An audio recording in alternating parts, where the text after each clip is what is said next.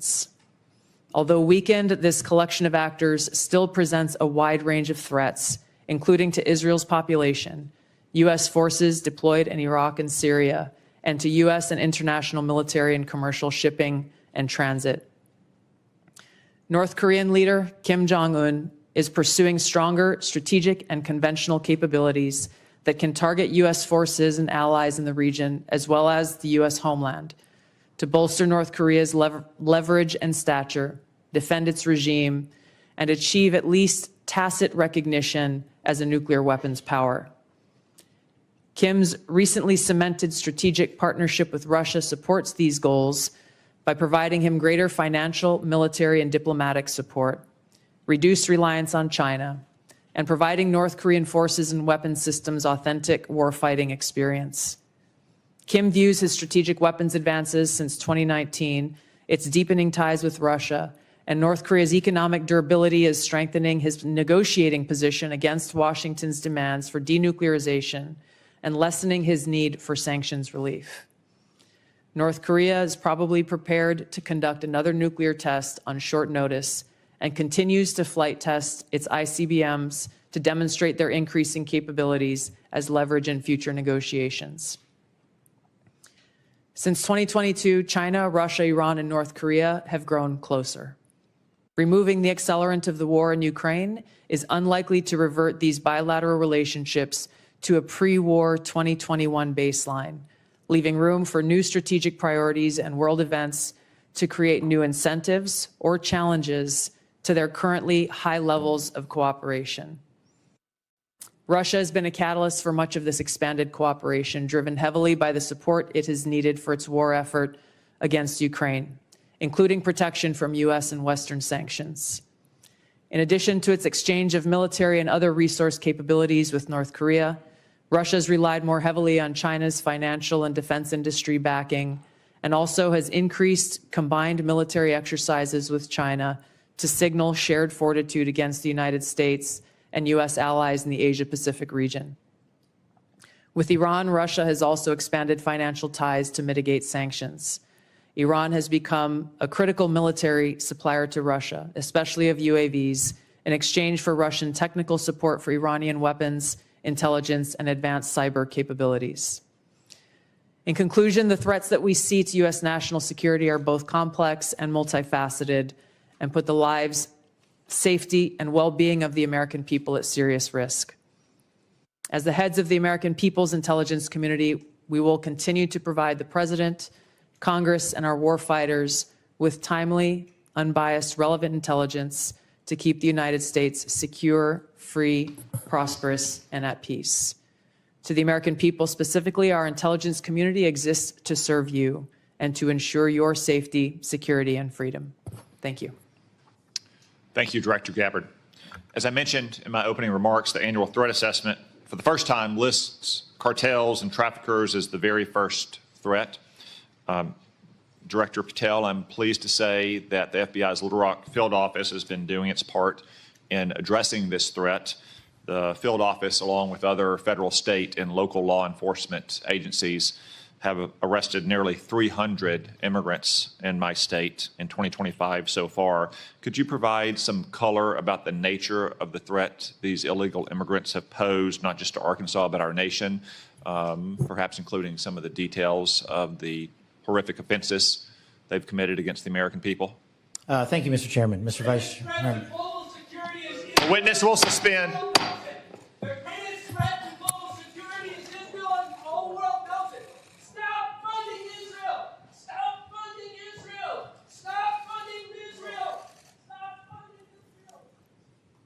So that protester was a code pink lunatic saying the greatest threat to world peace is funding Israel. I will observe, for the benefit of the audience here and on television, that Code Pink is funded by communist China as well, which simply illustrates, speak up now if you want to be removed as well, whoever's saying that.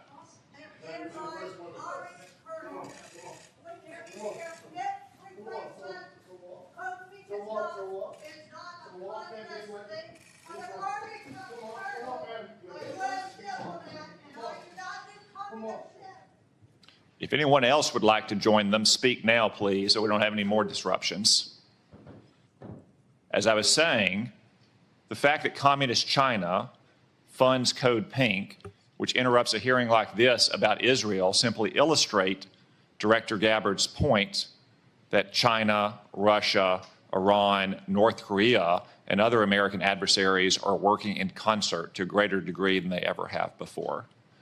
Director Patel, back to my question, could you give us some color about the threat that illegal migrants have posed, not only to my state, which has resulted in nearly 300 arrests in 2025, but also to the nation at large? Thank you, Mr. Chairman, Mr. Vice Chairman, and members of the committee. I appreciate the time to address you all. Specifically to Arkansas, Senator, the priorities at the FBI, which I identified during my confirmation hearing and since, is attacking violent crime along with national security. And every single state in this country is a border state. Arkansas is no exception. Allow me to highlight the work of the men and women in the FBI and state and local law enforcement in the state of Arkansas. Since February 5th alone, we've had 220 illegal immigrants arrested on charges varying from violent offenses, weapons offenses, narcotics offenses, and serious violent felonies.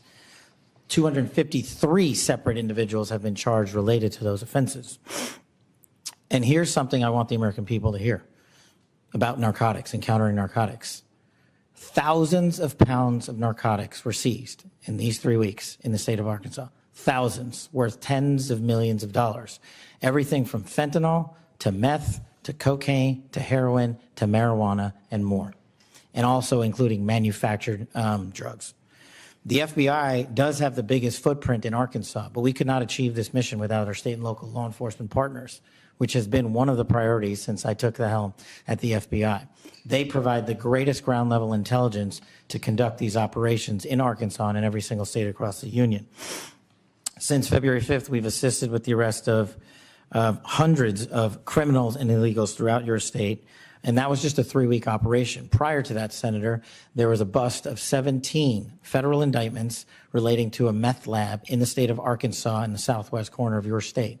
All of those individuals are now facing prosecution for hundreds of pounds of illegal opioids, guns, and other illicit material. So we will continue to do that work. We will work it 7 days a week, 365 days a year, not just in your state, Mr. Chairman, but in every state. Thank you, Director Patel. As Director Gabbard highlighted from the annual threat report, Director Ratcliffe, many, if not most, of the chemical precursors for deadly fentanyl produced by Mexican drug cartels originates in China.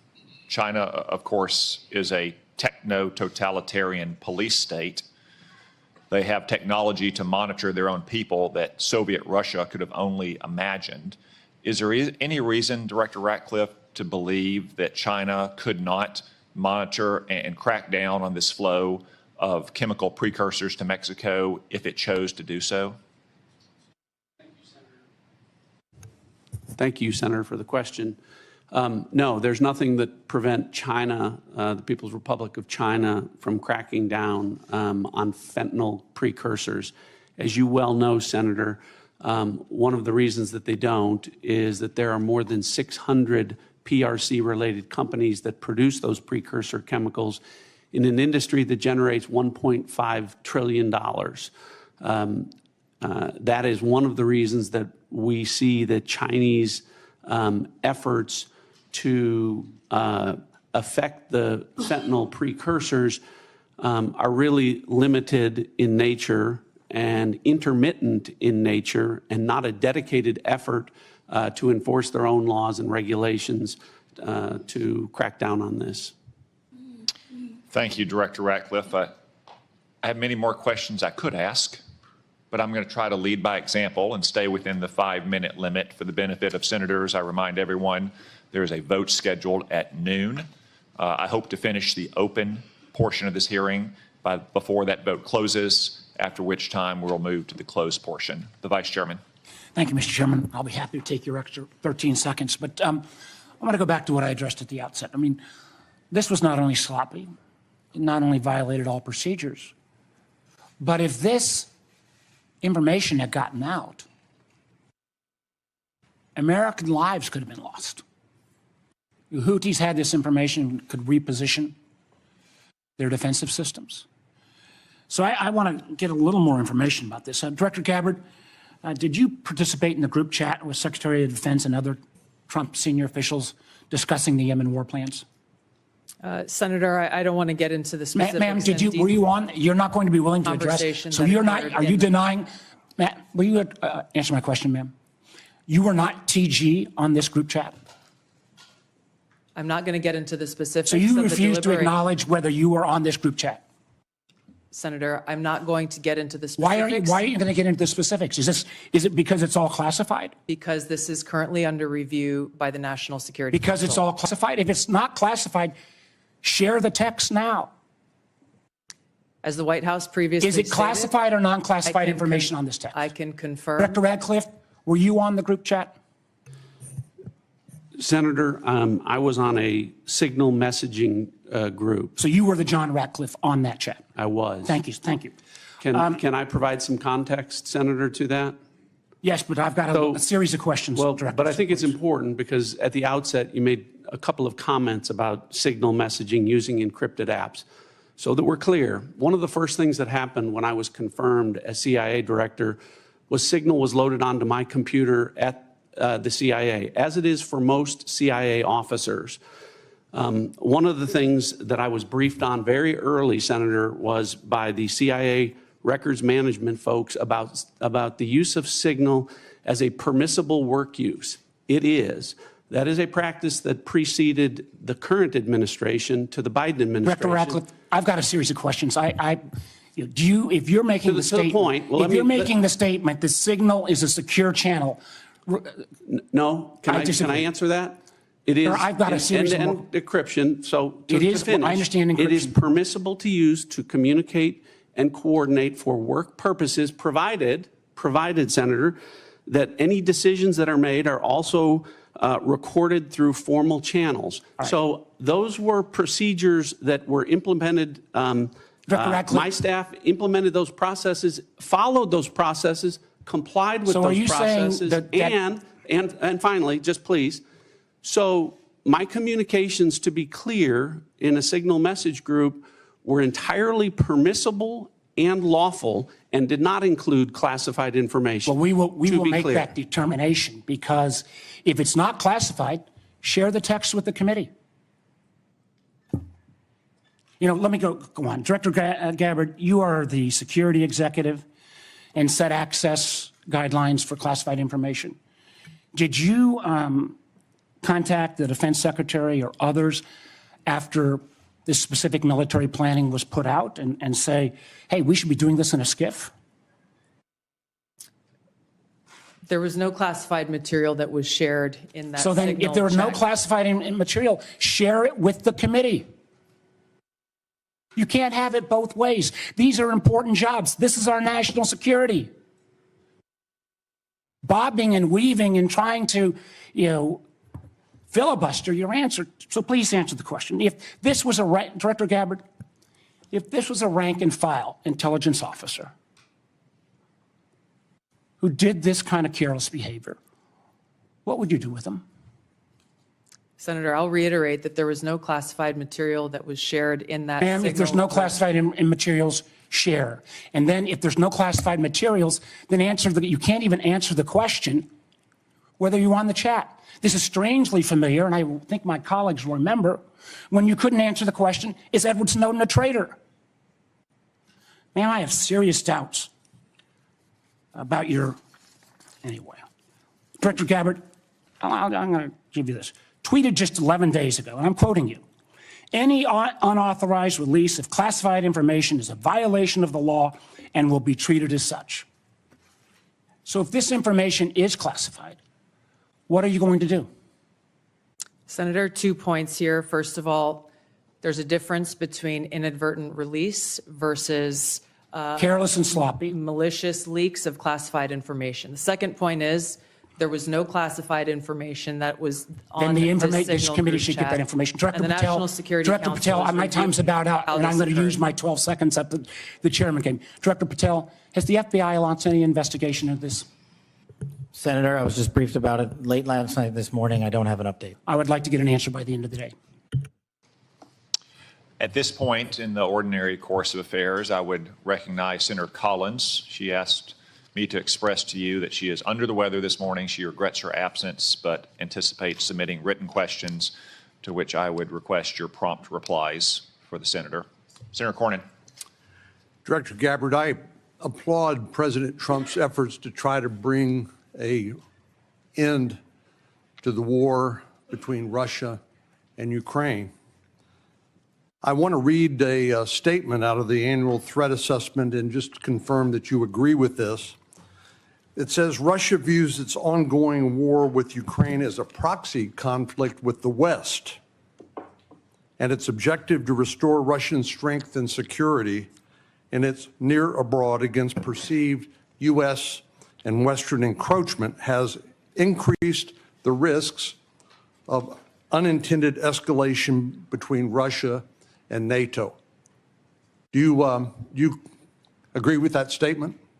And that is in the annual threat assessment, correct? Correct.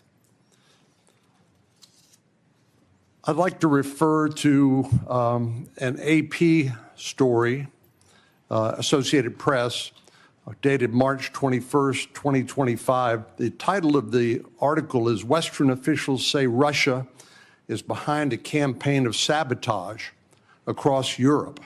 This AP map shows it. Mr. Chairman, I'd like to ask unanimous consent that speak made part of the record. Without objection. The document that AP compiled, and I presume this is through open sources, documented 59 incidents, including cyber attacks, spreading propaganda, plotting killings, or committing acts of vandalism, arson, sabotage, or espionage.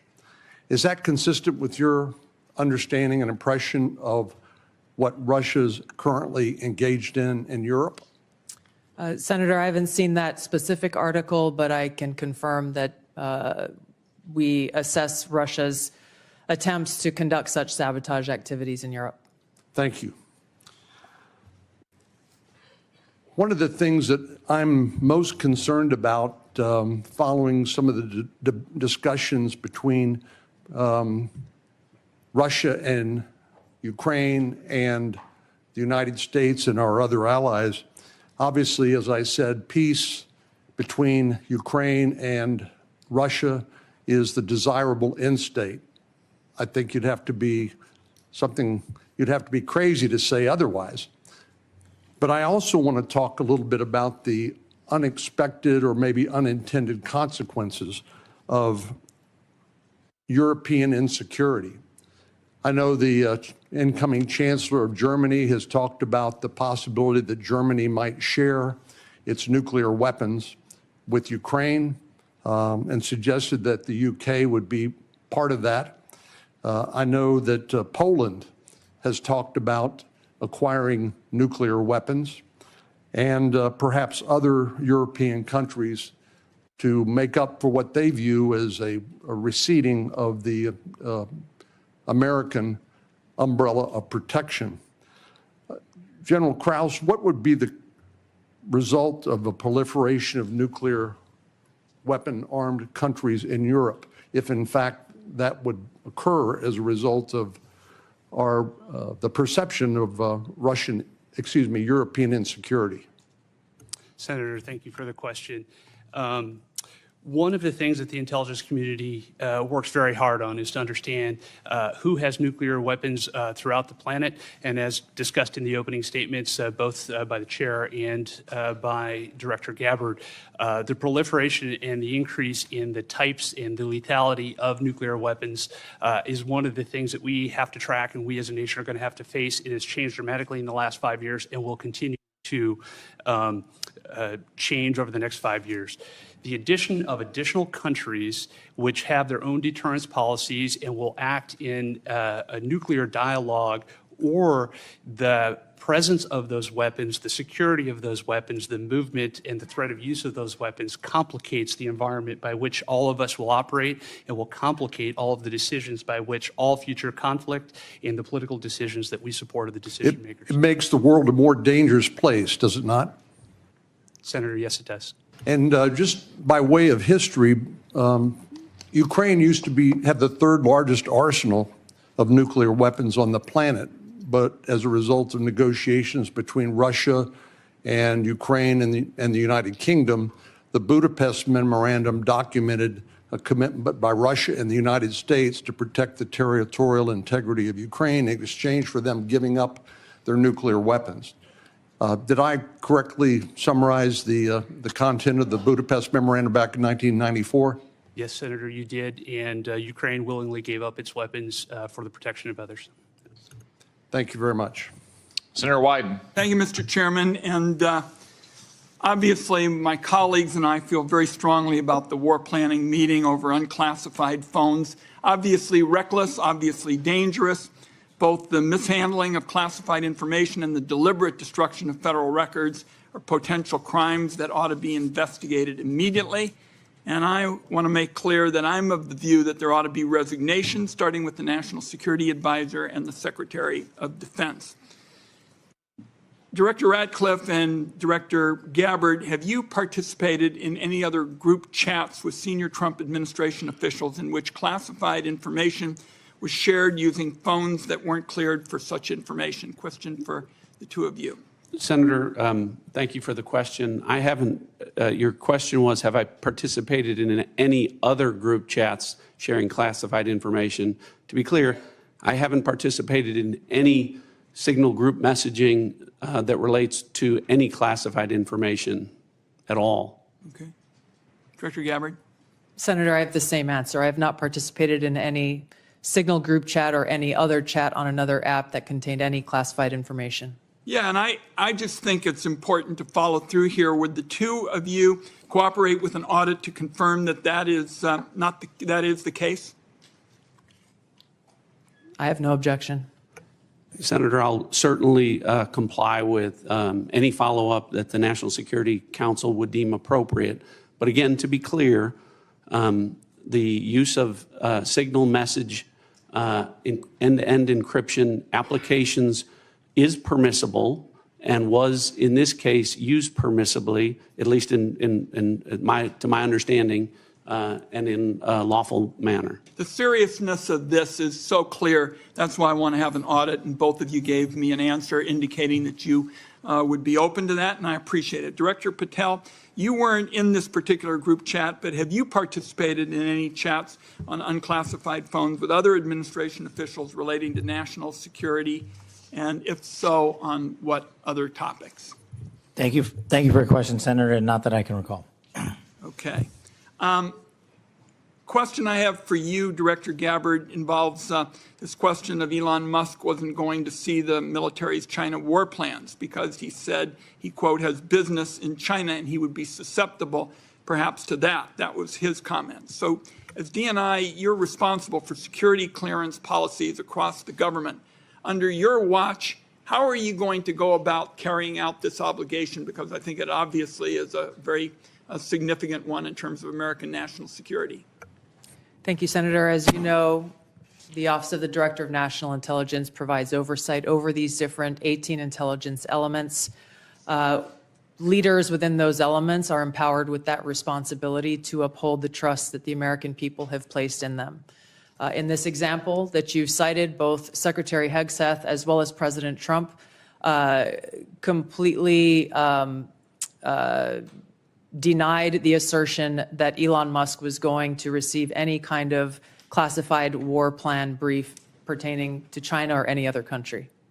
So on the question of whether the president has the prerogative to get clearances is really the area that I want to touch on, because you're formally responsible for security clearance policies, and that's why I'm asking about it. So can a president decide who gets the clearance? Yes. So what about your role? You're formally responsible for security clearance policies. That is also true. So how do we resolve it? President just gets his way. The elected president and commander-in-chief has the authority to provide a security clearance to those who he deems necessary. Mr. Chairman, and to the ranking member, I think we have to have a further discussion on this and figure out what the ground rules, are. I think it's clear what the director says. I just think we need more clarity, because I think you have the formal responsibility for security clearances, and now we've heard that this somehow is going to be the president's project, and I think we ought to have further discussions. Thank you, Mr. Chairman. Senator Langford. Mr. Chairman, thank you. Thank you to all of you, your service to the country. It matters. There are a lot of citizens of our country right now that have much greater security in their life because of the work that you do and the people that are working around you do. So I just want to say I appreciate that. For the folks in Oklahoma, they would definitely want me to be able to say thank you for your service. Let me ask a couple of questions on this. Director Gabbard, let me start with you on this. Iran has been listed as one of the top sponsors of terrorism for a very long time. They are the primary armors of Hezbollah, of Hamas, of the Houthis. They're arming the Russians to be able to kill Ukrainians. They continue to be able to destabilize the region. And just in the recent days, when many nations in the Gulf region have talked about how to provide greater stability, Iranian leadership stepped out and made very clear statements. They want a one-state solution for Israel, and it's to drive out all Jews. So this continues to be an issue not just for the region, but for Americans in particular. So my question is on this is the sanctions and the effect of sanctions, what we know about the Iranian response. Under the Biden administration, those sanctions will turn down, where, quite frankly, Iran has been able to sell $90 billion in oil on the global market to be able to rearm itself and all the others around the region. Now sanctions are now going back onto Iran again. What do we know about the effect of those sanctions? Thank you, Senator, for the question. These sanctions have just begun to be reinstated, so the full effects have not yet borne fruit. But the message that the president has sent with his maximum pressure campaign is certainly heard. As the chairman mentioned in his opening remarks, President Trump recently sent a letter to the leader of Iran expressing his interest in direct talks in order to try to de-escalate and to prevent war, prevent Iran from gaining a nuclear weapon, but also stated that there would be military consequences if there was no direct negotiations. So President Trump is continuing to carry out his vision and mission of peace through strength, acting in the best interests of the American people. We will see what choices are made from here. Okay, thank you. Director Patel, during the last administration and the very open border policy that they had, we had some years, including 2022 and 2023, where there were 70,000 individuals that were released into the country that were identified as special interest aliens. This is something this committee and the Homeland Security Committee tried over and over again to get details on. The Biden administration was unwilling to be able to share any of the details on the special interest aliens, led to a great amount of frustration. The comment came often back to us is that FBI is going to track all these individuals and to be able to identify them, even though it was 70,000 a year that were coming into the country. You just walked into this position and trying to get your feet on the ground in so many different issues that are outstanding on that. I raised to you the issue of individuals that are currently illegally present in the country going through a process, but are listed as special interest aliens. By definition from the administration, those are individuals that we don't know their level of risk, but they're considered a national security risk, but we don't know anything else about them from there. So how are you trying to get on top of the number of people that are criminal aliens in the country, but also these special interest aliens that come from terrorist areas? Thank you, Senator. Appreciate your question. As far as the FBI is concerned, you hit on it, criminal.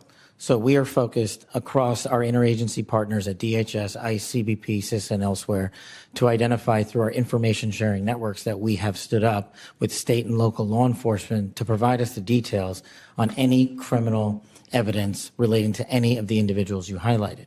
And if there's a nexus there, a case will be opened, by the line agents who predicated lawful and factual basis to do so. And we will further refer that matter to the Department of Justice for prosecution. We are reviewing all of these cases anew, and we will report back to you, Senator, with some fidelity on the outcome of that process. Okay, thank you. Are you getting good feedback from social media technology companies and cooperation from them on illegal activities that are promoted on their site? All the different sites have rules and standards for what can and can't be done on that.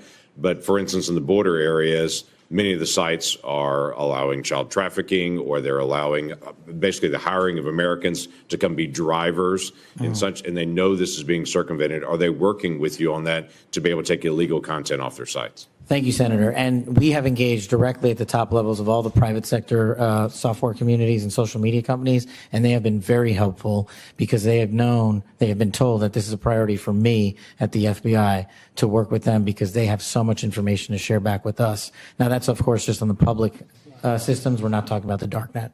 Thank you. Thank you, Mr. Chairman. Senator Heinrich. Thank you, Chairman. Director Ratcliffe, I want to start with you.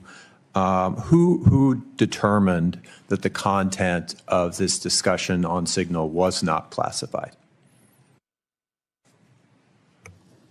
Senator, I guess I'm not. Well, for example, I can speak to my personal knowledge. There was no classified agent mentioned as part of this story. Normally, that would be classified information. So I guess what I'm asking is, did you just determine it was not classified, or was there any declassification after the fact? So to be clear, so everyone understands the process, as we talked about, Signal is a permissible use. I understand has been used that. at the CIA, has been approved by the White House for senior officials. And appropriate for many conversations. And recommended by CISA for high-level officials who would be targeted by foreign adversaries to use end-to-end encrypted apps whenever possible, like Signal. In this case, what the National Security Advisor did was to request through a Signal message that there be coordination. So you mentioned the name of a CIA active officer, correct? So I didn't mention the name. You didn't mention the name. Existence of that. And in the article, the implication was that somehow that was improper. That was not the case. So a CIA officer was not operating undercover. So the request for coordination was for a staff member to coordinate on the high side. So I communicated the name of a CIA officer not operating undercover, completely appropriate, who does openly and routinely coordinate with the White House as a member of my staff. So the intimation there that there was something inappropriate was clearly incorrect. Did it occur to you that given the sensitive nature of this discussion, that it could just move to the high side? So that was clearly, Senator, I think the intent was that this was initially set up by the National Security Advisor with the instruction that send a point of contact, and then you will be provided with information further on the high side for high side communication. So I think clearly it reflects that the National Security Advisor intended this to be, as it should have been, a mechanism for coordinating between senior level officials, but not a substitute for using high side or classified communications for anything that would be classified. And I think that that is exactly what did happen. So I'm curious, did this conversation at some point include information on weapons packages, targets, or timing? Not that I'm aware of. Director Gabbard, same question. Same answer, and defer to the Department of Defense on that question. Well, those are two different answers, but you're saying that was not part of the conversation. That's my knowledge. The precise operational issues were not part of this conversation. Correct. Okay. I want to ask you, Director Gabbard, something on a very different track here, which is I very much agree with the conclusion of the ATA that foreign illicit drug actors are a major threat in the United States, and many of you have spoken to this today. Is the IC wrong in its omission of Canada as a source of illicit fentanyl in the ATA? I was surprised, given some of the rhetoric, that there is no mention of Canada in the ATA. Senator, the focus in my opening and the ATA was really to focus on the most extreme threats in that area. And our assessment is that the most extreme threat related to fentanyl continues to come from and through Mexico. So the president has stated that the fentanyl coming through Canada is massive, and actually said it was an unusual and extraordinary threat. And that was the language that was used to justify putting tariffs on Canada. I'm just trying to reconcile those two issues. Is it an unusual and extraordinary threat, or is it a minor threat that doesn't even merit mention in the annual threat assessment? Senator, I don't have the numbers related to Canada in front of me at this time. I'd like to get back to you on the specifics of that answer. It's less than 1% of the fentanyl that we are able to interdict. But if you have different information, I would very much welcome that. Senator Budd.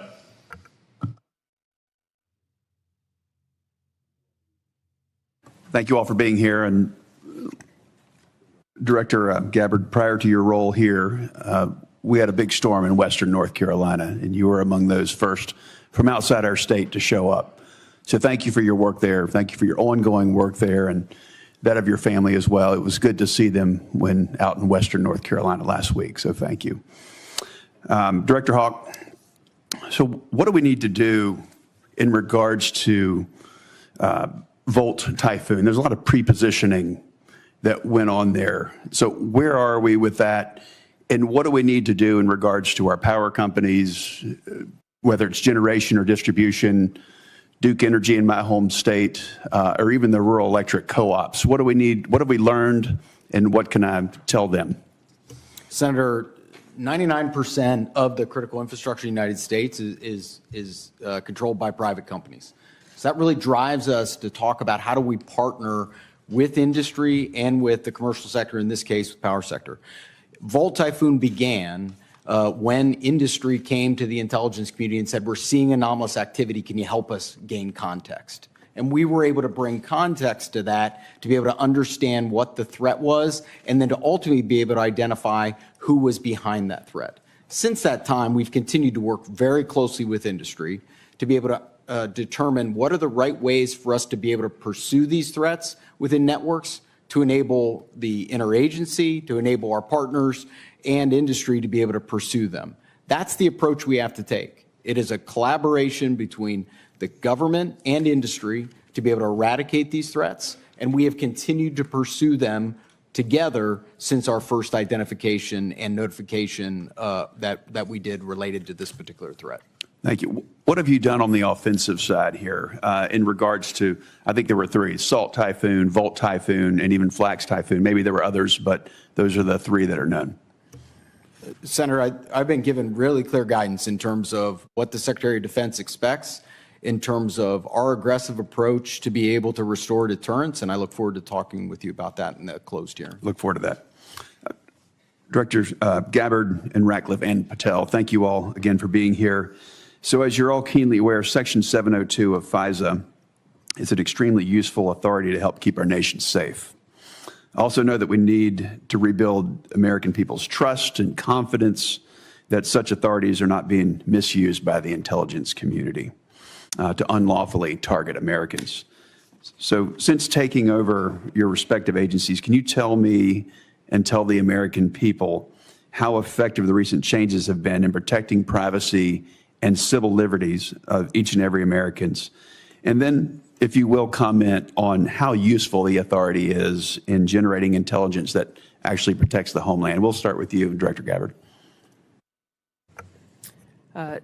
Senator, Section 702, which authorizes the foreign collection of non-U.S. persons outside of the United States, continues to be one of our most effective collection tools to ensure our national security.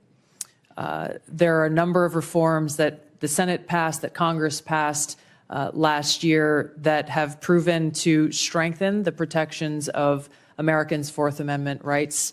In the short time that I've been in the seat, I've seen a few examples of that directly, most recently through the FISA court, calling in an amici to come in and weigh in on a dispute regarding provisions that would further protect Americans' Fourth Amendment rights. I'll be visiting our friends at the NSA next week and doing a quote-unquote ride-along to observe directly how those reforms that Congress passed are being implemented to protect Americans' civil liberties, and look forward to reporting back after I've had that opportunity. Thank you. Director Patel.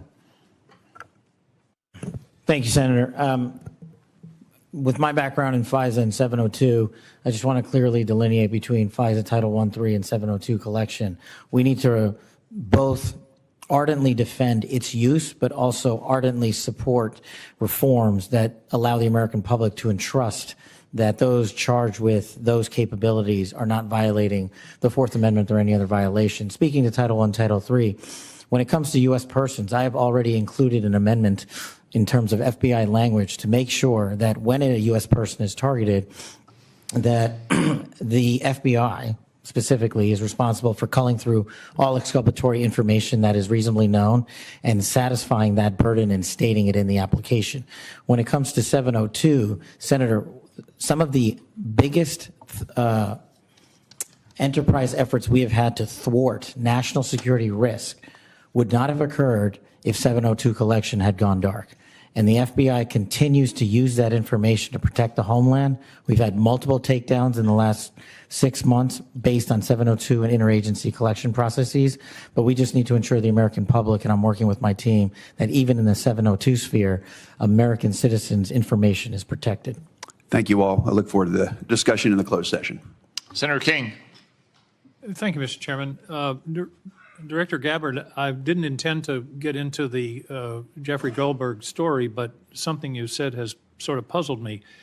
According to open source reporting at 11:44 on the morning of March 15th, Secretary Hegseth put into this group text a detailed operation plan, including targets, the weapons we were going to be using, attack sequences, and timing. And yet you've testified that nothing in that chain was classified. Wouldn't that be classified? What if that had been made public that morning before the attack took place?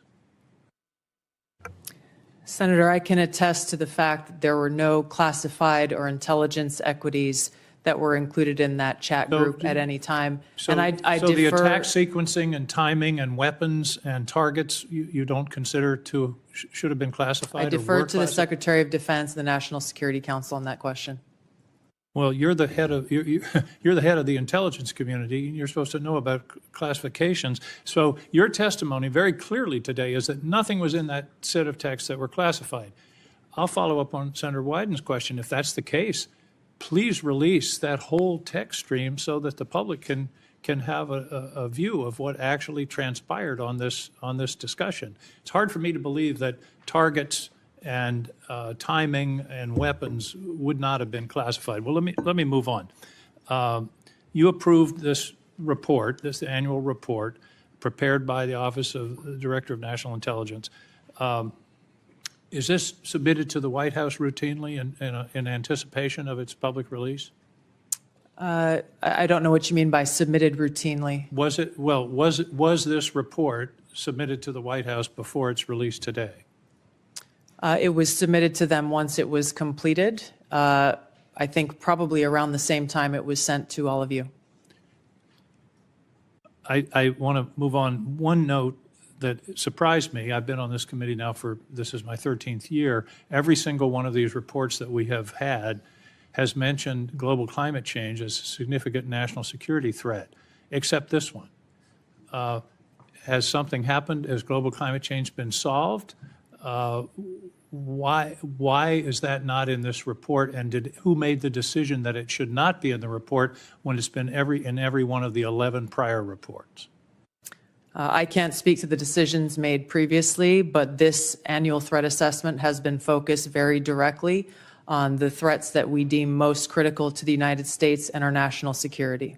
Obviously, we're aware of occurrences within the environment and how they may impact operations, but we're focused on the direct threats to Americans' safety, well-being, and security. How about how they will impact mass migration, famine, dislocation, political violence, which is the finding, by the way, of the 2019 annual threat assessment under the first Trump administration. You don't consider that a significant national security threat? For the intelligence community, being aware of the environment that we're operating in is a given. What I focused this annual threat assessment on, and the IC focused this threat assessment on, are the most extreme and critical direct threats to our national security. Let me ask a direct question. Who decided climate change should be left out of this report after it's been in the prior 11? Where was that decision I made? gave direction to our team at ODNI to focus on the most extreme and critical national security threats Your that we direction face. include no comments on climate change? Senator, as I said, I focused on the most extreme and direct national security threats. That's not a response to my question. That we face. Did you instruct that there be no finding in terms of climate change in this report? I don't recall giving that instruction. Final questions in a few short seconds that I have left. You all concede, and it's in the report repeatedly, about the cyber danger from China, from Russia, from Iran. Why then is the administration deconstructing CISA? 130 people fired. The General Hawk talked about the importance of public-private cooperation. That section of CISA seems to have been disestablished. What possible policy reason is there for undermining CISA's relationship to the states with regard to elections and to the private sector with regard to cybersecurity when the cybersecurity threat is only growing? Anybody want to tackle that? I won't speak for all of my colleagues here, but I don't believe any of us have any insight into those specific staffing decisions that have been made. Well, let me ask you this question. You've all found, the report has found explicitly growing cyber threats, including to elections, from Russia, China, Iran. Do you believe that it's in the national interest to diminish our capacity to deal with those cyber issues? Yes or no? President Trump is focused on effects and making sure that the people that we have and the resources that we have are focused on our national security. He and his team recognize that more people doesn't necessarily always mean better effects. Those are some of the things that are driving the changes that we're seeing across the administration, is getting all of our agencies back and focused on their core mission. General Hawk, do you agree that? Sorry. Senator King, your time has expired. Time is up. Thank you. Senator Rounds. Thank you, Mr. Chairman. First of all, thank you to all of you for your service to our country. With regard to the issue surrounding Signal, I'm going to address it, but I'm going to address it in the closed session so that we can get more in depth into that issue. In the meantime, I want to direct my first question to Director Ratcliffe. As the debate continues in Washington regarding spectrum, what can you share in this unclassified setting regarding the critical nature of spectrum to national security interests generally? Thanks for the question, Senator. I know this is an issue of great interest to the Senate, and the potential auction of commercial space on spectrum.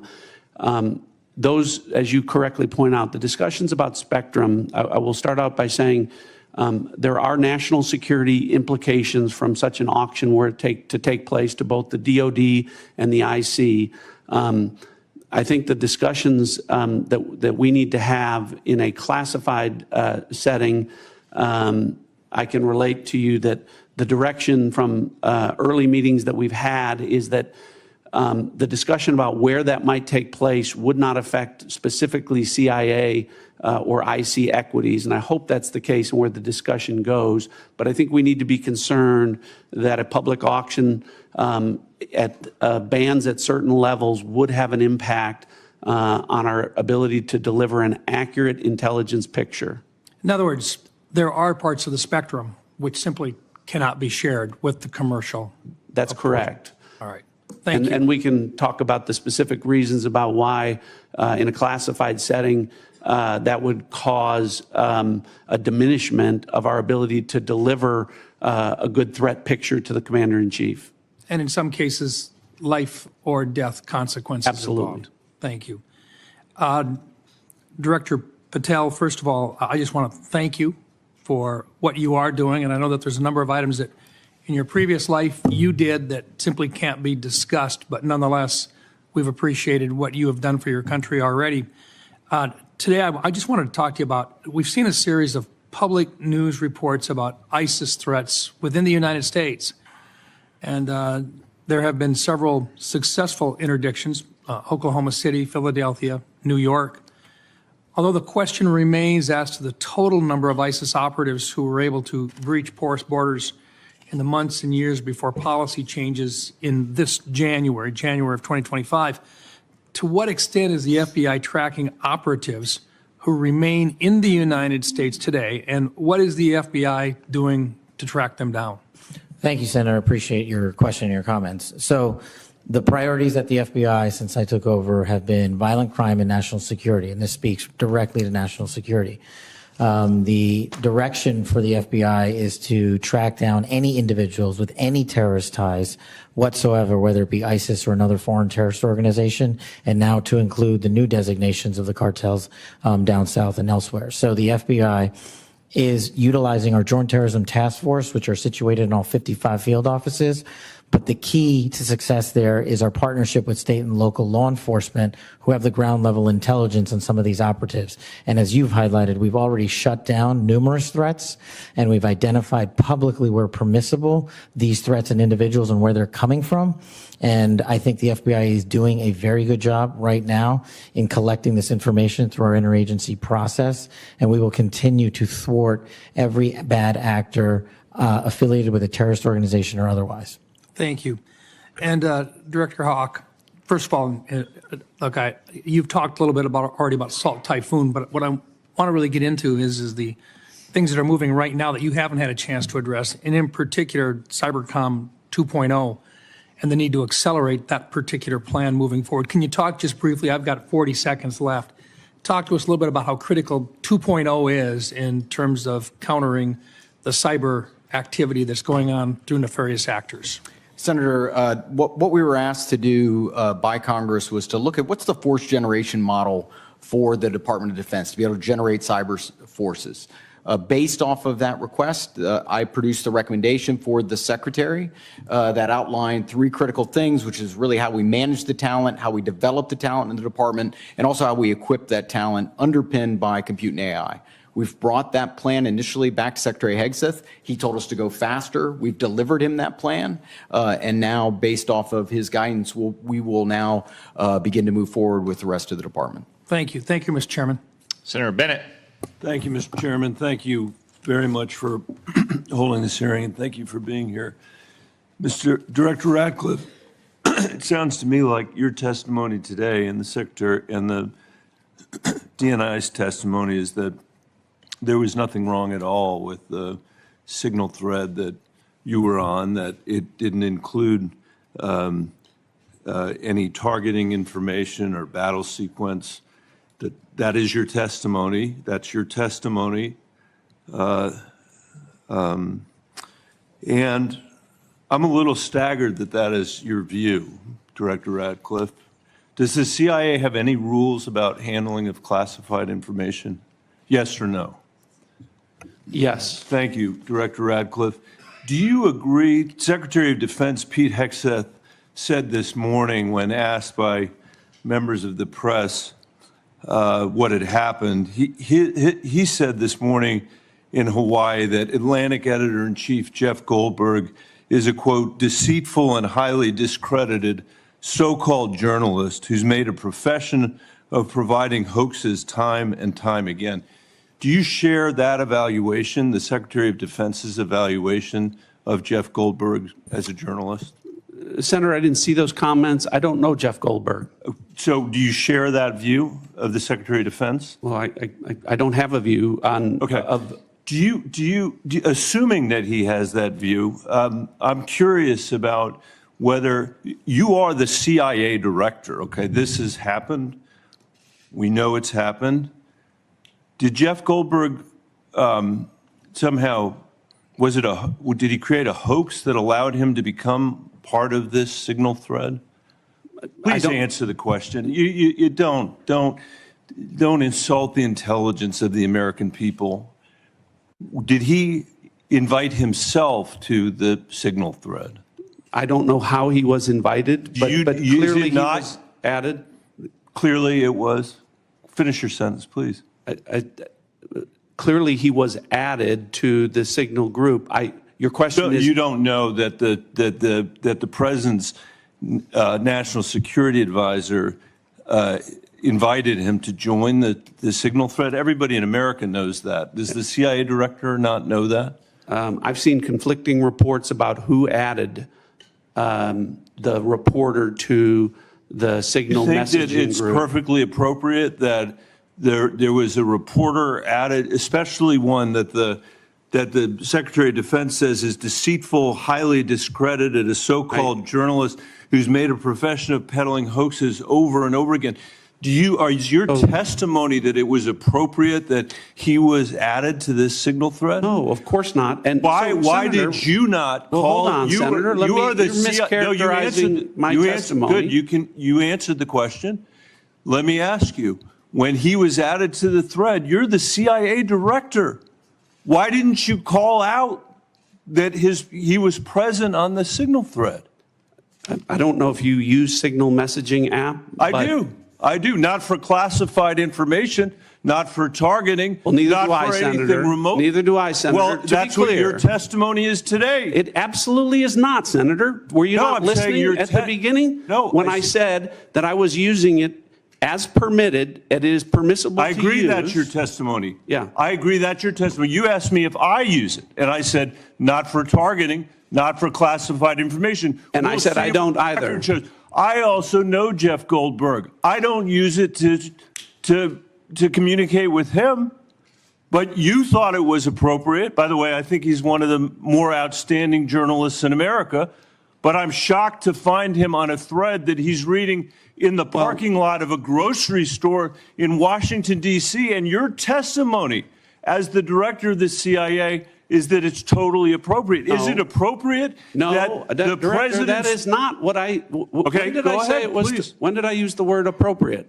Well, go ahead, please. Well, I didn't. That everybody in America. So clearly, there's nothing to Senator, see here is what your testimony is. No, I never said that. This is just a normal day at the CIA where we chat about this kind of stuff over signal. In fact, it's so normal that the last administration left it here for us. That's your testimony today. That's your testimony. No, that's Senator. not my testimony. That's what you said. I didn't say any of those things that you just related, Senator. I heard you say it. We'll let the American people decide. Let me ask you one final point. Mischaracterized I'm out of time. it. Well, are you going to give me a chance? Is it appropriate? Did you know that the president's Middle East advisor was in Moscow on this thread while you were, as director of the CIA, participating in this thread? Were you aware of that? Are you aware of that today?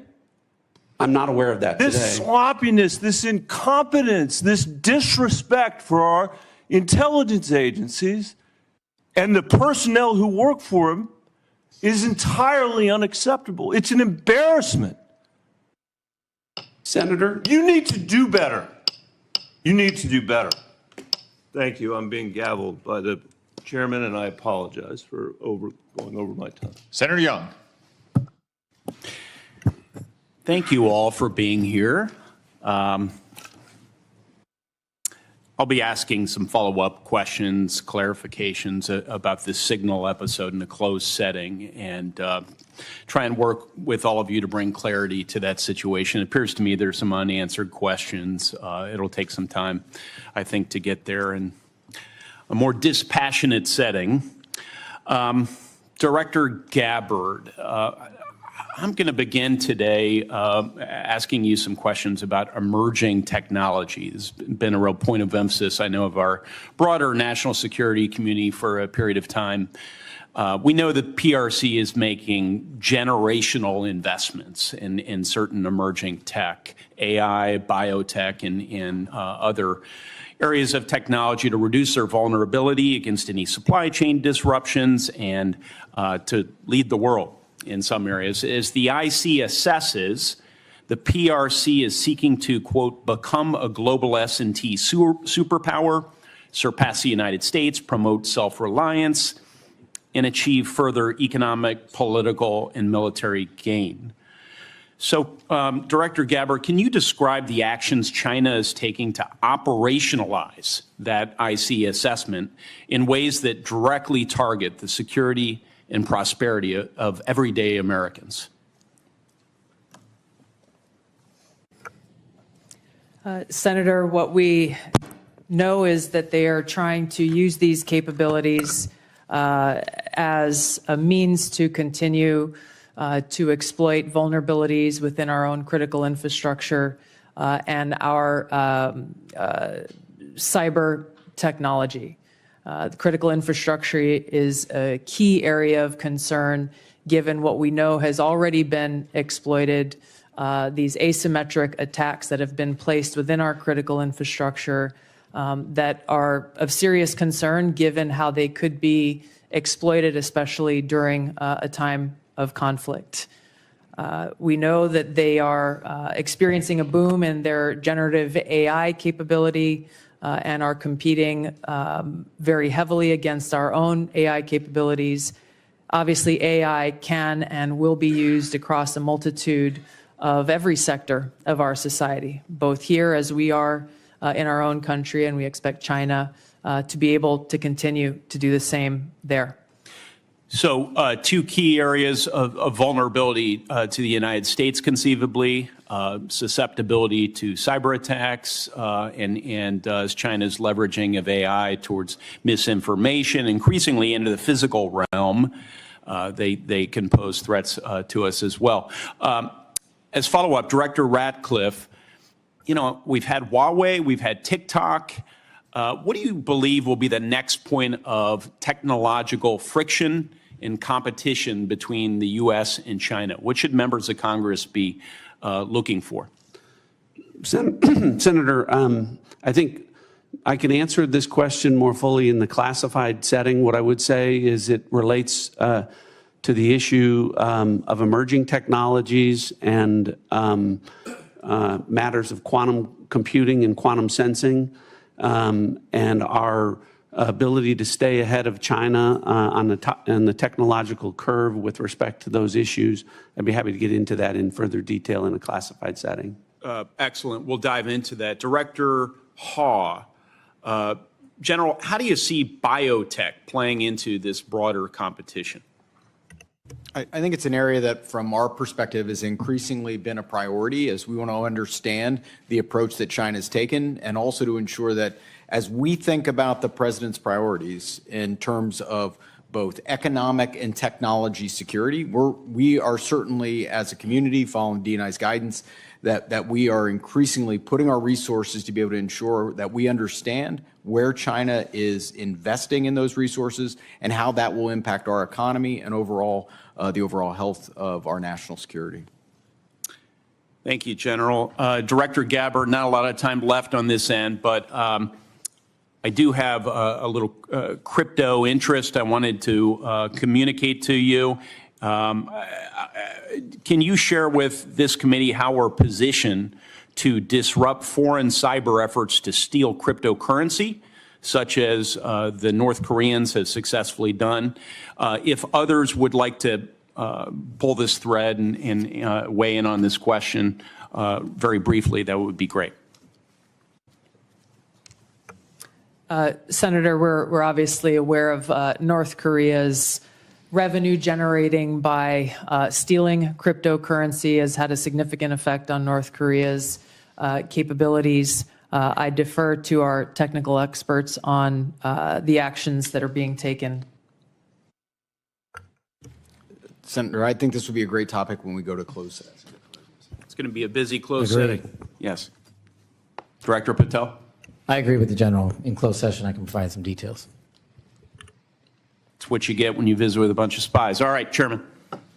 Senator Kelly. Thank you, Mr. Chairman. I'm going to come back to the topic of the day here, the signal chain as reported by The Atlantic. Ms. Gabbard and Mr. Ratcliffe, you each testified that there was no information operational in nature, no classified information. So I want to ask each of you just a series of, just respond yes or no. I'll start with Ms. Gabbard. In the signal chain that we have been talking about, was there any mention of a target in Yemen?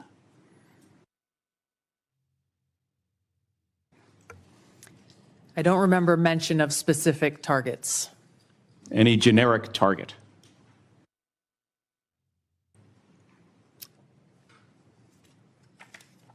I believe there was discussion around targets in general.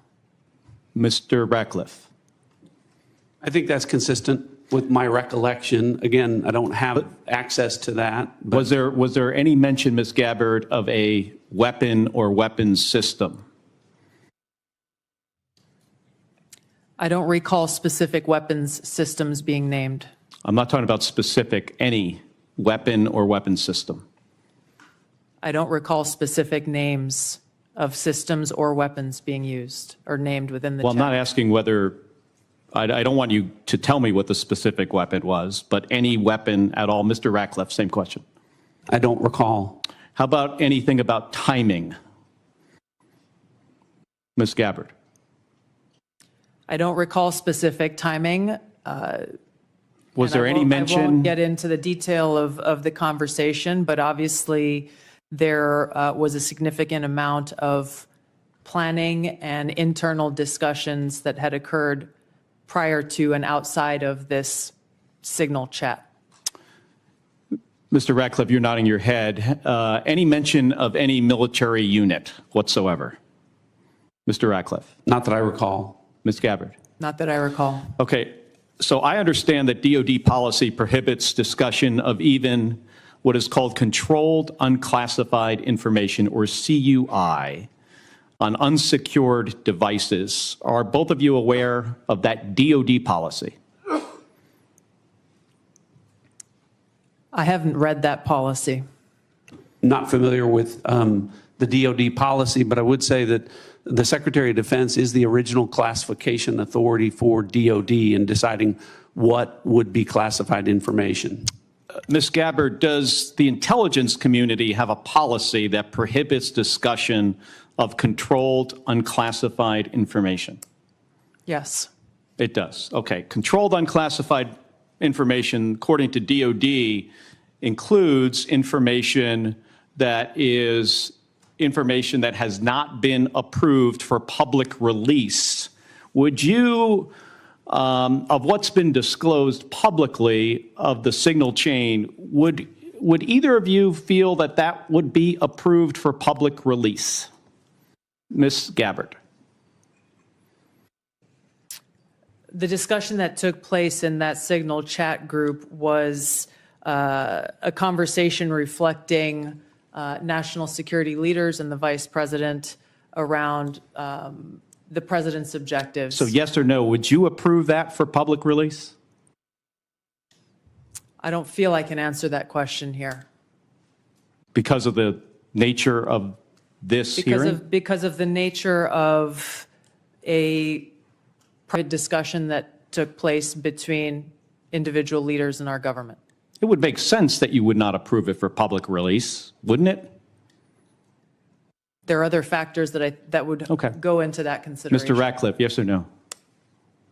I wouldn't approve the release of classified information. Again, as I've said, my I'm not talking about understanding is classified information, Mr. Ratcliffe. I'm talking about information that has not been approved for public release. That is information that is considered controlled, unclassified information. The principles that would have been on that would have been individuals capable of approving that for public release. I got 20 seconds.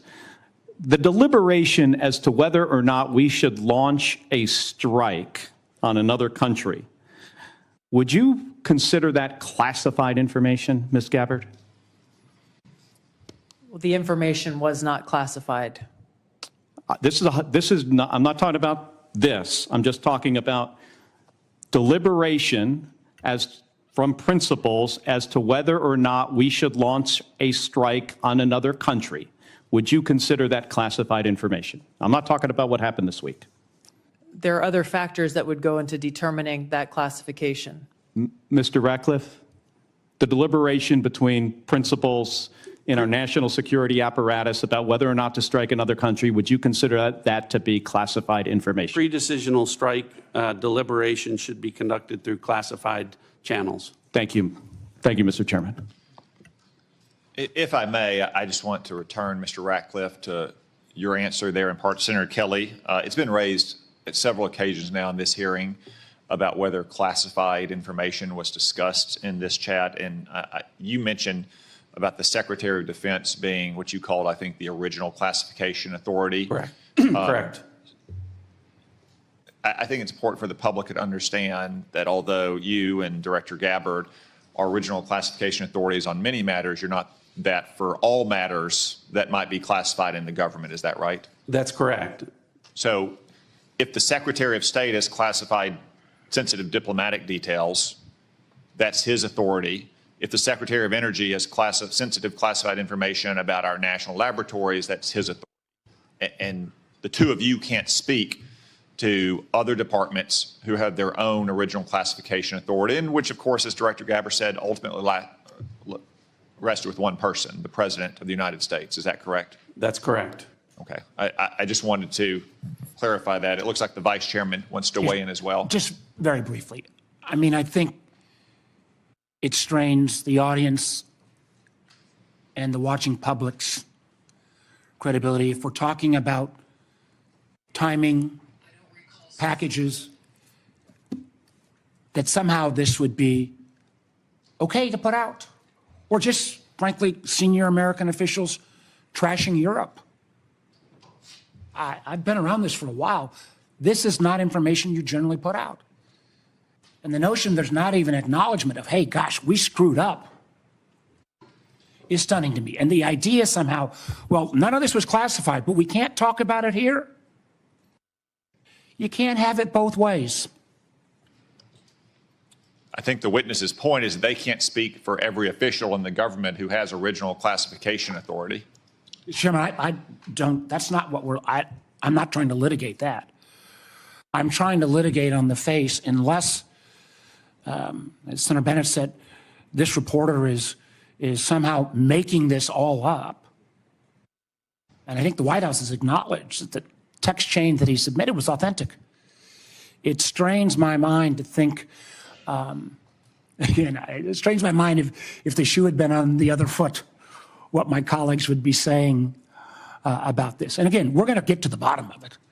And I appreciate your comments, but you guys have both testified under law. There's nothing classified in that information. There's nothing, in a sense, I've not heard either one of you say, gosh, we screwed up. So we'll find out. This is too important to our national security. And again, I know we've got more members to close. They testified, is my understanding, correct me if I'm wrong, that there's no intelligence community classified information. Is that correct? That's Director correct. Ratcliffe, is that correct? Director Gabbard? Yes, Chairman. Well, again. That's not correct. She said repeatedly there's nothing classified. Period. Right, period. You can't have it both. And again, we'll see. I cannot believe this is not going to come out. And if it's not classified, again, we'd ask you to give it to the public today. I'm sure one of your aides back there probably got it on paper. If you got it here, it's not classified, stand by your position.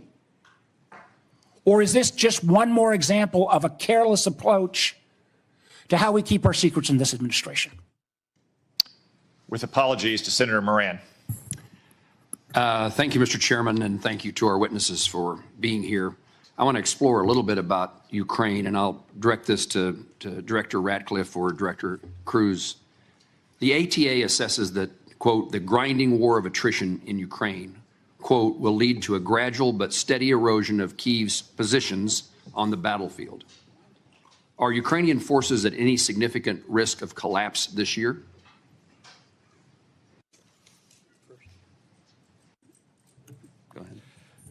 Before I turn it over to Director Ratcliffe, I think both sides are working through the equipment that they need, the industrial base they need to support that, and the personnel that are required to man all of that equipment and man the front lines. And as we see the battle space in the various portions, whether it's in Kursk, whether it's in any of the 4 oblasts, we see areas where Kyiv will struggle to prevent the slow attritional grind. We do not see an imminent collapse in any of the line of control battle spaces at this point. And then vice versa. That answers my question, unless you want to add something, Director.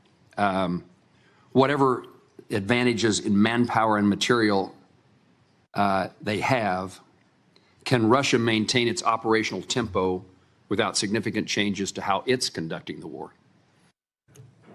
I think our assessment from a military perspective is that Russia has the ability to sustain its campaign longer than Kyiv would.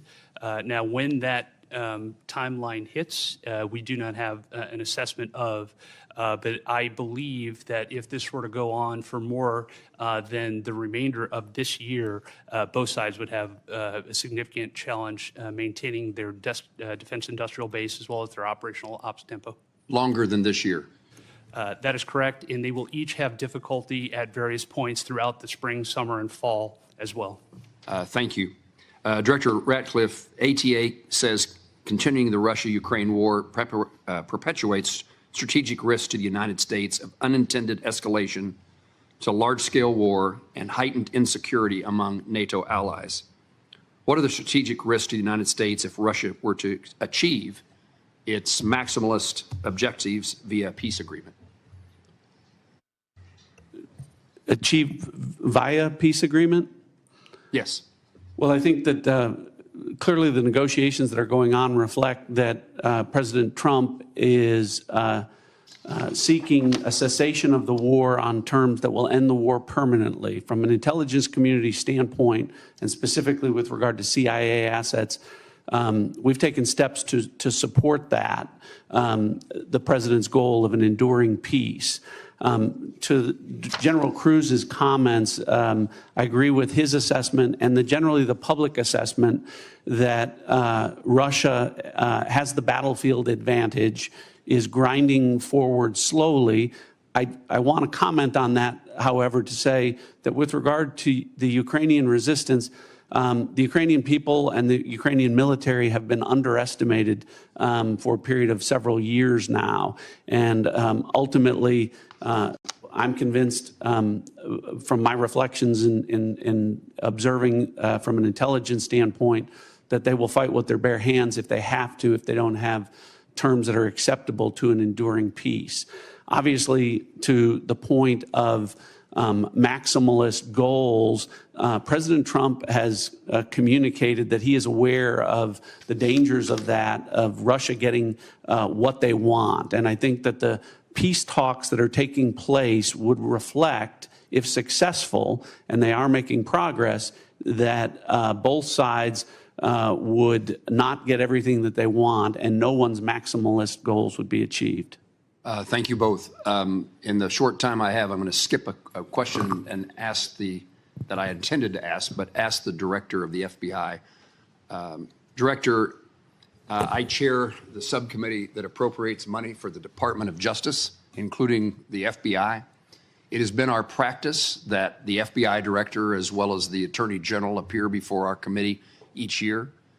And I would want to make certain that you do not foresee any challenges that I will have in your presence when you come to speak when we invite you to come speak about your budget. I think when we visited in the office, you made yourself often available, pleased to talk to Congress. We're getting ready for the appropriations process to begin. The budget that the president intends to submit is seemingly months away, weeks away, long weeks away. And we may ask you to come testify about your priorities now or sooner than that. Is that a challenge for you that I'd be aware of? From the FBI, no, as long as the Department of Justice and the Attorney General are good with it. Thank you. Senator Reid. Thank you very much, Mr. Chairman. Director Ratcliffe, you have repeatedly made the point that there was no classified information contained in any of these discussions that were reported in the Atlantic Monthly. Is that correct? No, that's not correct. So, Senator, what I've related is that any information that was related from my perspective or that I observed from the intelligence perspective was not classified information. With respect to the assertions and the allegations that there was strike packages or targeting information or things that relate to DOD, as I've pointed out, the Secretary of Defense is the original classification authority for determining whether something's classified or not. And as I've understood from media reports, the Secretary of Defense has said the information was not classified. Are you aware that the Secretary of Defense declassified this information prior to the discussion? I'm not. Director Gabbard, same question. You've indicated, at least the impression I got, was there was no classified information discussed. Is that correct? Senator, my answer is the same as the director of the CIA's. So the question has to be posed to Secretary Hegseth whether he declassified the information and at what point he did declassify it. Do you agree? Yes, I defer questions to the Secretary of Defense. Okay. Director Patel, are you conducting an investigation of these discussions and activities? Thank you, Senator. As I informed the vice chairman on the same question, I found out about this late last night, early this morning, so I don't have an update for you on that. Well, thank you. When you get an update, we'd appreciate it very much. Yes, sir. Director Gabbard, were you overseas during any parts of these discussions? Yes, Senator, I was. Were you using your private phone or a public phone for the signal discussions? I won't speak to this because it's under review by the National Security Council. Once that review is complete, I'm sure we'll share the results with the committee. What is under review? It's a very simple question. Are you your private phone or an officially issued phone? What could be under review?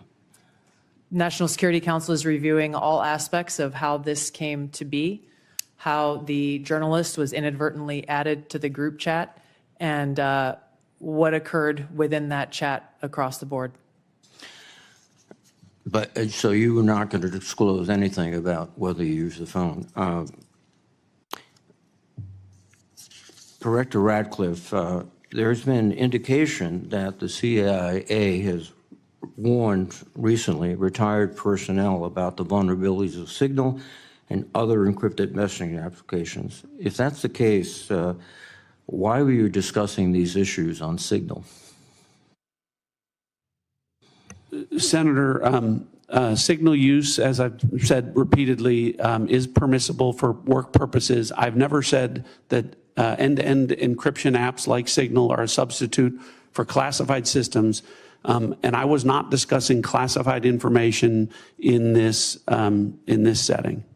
But as you've indicated previously, perhaps the Secretary of Defense was discussing classified information, and only he can be held accountable in terms of whether it was classified or declassified at the point when he spoke. Is that accurate? Well, I didn't say it that way. I said the Secretary of Defense is the original classification authority, and my understanding is that his comments are that any information that he shared was not classified. But you have no way to verify that? I don't. Again, this is a very troubling example and a great lapse in our intelligence and our discussion.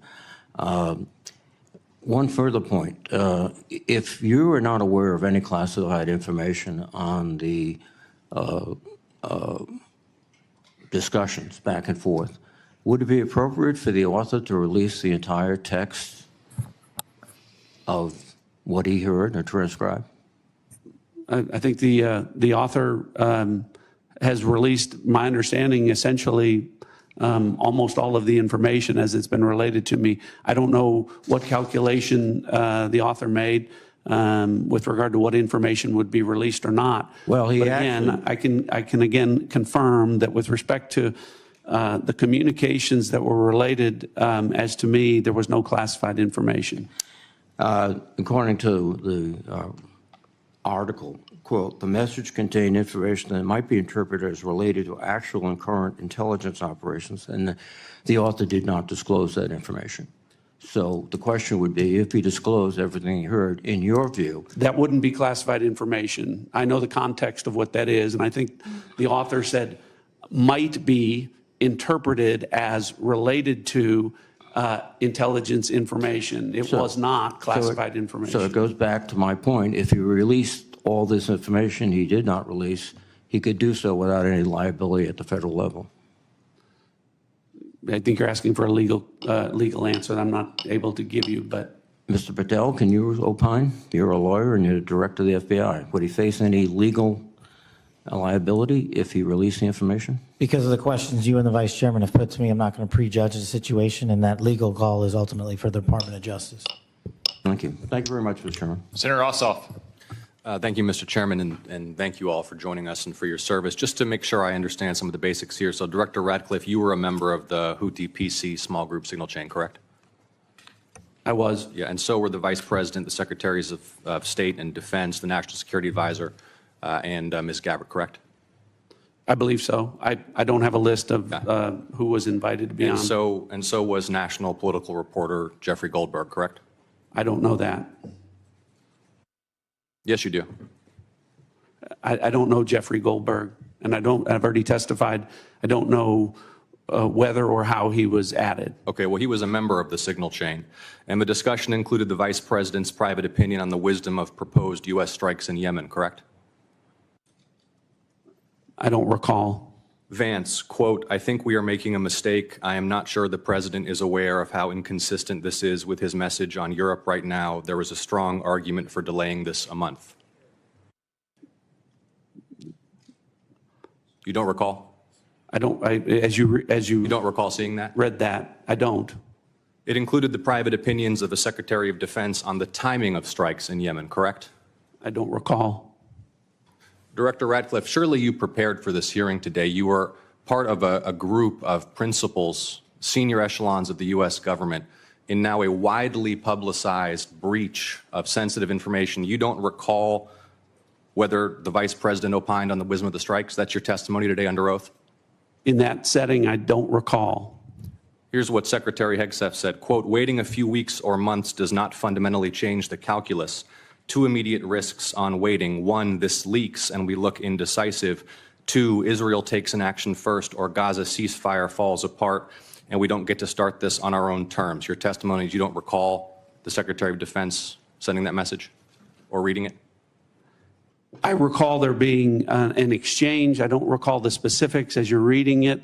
Well, let's put it this way, Director Ratcliffe, a discussion by senior U.S. officials on the timing and risks of a proposed military campaign and disagreements between the President and the Vice President about U.S. plans and intentions would be of obvious interest to foreign intelligence services, would it not? Yes. And they were discussing the timing of sending U.S. air crews into enemy airspace where they faced an air defense threat, correct? I'm going to, Senator, defer to the other principles that you're referring to about what the meaning and the context of They're what they talking were about auditing. the timing of U.S. airstrikes, correct? Yes. Yes, and therefore the timing of sending U.S. air crews into hostile airspace, correct? Yes. And therefore the time period during which enemy air defenses could target U.S. air crews flying in enemy airspace, correct? I don't know that. You do know that. Let me ask this question, General Hawk. You lead America's signals intelligence collection. Would the private deliberation of foreign senior officials about the wisdom and timing of potential military action be a collection priority for you and the U.S. intelligence community? Senator, it's our job to do indications and warning for both the plans and intentions of adversary leaders and for military commanders. And would not information about the timing of airstrikes allow a military to pre-position or cue air defense systems to shoot down enemy aircraft? I think, Senator, from our perspective, any advance warning is something that we certainly are trying to protect. Yeah. Director Ratcliffe, this was a huge mistake, correct? No. A national political... Hold on. No, you Let me hold answer. on. No, The Director answer- the Ratcliffe, reason I I asked say you a yes no- or no question, and now you hold on. A national political reporter You can characterize it how you want. was made privy The White to House has made sensitive information clear about that there imminent was an military inadvertent operations against a mistake, foreign terrorist an inadvertent organization. mistake of adding a reporter. And that wasn't a huge to a mistake? seal. That wasn't a huge mistake? Well, I think they characterize This is it as an a embarrassment. mistake. This is utterly unprofessional. There's been no apology. There has been no recognition of the gravity of this error. And by the way, we will get the full transcript of this chain, and your testimony will be measured carefully against its content. Thank you, Mr. Chairman. I thank the witnesses again for their appearance today. I sense the Vice Chairman has something to add. I do. So I will recognize him briefly. Well, again, I thank the witnesses. But what you're saying doesn't make sense on the face of it. Everybody knows, at least Director Ratcliffe, you had the courtesy of acknowledging you were on the chain. Director Gabbard wouldn't even touch that, even though we've got our initials. And if you want a comparison, think back to the beginning of the Ukraine war, when the United States, in concert with our then ally, the United Kingdom, declassified a lot of Putin's battle plans that allowed the Ukrainians to push back successfully on the Russian invasion. How was that? That was gone through a real process of declassification. As Senator Ossoff so clearly made the point, this information out, potentially where our adversary could reposition its defenses, in the unwillingness of the individuals on this panel who are on the chat to even apologize or acknowledging what a colossal screw up this is, speaks volumes. Thank you to our witnesses for your appearance. A few administrative matters. As I mentioned earlier, Senator Collins is under the weather. She regrets that she could not be here for your testimony. Senator Risch likewise had to preside over a hearing of the Foreign Relations Committee to include the nomination of my former governor, Mike Huckabee, a great American and a great friend of Israel, to be the next ambassador to Israel. He also regrets that he could not be here. I anticipate he may have written questions as well. I would urge you all to respond to those promptly. Now, the audience will remain seated while our witnesses and their aides depart the hearing room. The Capitol Police will ensure this occurs. I want to commend the Capitol Police and our committee security staff for running an orderly hearing today. For the benefit of members, the vote on the floor has been called. We will adjourn this open hearing and we will reconvene in closed setting at 12:40 p.m. The hearing is adjourned.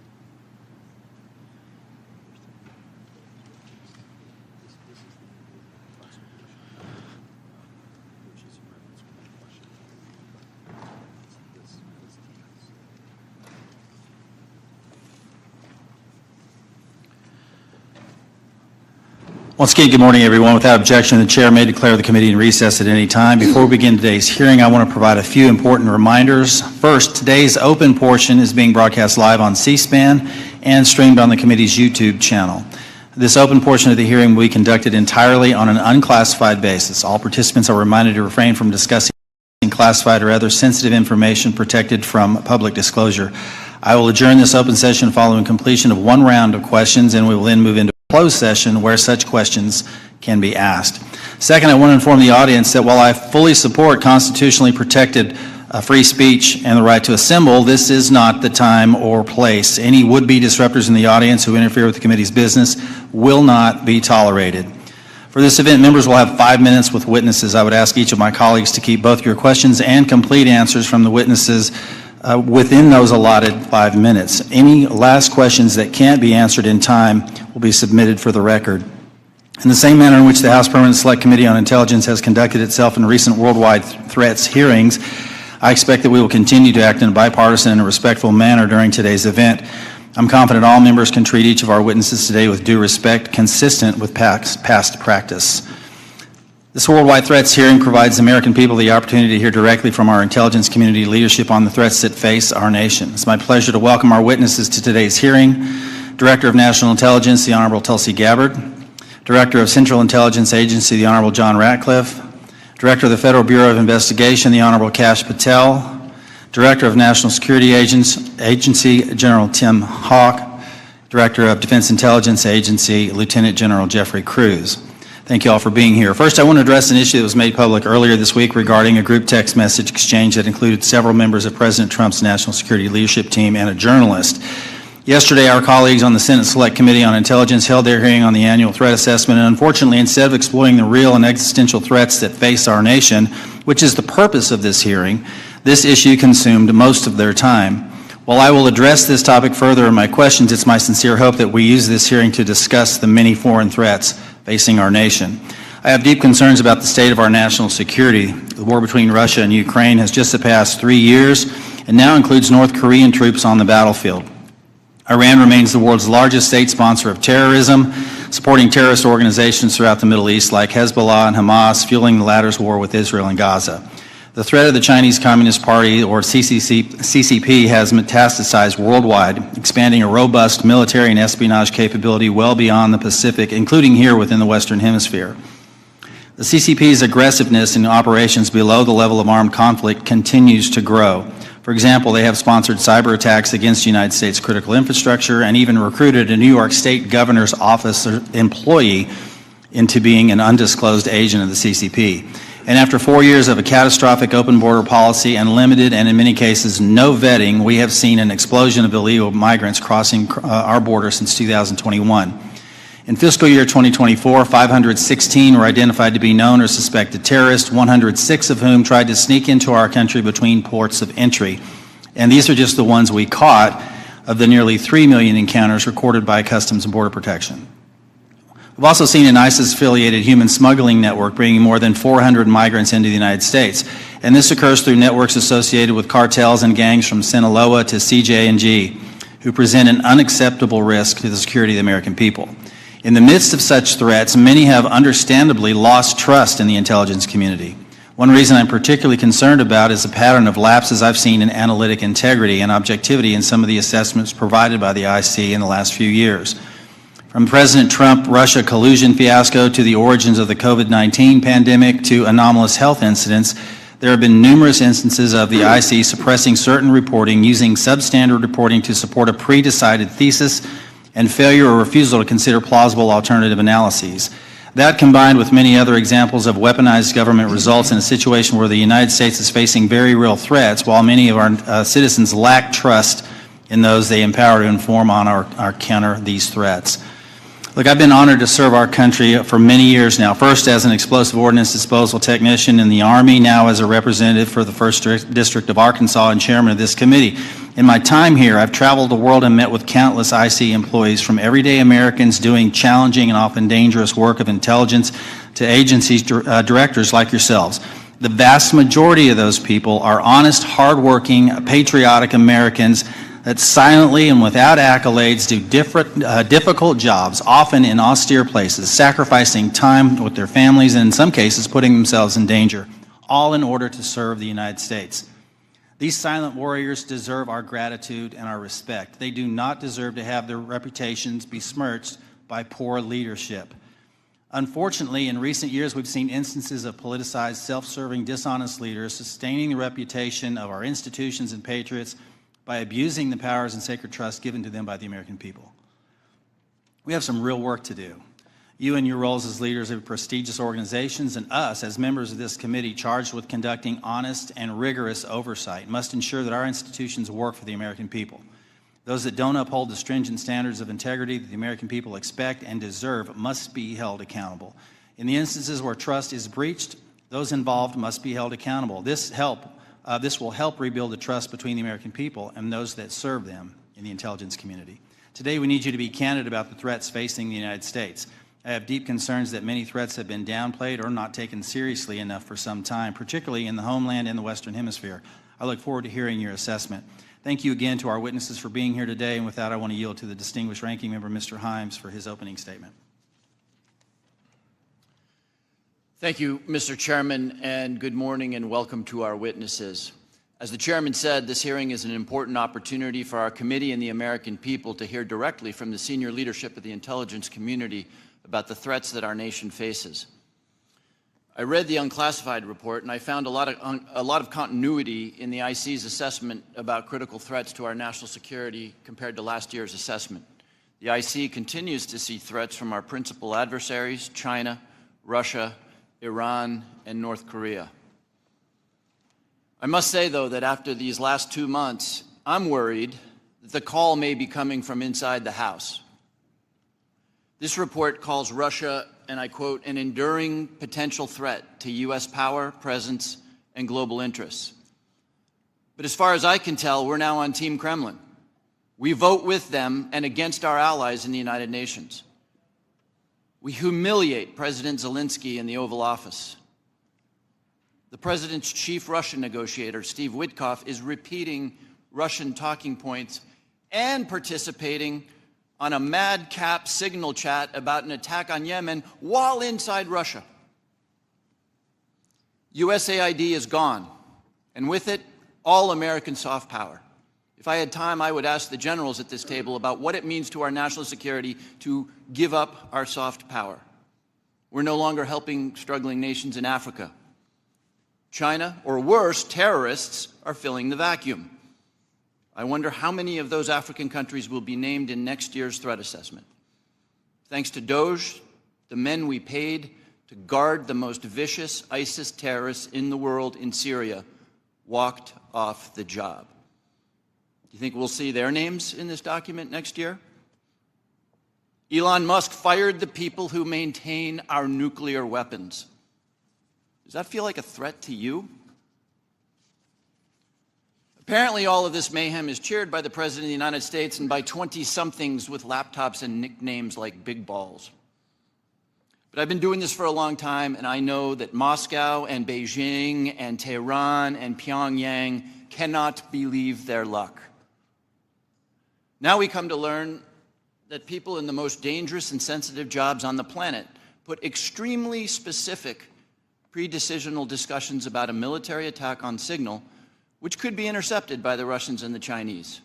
Everyone here knows that the Russians or the Chinese could have gotten all of that information, and they could have passed it on to the Houthis, who easily could have repositioned weapons and altered their plans to knock down planes or sink ships. I think that it's by the awesome grace of God that we are not mourning dead pilots right now. The two general officers sitting at the table and the people who work for all of you know that if they had set up and participated in the signal chat, they would be gone. And they know that there's only one response to a mistake of this magnitude.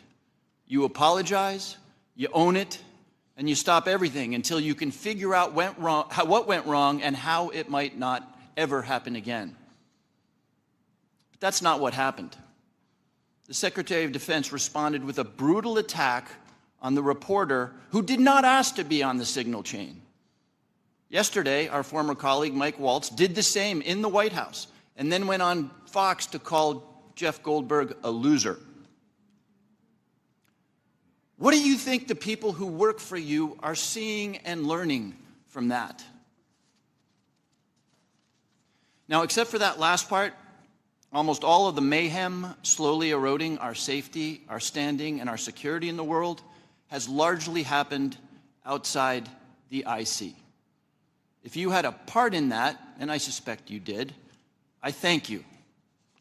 I'll say it now and I'll say it again every time we see each other over the next couple of years. You must protect the thousands of patriots who go to work every day under you to keep us safe.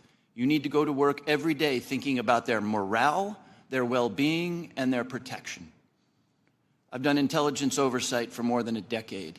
It's my job to ask you the tough questions and maybe even make you uncomfortable. But John, I don't ever walk through your lobby and look at those 140 stars on the wall without choking up over the fact that men and women far better than I will give their lives to keep us safe. There's about a dozen people in this room who know all their stories, and you know and I know that many of the men and women who have stars on that wall died because of bad decisions or poor judgment by their leaders. We've all worked together before, and recent events notwithstanding, we need you to succeed. Your people and our safety requires you to succeed. I really hope you do. But let me say now that if some overcaffeinated 20-year-old succeeds in firing your linguists, or your mathematicians, or your paramilitary officers, if you shut down some unit because Steve Bannon or Seb Gorka doesn't like it, America will be less safe, and people will get hurt. And I and this committee and history will be very unkind.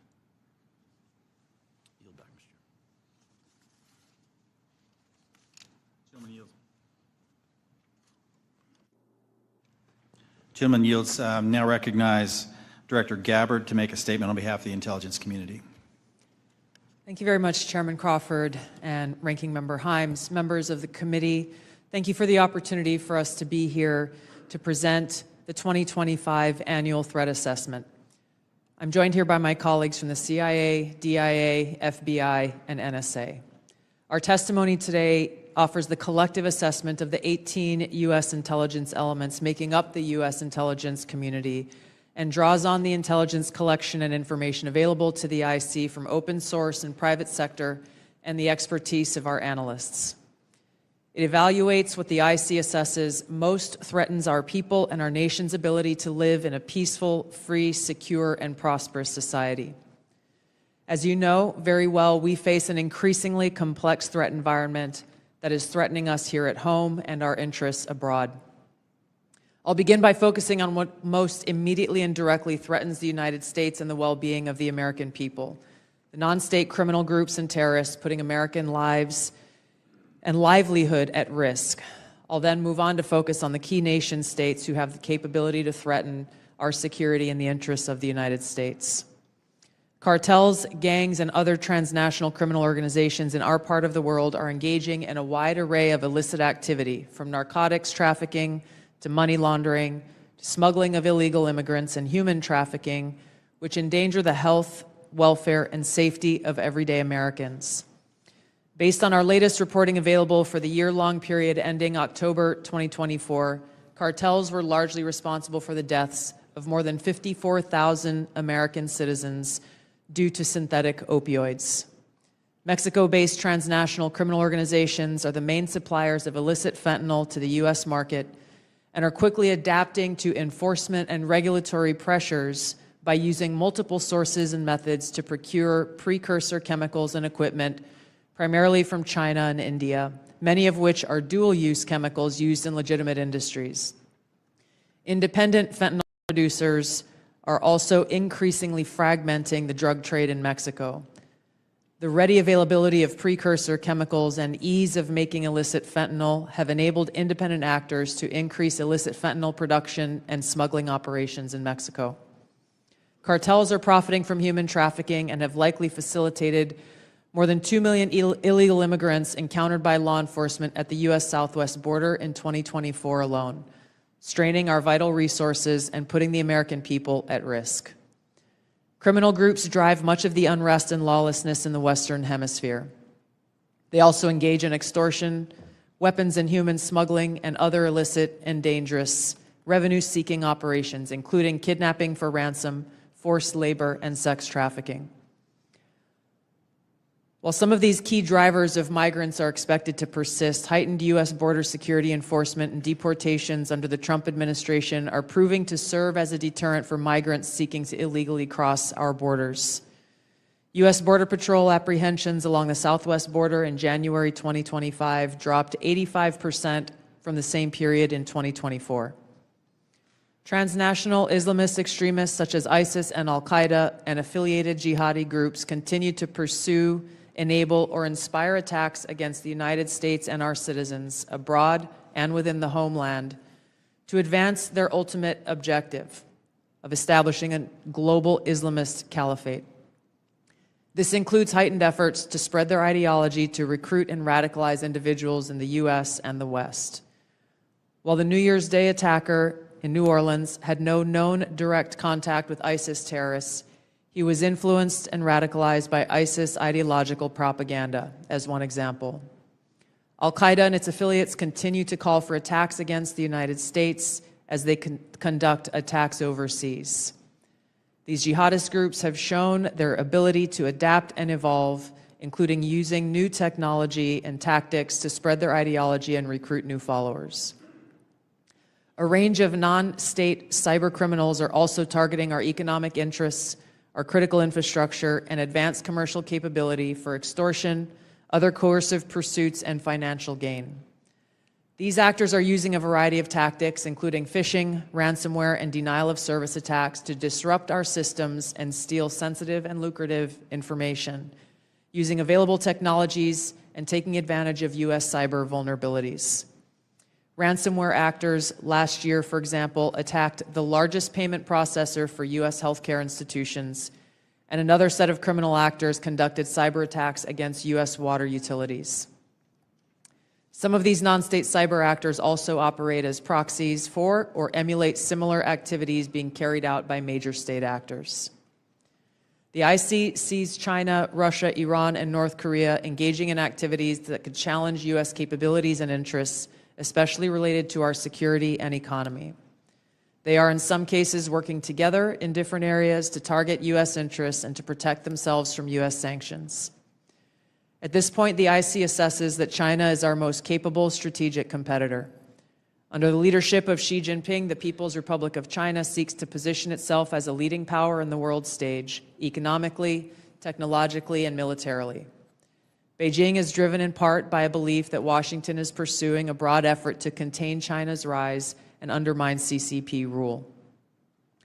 China's most serious domestic challenge is probably China's slowing economy and the potential instability that could occur if socioeconomic grievances lead to large-scale unrest. Growing economic tensions with the United States and other countries could also weigh on China's plans for economic growth and domestic job creation. China's military is fielding advanced capabilities, including hypersonic weapons, stealth aircraft, advanced submarines, stronger space and cyber warfare assets, and a larger arsenal of nuclear weapons.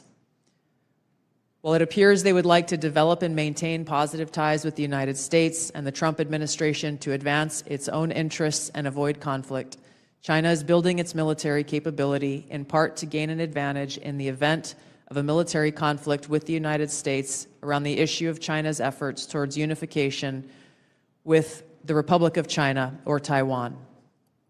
Beijing is advancing its cyber capabilities for sophisticated operations aimed at stealing sensitive U.S. government and private sector information and pre-positioning additional asymmetric attack options that may be deployed in a conflict. China's cyber activities have been linked to multiple high-profile breaches, including last year's massive compromise of U.S. telecom infrastructure, commonly referred to as Salt Typhoon. Beijing currently dominates global markets and strategically important supply chains, for example, with the mining and processing of several critical minerals. In December, China imposed an export ban to the United States on gallium, germanium, and antimony, all of which are important to the production of semiconductors and our defense technologies. This was in direct response to U.S. export controls on chips designed to broadly limit PRC access to advanced chips and chip-making equipment. China also aims to compete in other critical global industries, including AI, legacy semiconductor chip production, biomanufacturing, and genetic sequencing, and medical and pharmaceutical supply production. Russia's nuclear and conventional military capabilities, along with its demonstrated economic and military resilience, make it a formidable competitor. Moscow has more nuclear weapons than any other nation that could inflict catastrophic damage on the United States and the world in the event of a major war that Russian leaders feared put them and their regime at serious risk. In late 2024, Russia announced updates to its public nuclear doctrine, expanding the conditions under which Russia would consider using nuclear weapons. Russia is building a more modern and survivable nuclear force designed to circumvent U.S. missile defense through reliable retaliatory strike potential. It intends to deter the U.S. by holding the U.S. homeland at risk and by having the capabilities to threaten nuclear war in a conflict. Russia's developed advanced cyber capabilities and has attempted to pre-position access to U.S. critical infrastructure for asymmetric options and make it a persistent cyber threat. Russia's cyber activities have been linked to multiple high-profile breaches, including the 2023 hack of Microsoft. Russia is also fielding new capabilities in anti-satellite weapons meant to degrade U.S. and allied space infrastructure. Among Russia's most concerning developments is a new satellite intended to carry a nuclear weapon as an anti-satellite weapon, violating long-standing international law against such activity and putting the U.S. and global economy at risk. Iran continues to seek to expand its influence in the Middle East, despite the degradation to its proxies and defenses during the Gaza conflict. Iran has developed and maintains ballistic missiles, cruise missiles, and UAVs, including systems capable of striking U.S. targets and allies in the region. They've shown a willingness to use these weapons, including during a 2020 attack on U.S. forces in Iraq and in attacks against Israel in April and October 2024. Iran's cyber operations and capabilities also present a serious threat to U.S. networks and data. The IC continues to assess that Iran is not building a nuclear weapon, and Supreme Leader Khamenei has not authorized the nuclear weapons program that he suspended in 2003. We continue to monitor closely if Tehran decides to reauthorize its nuclear weapons program. In the past year, we've seen an erosion of a decades-long taboo in Iran on discussing nuclear weapons in public, likely emboldening nuclear weapons advocates within Iran's decision-making apparatus. Iran's enriched uranium stockpile is at its highest levels and is unprecedented for a state without nuclear weapons. Iran will likely continue efforts to counter Israel and press for a U.S. military withdrawal from the region by aiding, arming, and helping to reconstitute its loose consortium of like-minded terrorist actors, which it refers to as its axis of resistance. Although weakened, this collection of actors still presents a wide range of threats, including to Israel's population and U.S. forces deployed in Iraq and Syria, as well as U.S. and international military and commercial shipping and transit. North Korean leader Kim Jong-un is pursuing stronger strategic and conventional capabilities that can target U.S. forces and allies in the region, as well as the U.S. homeland, to bolster North Korea's leverage and stature, defend its regime, and achieve at least tacit recognition as a nuclear weapons power. Kim's recently cemented strategic partnership with Russia supports these goals by providing him with greater financial, military, and diplomatic support, reducing its reliance on China, and providing North Korean forces and weapons systems with warfighting experience. Kim views his strategic weapons advances, its deepening ties with Russia, and its economic durability as strengthening his negotiating position against Washington's demands for denuclearization and lessening Kim's need for sanctions relief. Since 2022, China, Russia, Iran, and North Korea have grown closer. Removing the accelerant of the war in Ukraine is unlikely to revert these bilateral relationships to a pre-war 2021 baseline, leaving room for new strategic priorities and world events to create new incentives or challenges to their expanded cooperation. Russia has been a catalyst for much of this expansion, driven heavily by the support it has needed for its war against Ukraine, including protection from U.S. and Western sanctions. In addition to exchange of military and other resource capabilities with North Korea, Russia has relied more heavily on China's financial and defense industry backing and has increased combined military exercises with China. With Iran, Russia has also expanded financial ties to mitigate sanctions. Iran has become a critical military supplier to Russia, especially of UAVs, in exchange for Russian technical support for Iranian weapons, intelligence, and advanced cyber capabilities. The threats that we see to the U.S. to U.S. national security are both complex and multifaceted. In closing, I want to address briefly the signal chat issue that I know many of you are concerned about. The President and National Security Advisor Waltz held a press conference yesterday with a clear message.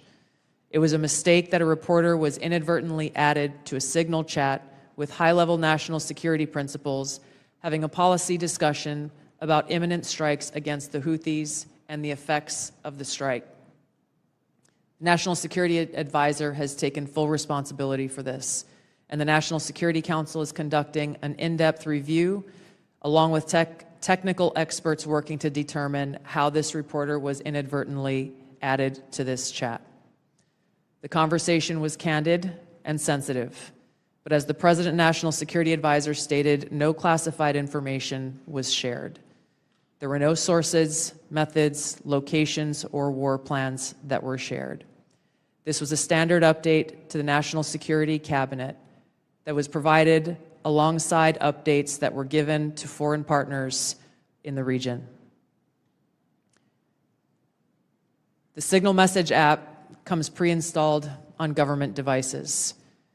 In December of 2024, CISA stated, quote, "We strongly urge highly targeted individuals to immediately review and apply best practices provided in the guidance to protect mobile communications, including consistent use of end-to-end encryption." And they named Signal as an app as an example of such an end-to-end encrypted messaging app. Ideally, these conversations occur in person. However, at times, fast-moving coordination of an unclassified nature is necessary where in-person conversation is not an option.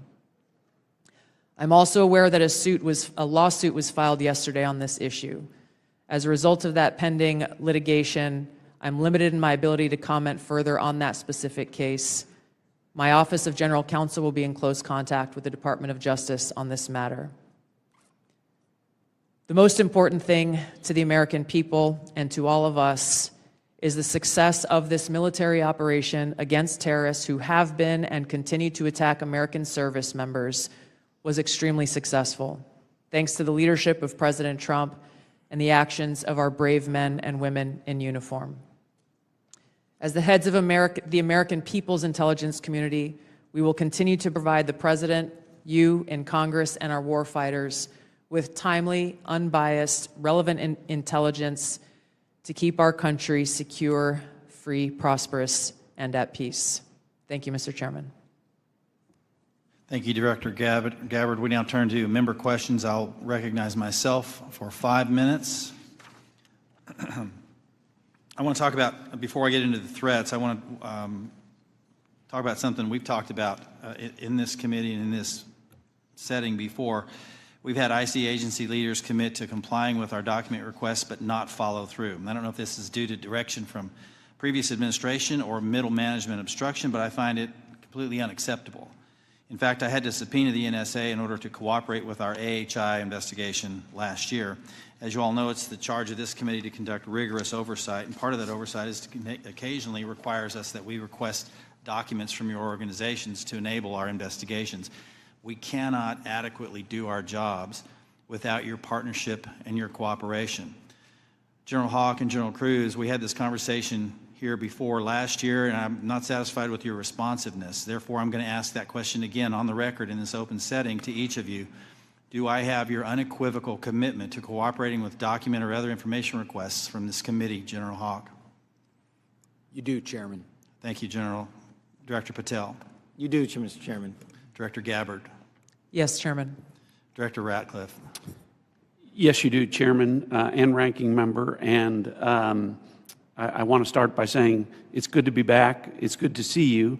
And as you all know, I have a special appreciation for the work that this committee does, having previously been a member. I also understand the importance of the oversight role that it has. And so you have my full commitment and my understanding about what your responsibilities are and my obligation to keep you fully and currently informed, and I will do that. Appreciate that. General Cruz. Chairman, of course, you have our continuing support on this critically important effort for the nation. Thank you. I appreciate that. I want to turn now to something that's a topic of conversation and really needs to be, and that's our own neighborhood here in our Western Hemisphere. I mentioned in my opening statement, I'm deeply concerned about encroachment in the Western Hemisphere, not just by China, but other adversaries like Russia and Iran, from Russian military cooperation with and support to Venezuela and Nicaragua, CCP-linked companies, acquisition of critical assets in Central and South America, Iran's defense agreement with Bolivia, the establishment of a technical military cooperation commission including Venezuela, Cuba, China, Russia, and Iran. And I could list several more alarming examples. I'm afraid we focus so much of our attention across the world that we've lost sight of our own neighborhood, leading to the anti-American regimes gaining permanent footholds within striking distance of the homeland. So, Director Gabbard, to the extent that you can discuss it in this setting, what is the intelligence community's assessment of adversary encroachment in the Western Hemisphere? Thank you, Mr. Chairman. We'll be able to go into greater detail in the closed session, but the intelligence community assessment reflects what you have just detailed and outlined. The continued competition, encroachment, and investments that are occurring in the Western Hemisphere have rapidly increased and continue to pose a threat both to our economic interests and to our security.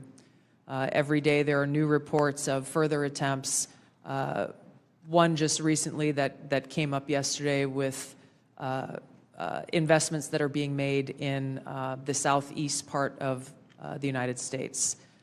Again, I'll go into this further in a closed setting, but the intelligence assessments that we are receiving are being shared with senior cabinet officials, Department of Energy, Commerce, Treasury, those who are working alongside us to not only monitor, but to determine the best policies that will protect our interests.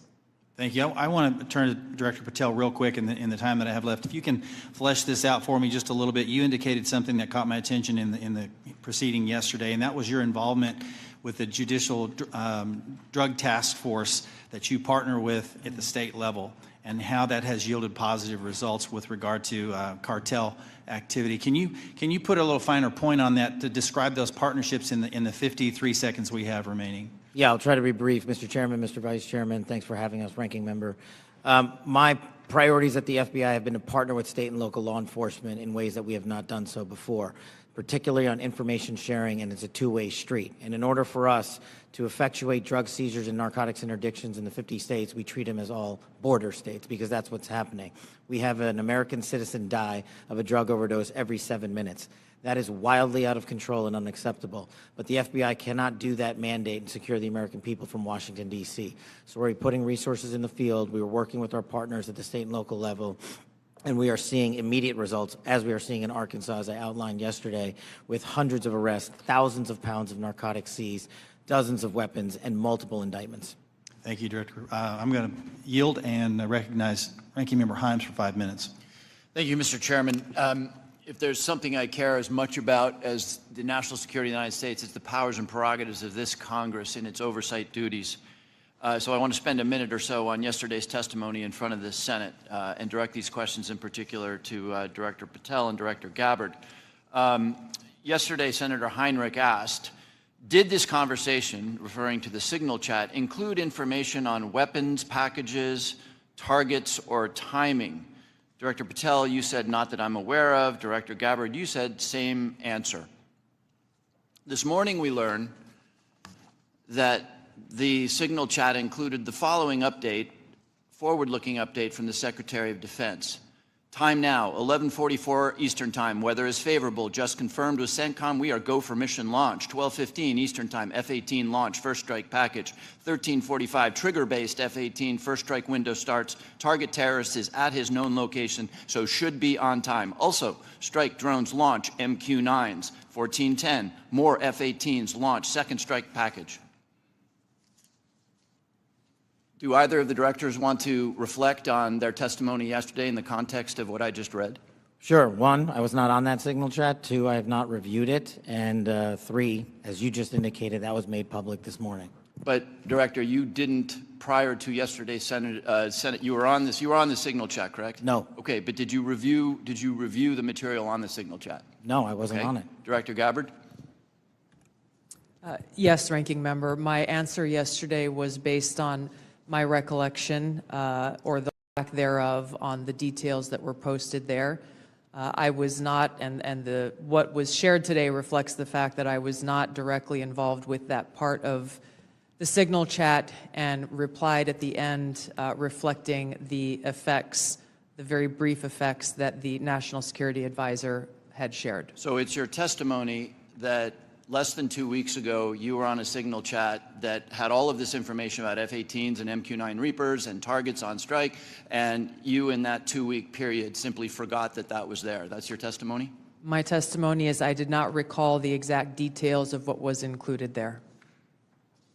That was not your testimony. Your testimony was that you were not aware of anything related to weapons packages, targets, and timing.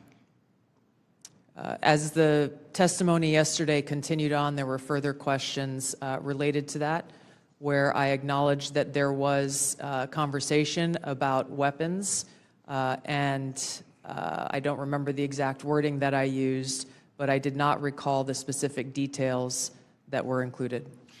Director Gabbard, you've reasserted that there was no classified information. I think we can all agree that that information shouldn't have been out there. But let me ask you this. Are you familiar with the ODNI's classification guidance? I'm familiar with it. I've actually got a copy right here. If I read you a part of that guidance, I wonder if you could tell me what the level of classification indicated is. I'm reading from your classification guidance. And the criteria is information providing indication or advance warning that the U.S. or its allies are preparing an attack. Do you recall what your own guidance would suggest that be classified? I don't have the specifics in front of me, but it would point to what was shared would fall under the DoD's classification system and the Secretary of Defense's authority. So let me help you, because there's a very clear answer. And what is not. I guess you don't have it, but information providing, this is the ODNI guidance, information providing indication or advance warning that the U.S. or its allies are preparing an attack should be classified as top secret. Do you disagree with that? I don't disagree with that. I just point out that the DoD classification guidance is separate from the ODNI's classification guidance. Do you think it would be materially different? Ultimately, the Secretary of Defense holds the authority to classify or declassify. Do you think it's likely that DoD guidance is materially different from what I just read? I haven't reviewed the DoD guidance, so I can't comment.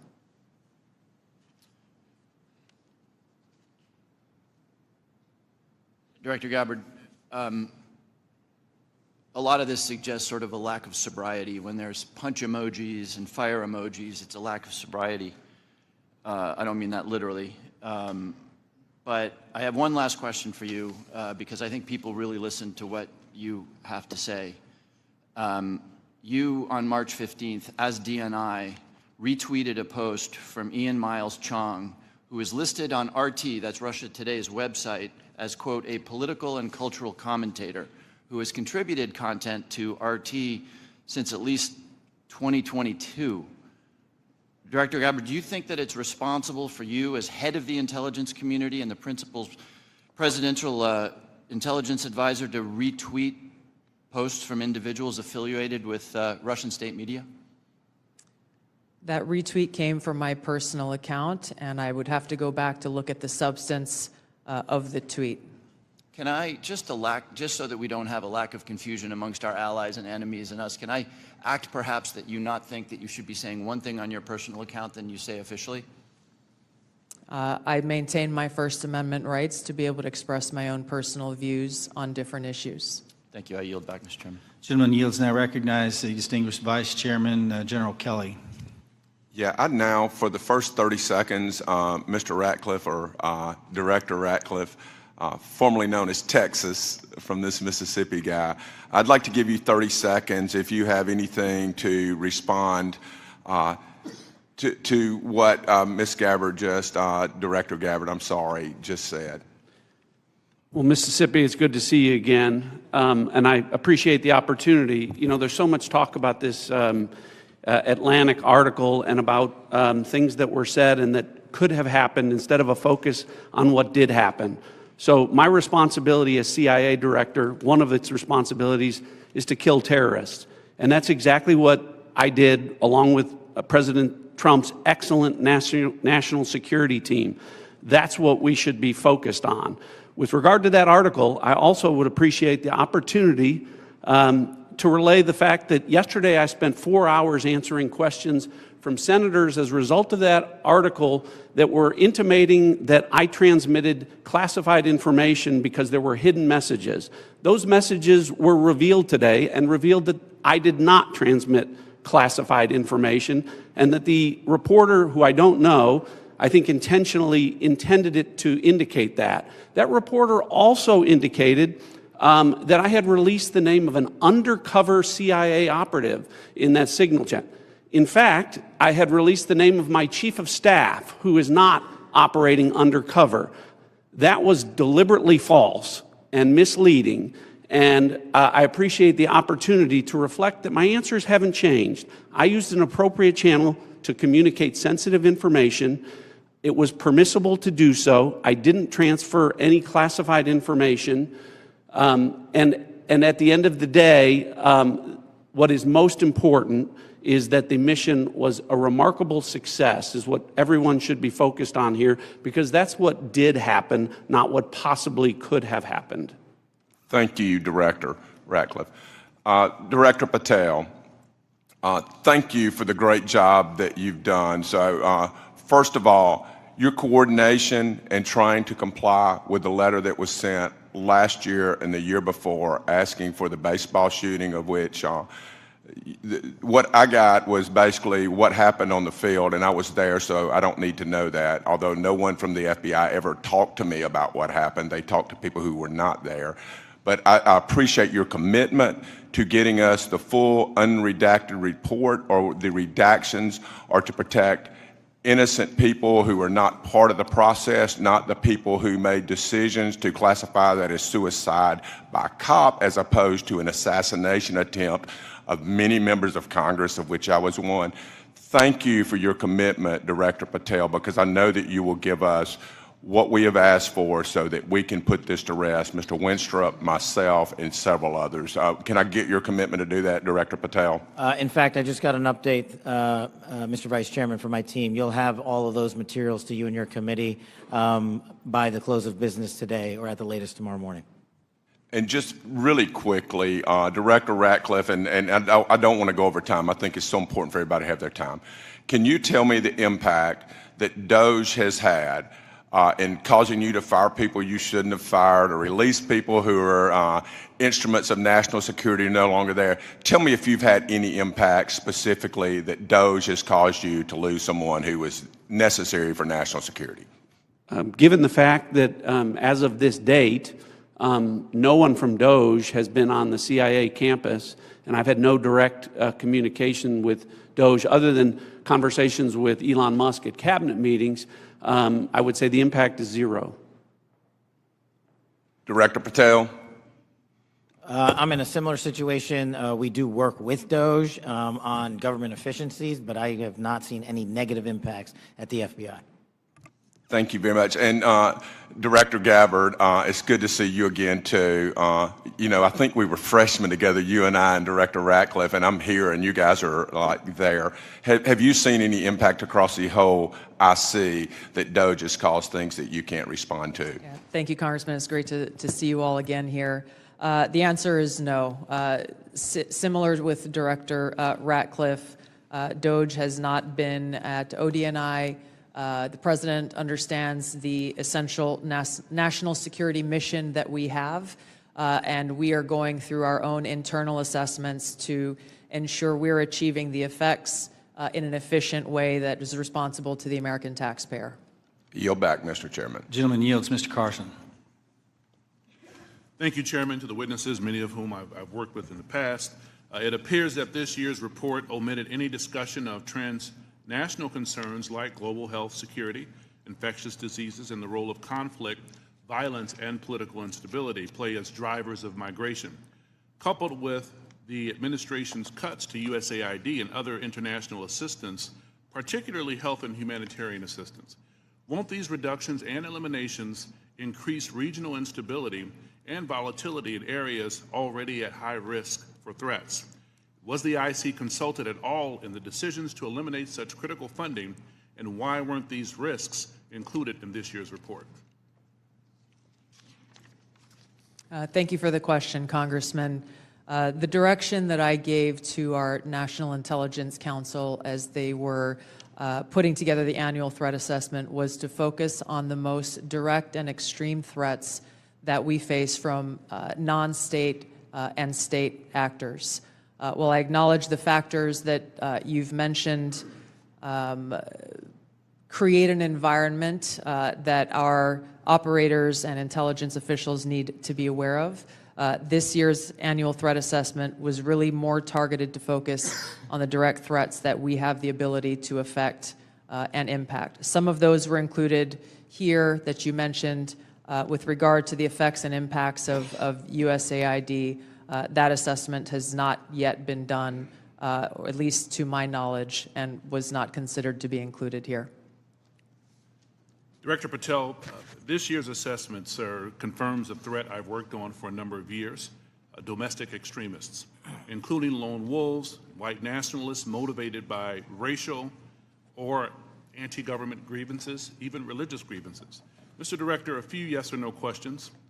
Do you, sir, agree that these domestic threats must be addressed as thoroughly as foreign extremists? All threats like that will be treated equally, yes, sir.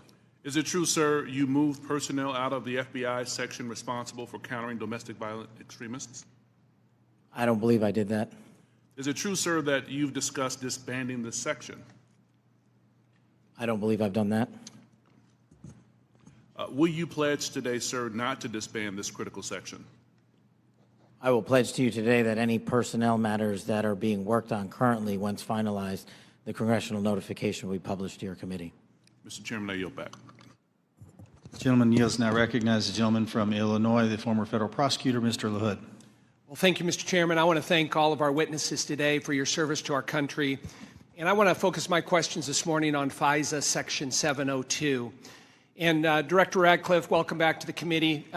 In your confirmation hearing before the Senate, you were asked extensively about FISA and Section 702, and I think laid out a compelling narrative on how, as you described it, quote, how indispensable it is to national security.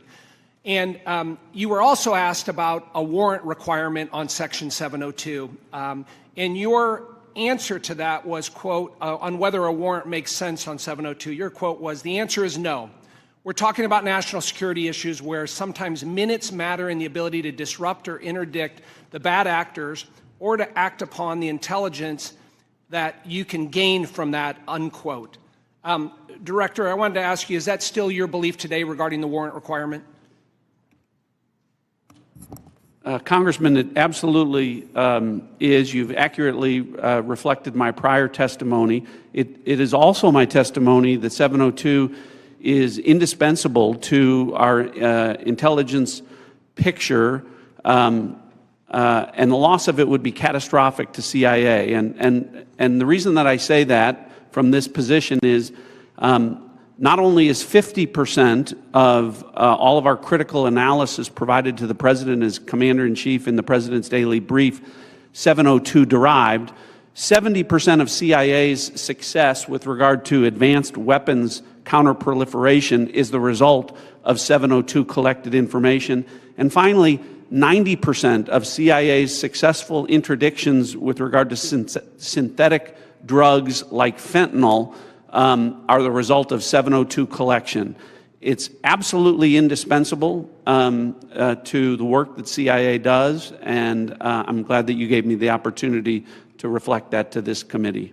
Thank you, Director. And just to ask a follow-up on that, as you know, in the House last year when we had our FISA reform and Section 702 reform measures put in place, You know, we had a debate, robust debate on the House floor regarding the warrant requirement. It was a very, very close vote, 212 to 212. Director Ratcliffe, what can you tell our members to alleviate and reassure them on, again, the harm that a warrant requirement would do to 702? Well, Congressman, it would impose a de facto ban on lawfully querying previously collected data to find threats against U.S. persons and government officials. So that would be, again, catastrophic to our efforts to keep our community safe. And I would also point out, because I know that these are legitimate concerns with regard when we talk about FISA and 702 specifically, everyone on this committee recalls that when I was a member, I also called out FISA abuses when they occurred. And I don't want there to be any violation of Americans' civil liberties and Fourth Amendment rights. But I would point to the CIA's, frankly, impeccable record of compliance, and we can talk about that more in a closed session. Thank you, Director. Director Patel, I want to turn to you. Similar in your Senate confirmation, you were asked extensively about 702. And as you know, in our bill that we passed last year, we put lots of reforms and changes and protocols in place for the FBI. And I know that you're supportive of many of those. Specifically on the impracticalities of a warrant requirement on 702, you were quoted as saying, when you were asked about it, it is almost impossible to make that function of the warrant requirement work and to serve the national no-fail mission. Is that still your testimony here today? It's great to see you, Congressman, and yes, that's my testimony. Thank you. As you know, the reforms that we put in place were significant, requiring the FBI personnel to get a supervisor or attorney approval to conduct U.S. person inquiries, requiring high-level approvals up to the FBI deputy director level before certain queries are conducted on U.S. elected or appointed officials, candidates, or media personnel, requiring the Department of Justice to audit all U.S. person queries performed by the FBI within 6 months of each, of 6 months of each query, reducing the number of FBI personnel who have the ability to query. Can you talk about the current implementation of those reforms and how that's going, Director Patel? Absolutely.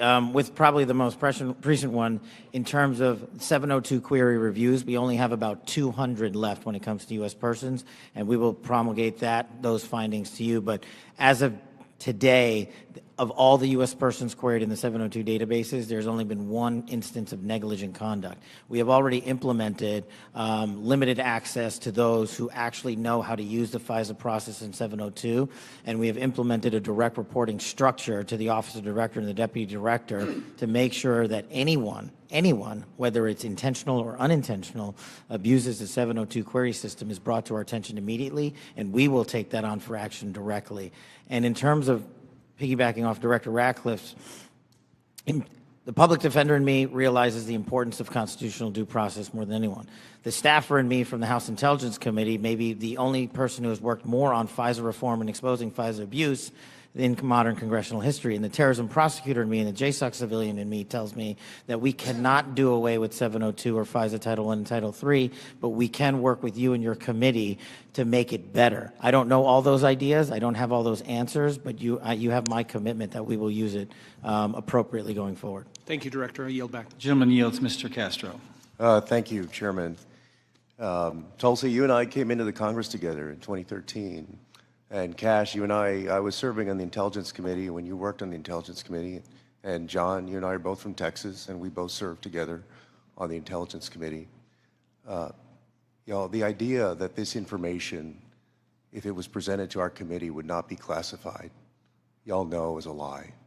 That's ridiculous. I've seen things much less sensitive be presented to us with high classification. And to say that it isn't is a lie to the country. I want to ask the generals now. The NSA is principally in charge of intercepting things like signals intelligence from other countries.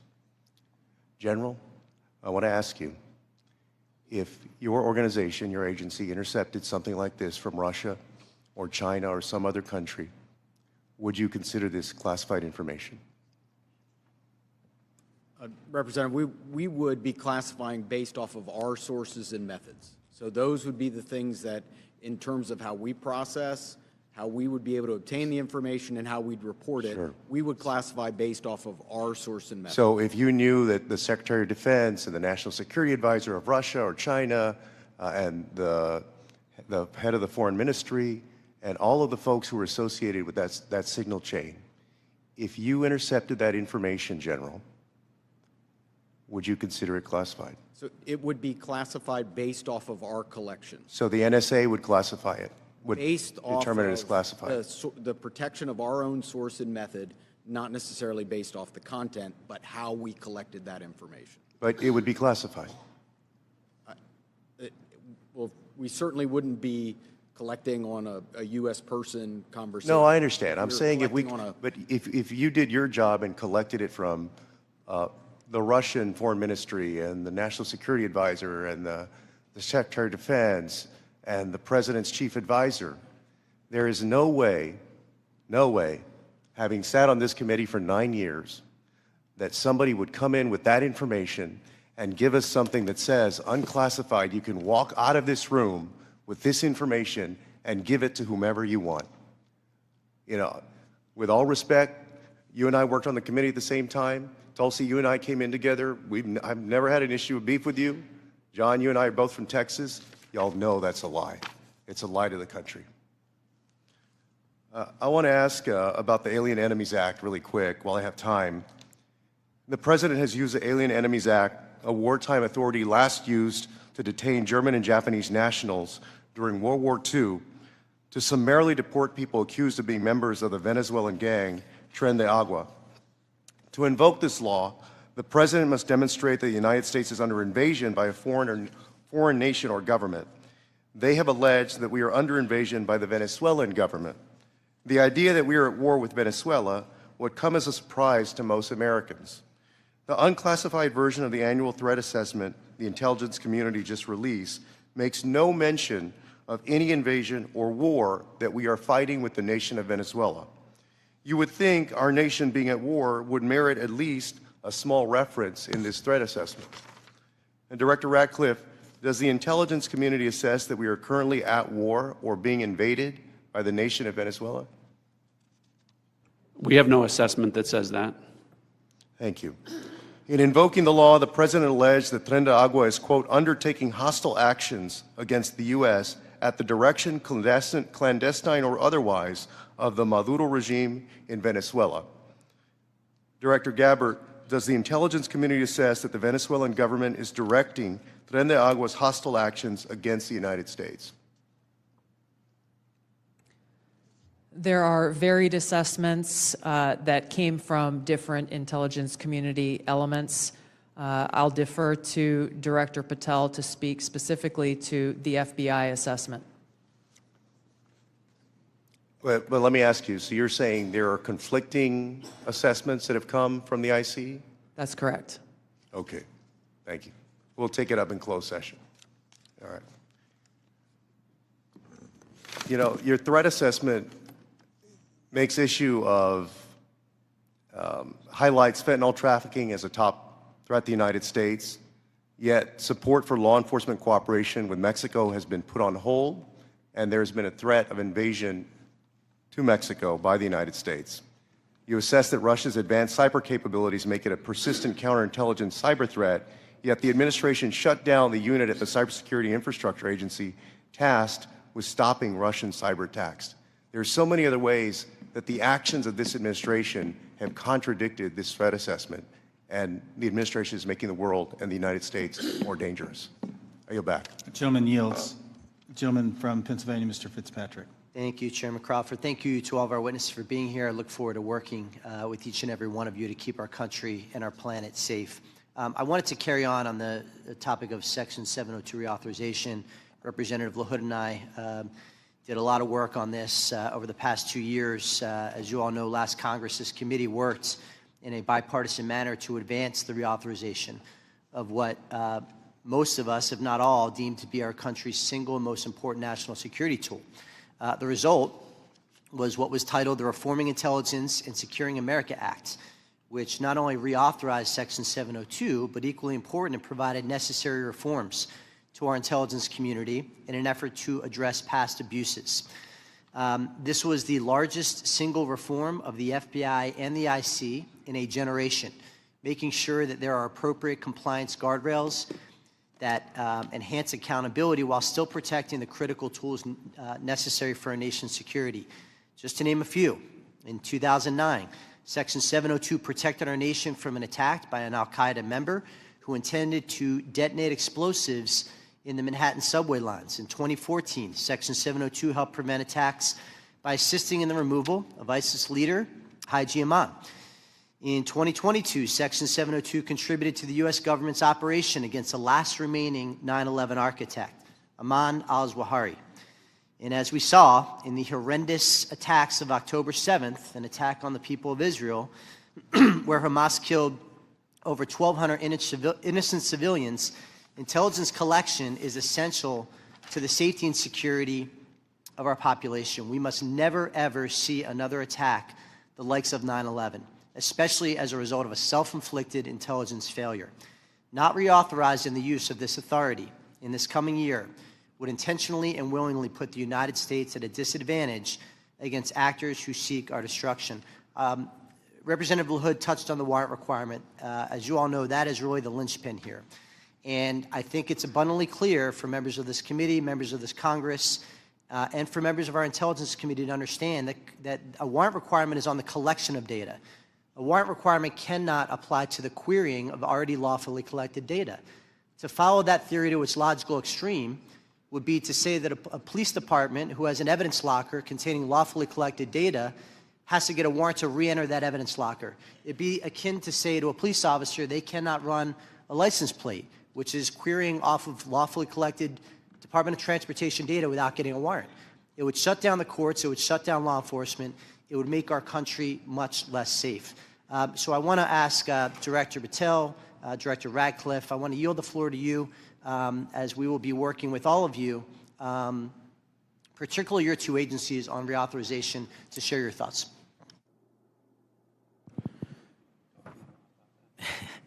So it's great to see you, sir, and thanks for the question. Look, on 702, just to flesh out some of the more specific operational use that I have, it which specifically relates to what you just said. When I was a terrorism prosecutor, we used 702 directly to prevent the shopping mall in Houston from being blown up. We used 702 collection directly to prevent an attack on the state capitol in the state of California. And those individuals were prosecuted and are currently in prison. And balancing that awesome responsibility with the constitutional protections that every American should have when we're talking about U.S. persons specifically is something that I keep in mind on every single decision surrounding 702.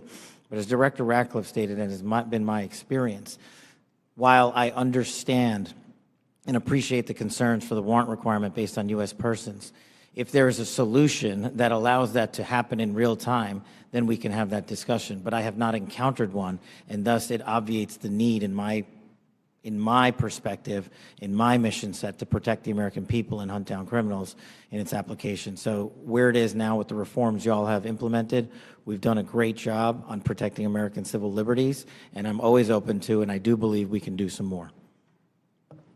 Director Ratcliffe. Good to see you again, Congressman. I agree with Director Patel's comments with regard to that. I'll start out by saying, obviously in this role, I'm not a policymaker.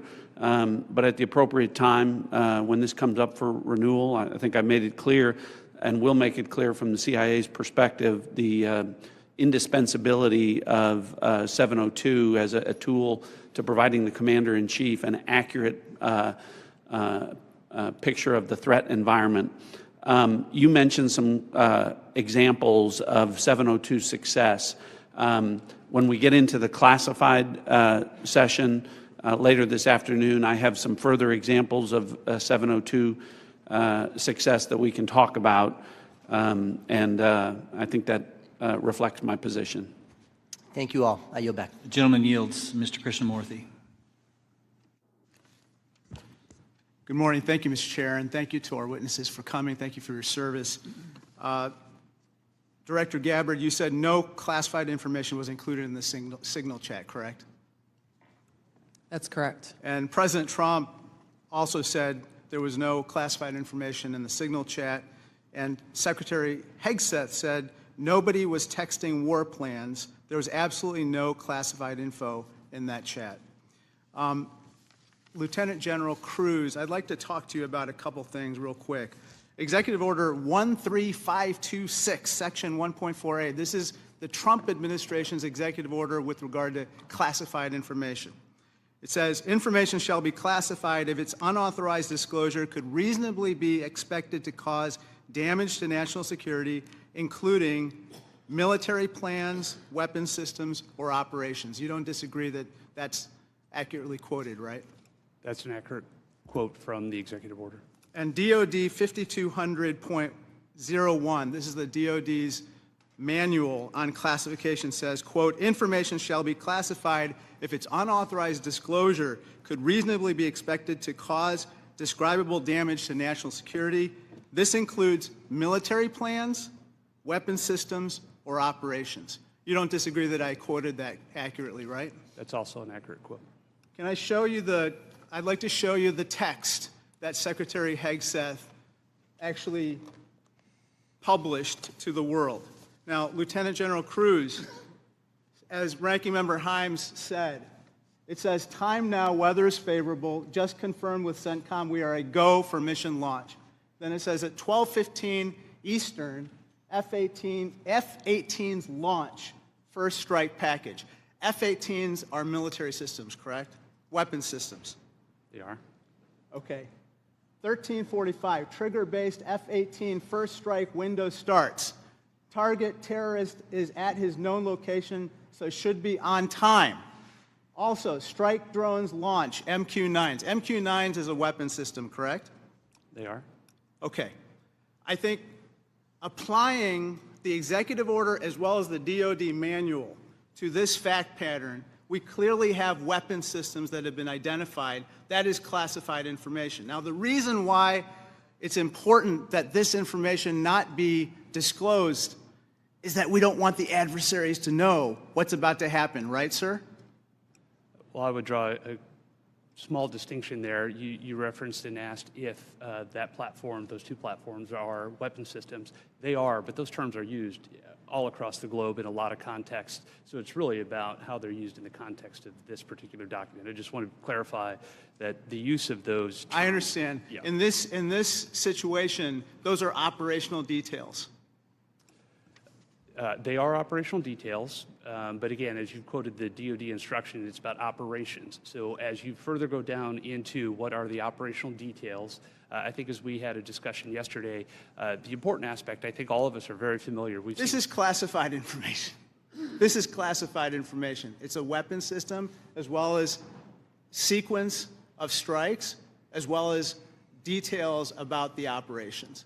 And so I think that just piggybacking off of what some other members have said, using the DOD's manual as well as the executive order in operation today with the Trump administration, this text message is clearly classified information. Secretary Hegseth has disclosed military plans as well as classified information. He needs to resign immediately. He needs to resign immediately, and a full investigation needs to be undertaken with regard to whether other similar signal chats are occurring in this administration. I'd like to turn my attention to another topic. Director Patel, according to the DOJ, in 2022, the FBI led Joint Terrorism Task Force, JTTF, in my hometown of Chicago, valiantly led efforts to prevent a plot to attack Naval Station Great Lakes in Illinois. You don't dispute that, do you, sir? I'm not familiar with it, but I don't dispute what you're telling me. Thank you. A memo obtained by ABC 7 News of Chicago said that this task force will now be, quote, actively supporting, close quote, the Department of Homeland Security and its immigration enforcement. You don't dispute that either, do you? I'm just not familiar with it, sir. Okay. Sir, I just have to say, the DOJ has now tasked JTTFs to shift some resources to immigration enforcement efforts. And I don't say this lightly, if there's a terrorist attack anywhere in the country, including in Chicago, and it was because the JTTFs in part shifted resources, they'll be held to pay. Thank you, sir. Gentleman's time has expired. Gentleman from Georgia, Mr. Scott. Thank you, Mr. Chairman. Director Gabbard, was the target terrorist named in the text, or was it simply referred to as target terrorist? The target was not named. Thank you. Was the location named? Congressman, no locations were named. Thank you. Director Patel, there was a specific accusation made about how close we are working with Mexico currently.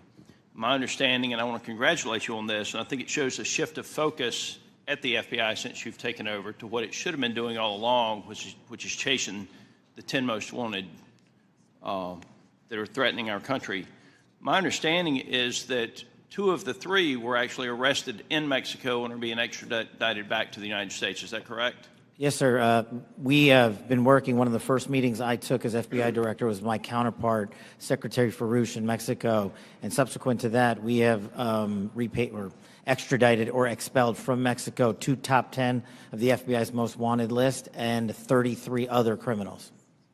Well, it sounds to me like we're working closer with them today than we have in the last several years, and that the focus of the FBI has shifted to actually protecting American citizens instead of arresting pro-life protesters. Our mission is to find violent criminals wherever they are, and if they're in Mexico, we're going to get them. Thank you. And I appreciate you, and I appreciate the change in the focus of the FBI. I want to talk with you a little bit about the counterintelligence threats, one of which was an active duty U.S. Army soldier charged with conspiring to transmit national defense information to individuals located in China. What can you say in this setting, or can you briefly explain your work with interagency partners to identify and neutralize counterintelligence threats in the United States around this example? For me, sir? Yes, sir. So generally speaking, on counterintelligence and countering espionage, whether it's from adversaries like the CCP, Russia, Iran, or otherwise, we have prioritized them as an equally violent criminal enterprise seeking to do harm to our critical infrastructure and also to exploit and steal our data, whether it's government or private personnel. And so we have expanded our resources into them and working with the interagency to make it a priority. Okay, thank you. I want to move on to the issue of the threshold of parole under the previous administration and the number of illegal immigrants that have come into this country, including people with known membership in terrorist groups. For those individuals that pose a risk and that we have captured and are being deported, are we sharing the biometric and biographic information with our allies to mitigate their ability to relocate or operate abroad? What we are doing at the FBI is sharing the information we're allowed to with our Five Eye partners, and then on an individual basis, we are trying to share information with other partners who deemed individuals that they find of consequence. Okay. As you move further into your position, if you have additional recommendations on how we better share information, please let us know. Yes, sir. Director Ratcliffe, China's influence on the Panama Canal has increased since 2017. Panama became the first Latin American country to sign on to China's Belt and Road Initiative. Can you talk about not just China embedding itself into the various canal-related sectors and operations, but what other areas in Central and South America have China and others increased their presence, and what examples concern you the most? Thanks, Congressman. Appreciate the question. I do want to comment, the question before about cooperation with Mexico, it's really across the IC. When Mexico's Secretary General Omar Harfouch, head of Mexican security, was here, he not only met with Director Patel, he met with Director Gabbard, and he met with me. So we have been working on that, again, to the benefit of both our countries. To your point, the PRC throughout Central and South America continues to attempt to use its soft power to gain a foothold. They use direct aid to countries that need it. They also provide funding to universities to get a foothold to create influence. And you mentioned the Panama Canal, and you've seen the diplomatic efforts of the administration to address that and push back on PRC ownership of the canal locks. but that ties into what the IC is doing. In these instances, it's important for us, Congressman, to the best way we can operate is to provide intelligence to countries in Central and South America, to provide them with briefings, which we do, to provide them with tailored analysis of our intelligence about how China is manipulating them, about how China is hacking them, the things that China is doing to gain a foothold, and Russia and Iran throughout that area. So the CIA is very much focused on that. Gentleman's time's expired. Mr. Crow. Thank you, Chairman. General Hawk, the NSA recently warned its employees not to use the Signal app. Is that correct? What we did, Congressman, is we put out cybersecurity advisories on a whole host of systems. On the Signal app that was included in that advisory, right? What we've done is we've put out an advisory on how to use the Signal app and other encrypted applications, because we do encourage our employees and their families to use encrypted. Because there's risk to that app. There are. Okay. General Cruz, DOD also issued a warning about vulnerabilities to the Signal app recently, correct? That's correct. Okay. Director Gabbard, you were on the Signal text chain in question, correct? Yes. As was Mr. Witkoff, the administration's lead negotiator with the Russians, correct? Yes. And at the time, Mr. Witkoff was actually in Russia during this chat discussion, was he not? I was not aware of that. Was he on his personal phone at the time? I don't know. Well, it's my understanding that he was indeed in Russia. Director Gabbard, you were also traveling during this discussion, correct? Yes. And where were you? I was traveling through the Asia-Pacific region. I don't recall which country I was in at that time. You don't remember the country? I'd have to go back and look at the schedule. Director Gabbard, I want to direct your attention again to the text chain where it says, just confirmed with CENTCOM, we are a go for mission launch. Does that indicate to you that there is about to be a military operation? Yes.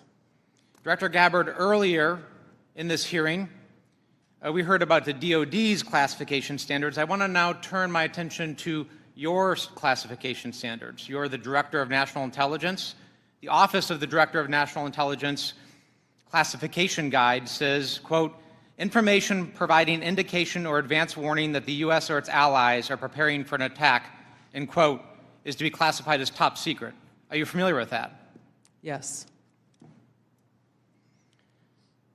Director Gabbard, have the Houthis indicated an ability to shoot down American aircraft? Yes. They have in fact done so, haven't they? Yes. Including MQ-9 Reapers, haven't they? That's correct. And that was one of the systems used in the attack recently that's the subject of this discussion, is it not? Correct. General Cruz, are you familiar with this system? I'm not wearing my glasses at the moment, but... Well, I'll help you out. This is an SA-3 anti-aircraft system. Correct. Are you familiar with this next system? I am. What is it?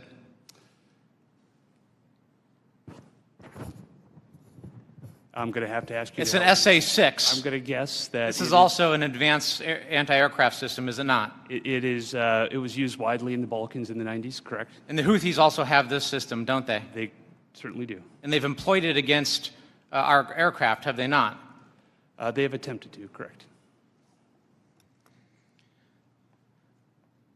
I spent my life in service to this country. I deployed 3 times to combat in service to this nation.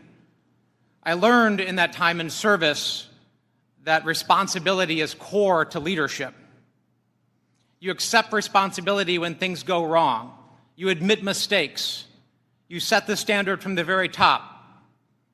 It is completely outrageous to me that administration officials come before us today with impunity, no acceptance of responsibility, excuse after excuse after excuse, while we send our men and women downrange to do incredibly difficult, incredibly dangerous things on our behalf. And yet, Nobody is willing to come to us and say this was wrong. This was a breach of security and we won't do it again. It is outrageous and it is a leadership failure, and that's why Secretary Hegseth, who undoubtedly transmitted classified, sensitive operational information via this chain, must resign immediately. There can be no fixes, there can be no corrections until there is accountability, and I'm calling on the administration to move forward with accountability. I yield back. Gentleman yields. Gentleman from Texas, Mr. Crenshaw. Thank you, Mr. Chairman. Thank you all for being here. Good to see many of you again, and thank you for enduring 2 long days. I will note I always use fire emojis when I see terrorists getting killed.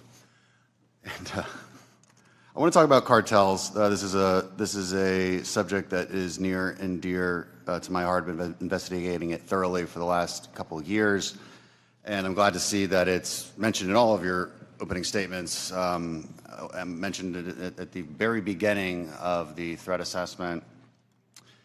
There's a lot to work on here. One of our task force, we had a cartel task force in Congress. One of our key findings was that there needs to be a centralized, maybe call it authority or maybe call it office, maybe call it cartel czar within the administration that actually coordinates all the very different aspects of fighting this battle. Has anything like that been talked about? I'll go to you, Director Gabbard. Thank you, Congressman. It's good to see you again. This is very much central to the conversations and planning and execution of the President's focus on targeting the cartels and the threats that they pose to the American people. Homeland security task forces are being set up that include across the government integration. I can speak from my standpoint from the intelligence community, and our National Counterterrorism Center is leaning heavily forward into gathering and consolidating and integrating the intelligence that comes from DEA and others who've been working this issue for a while to make it so that it can be shared and integrated through the federal, state, and local law enforcement equities who are going after this problem.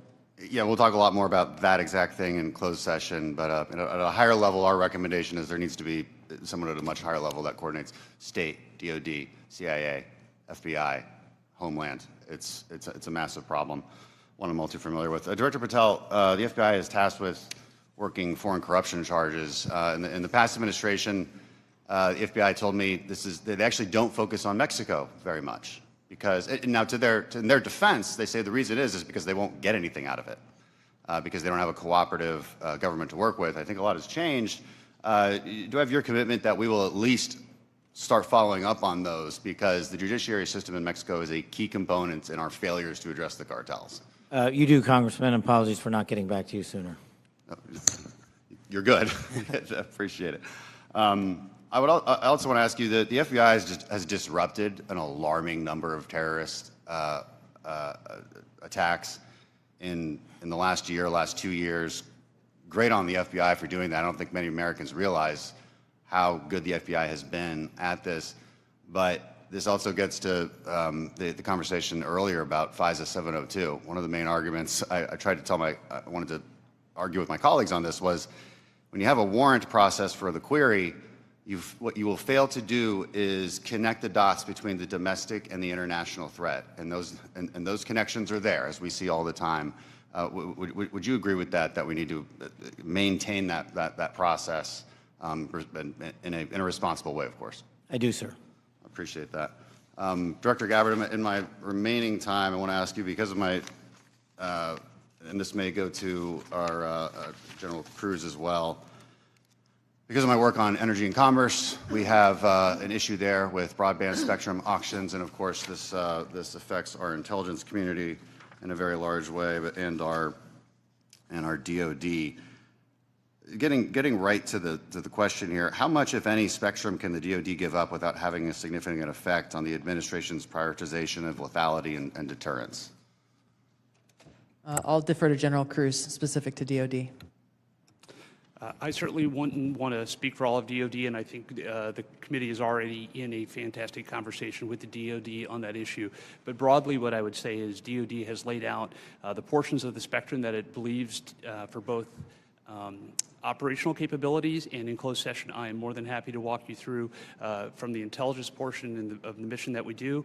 There are two different portions of the spectrum. We often talk about one, but not the other, and in closed session, I'd be more than happy to tell you why the other portion of the spectrum is important to national security. Sure, and the details are obviously classified, but we can talk about X and S spectrums and get a better idea for the public about, because the public would benefit from telecom having the ability to use some of these. When we look at 5G networks, 6G networks, so it's a conversation that we need to have on a much longer time to do so, which I've run out of. So I yield back. Thank you. Gentleman yields. Dr. Barra.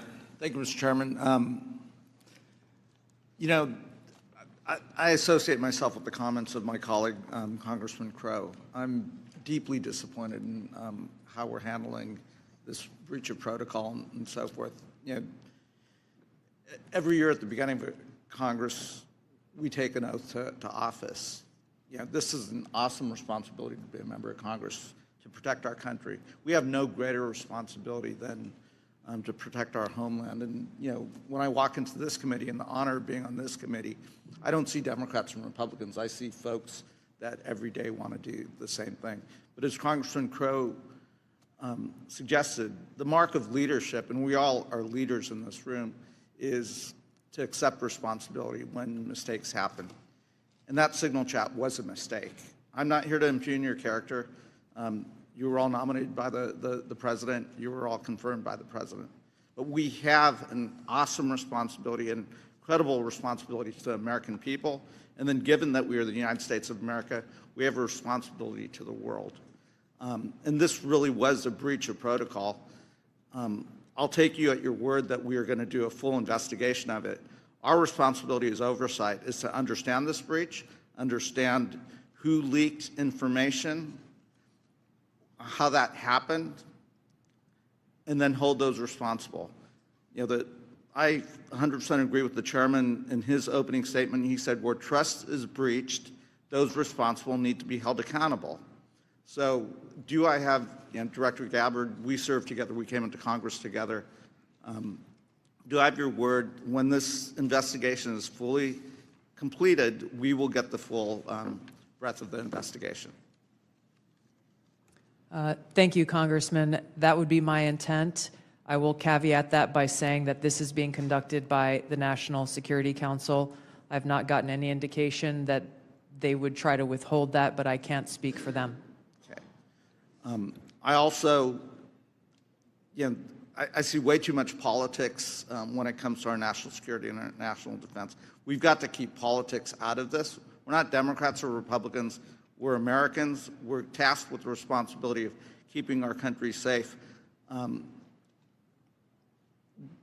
Director Gabbard, you have an awesome responsibility here to advise the president, to collate all the information, everything that the IC is providing, and provide that best advice and guidance to the President of the United States.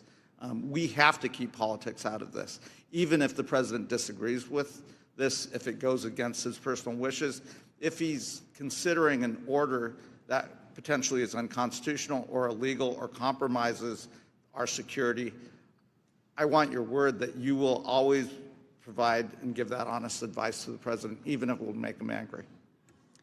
Thank you, Congressman. I appreciate the question because, as you said, I do take this responsibility very seriously.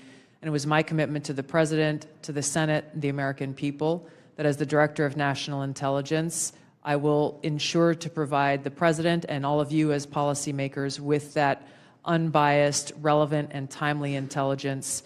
And to your specific question, the answer is yes. I will inform the President of that accurate, timely, unbiased intelligence reporting, whether it is something that agrees with an assumption or a view or an objective or not. That's my responsibility to him and to the American people. Great. I would just offer advice. In your role, what you do on your personal devices versus your official devices, you're speaking to the public, and I would just offer, you know, as I conduct myself, what I say personally is always going to be considered Congressman Barra saying it. General Hawk, I've appreciated working with you and, you know, have a deep concern about our cyber vulnerabilities. And we will go into some of this in the closed session. But salt typhoon is something we take very seriously, as well as volt typhoon and the compromises. Can you just briefly give us an update of where we are with those two? So, Congressman, we share your concern in terms of the overall ensuring that we can protect the critical infrastructure of the United States.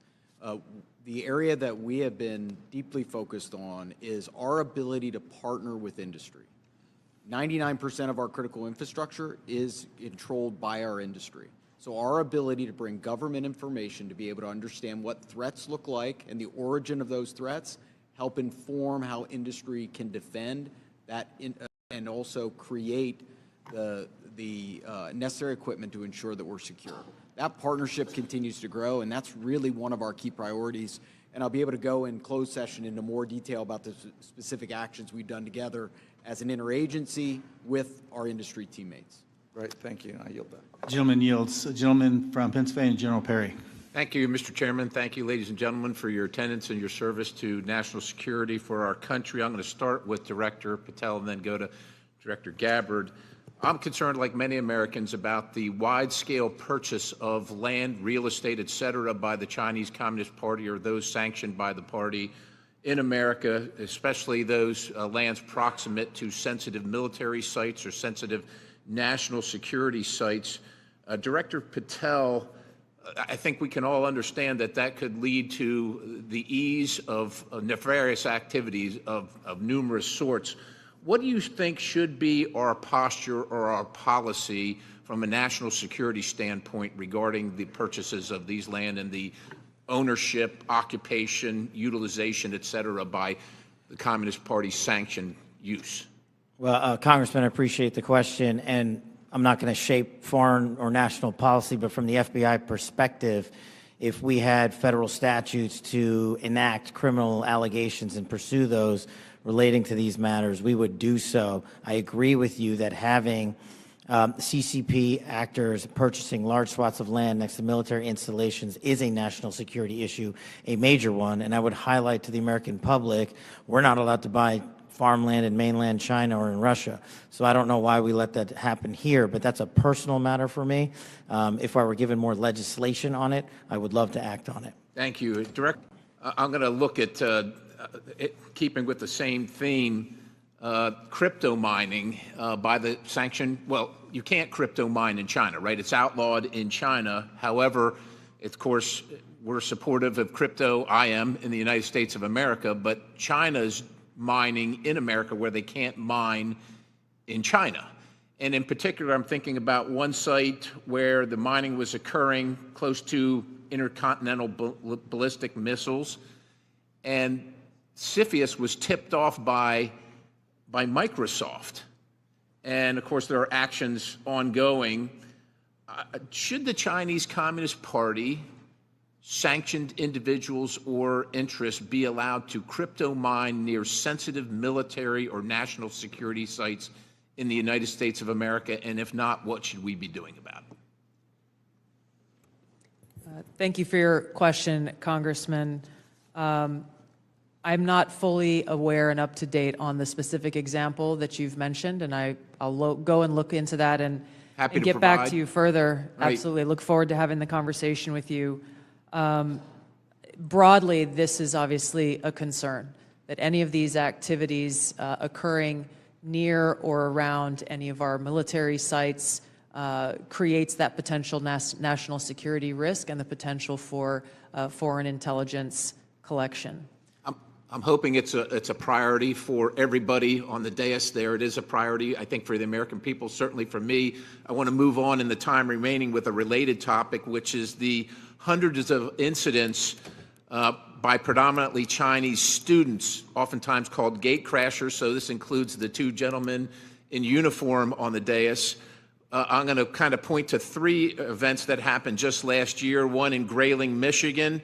5 Chinese students are charged for lying and concealing evidence. One in the University of Minnesota, where a drone flew over Newport News and took pictures of classified information regarding ships and classified systems.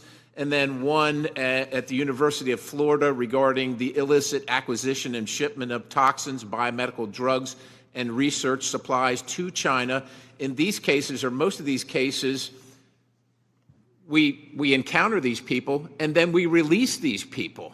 As a matter of fact, in the case of Florida, apparently she found out that criminal charges were being prepared and she dropped out of school and her whereabouts remain unknown at this point. What should be our posture? Because we're trying to follow up after the fact. We're encountering these people, whether they're gate crashers or whether we catch them conducting this illicit activity. We try and prosecute. That takes a lot of man hours, as you know, Director Patel. Is this the best policy, or is there something better that we can do? I mean, the Immigration Nationality Act of 1952 gives the Secretary of State the authority to revoke visas. But should these people be allowed to come to this country in the first place is the question, and what should our posture be? Anybody? In terms of the visa issue, I know that the administration is working on a policy, but to directly answer your question, anybody who utilizes the student visa program to come to this country to conduct criminal activity should never be allowed in this country. And anyone that's doing it here in the United States of America from an FBI standpoint will be vigorously investigated and will use the expulsion or criminal process on them. I yield, Mr. Chairman. Gentleman yields. Ms. Plaskett. Thank you very much, Mr. Chairman, and good morning to the witnesses. First let me say that we do have to, in this committee, try as much as possible to remain nonpartisan as opposed to bipartisan. I can recall being that way when I was counsel on the House Ethics Committee, and it's a hard position to take. But I'm really struck by the fact that in December of 2023, many people made Secretary Lloyd Austin go through the stages of the cross in self-flagellation and mea culpas for not informing the president that he was having a surgery. And now how we're treating Secretary Hegseth as if he is untouchable. Mike Waltz, when he was a member of Congress, went in the Committee on Armed Services to talk about and slammed Austin for holding himself to a different standard than the American people. And yet we are not doing this across the board. And that's disappointing, at the very least, very disappointing. Director Gabbard, thank you for your testimony. And one of the things that I believe I heard you say was that when there was a discussion by DOJ as to the cuts to foreign aid, that there had not been a request for an intelligence and national security or an intelligence assessment of the impact of those cuts. Was that your testimony a little earlier? Congresswoman, I have not seen any kind of actual official assessment either within the intelligence community or outside of it on what the effects of those cuts to USAID programs has been. But it was not requested by DOJ of you or of any of the areas in which you have oversight over? I'm not aware of any requests. Okay, great. Thank you. I know that there has been some open source reporting on what the effect of those cuts are. I mean, when we think about several examples, Kenya, our strongest regional ally in the Horn of Africa, and a key partner with us in the fight against terrorist group Al-Shabaab. And, according to the Washington Post, that's not definitive, and we can talk about this in closed session. Some Kenyan journalists are now being trained by Beijing, mirroring the U.S. programs that have been cut by the administration.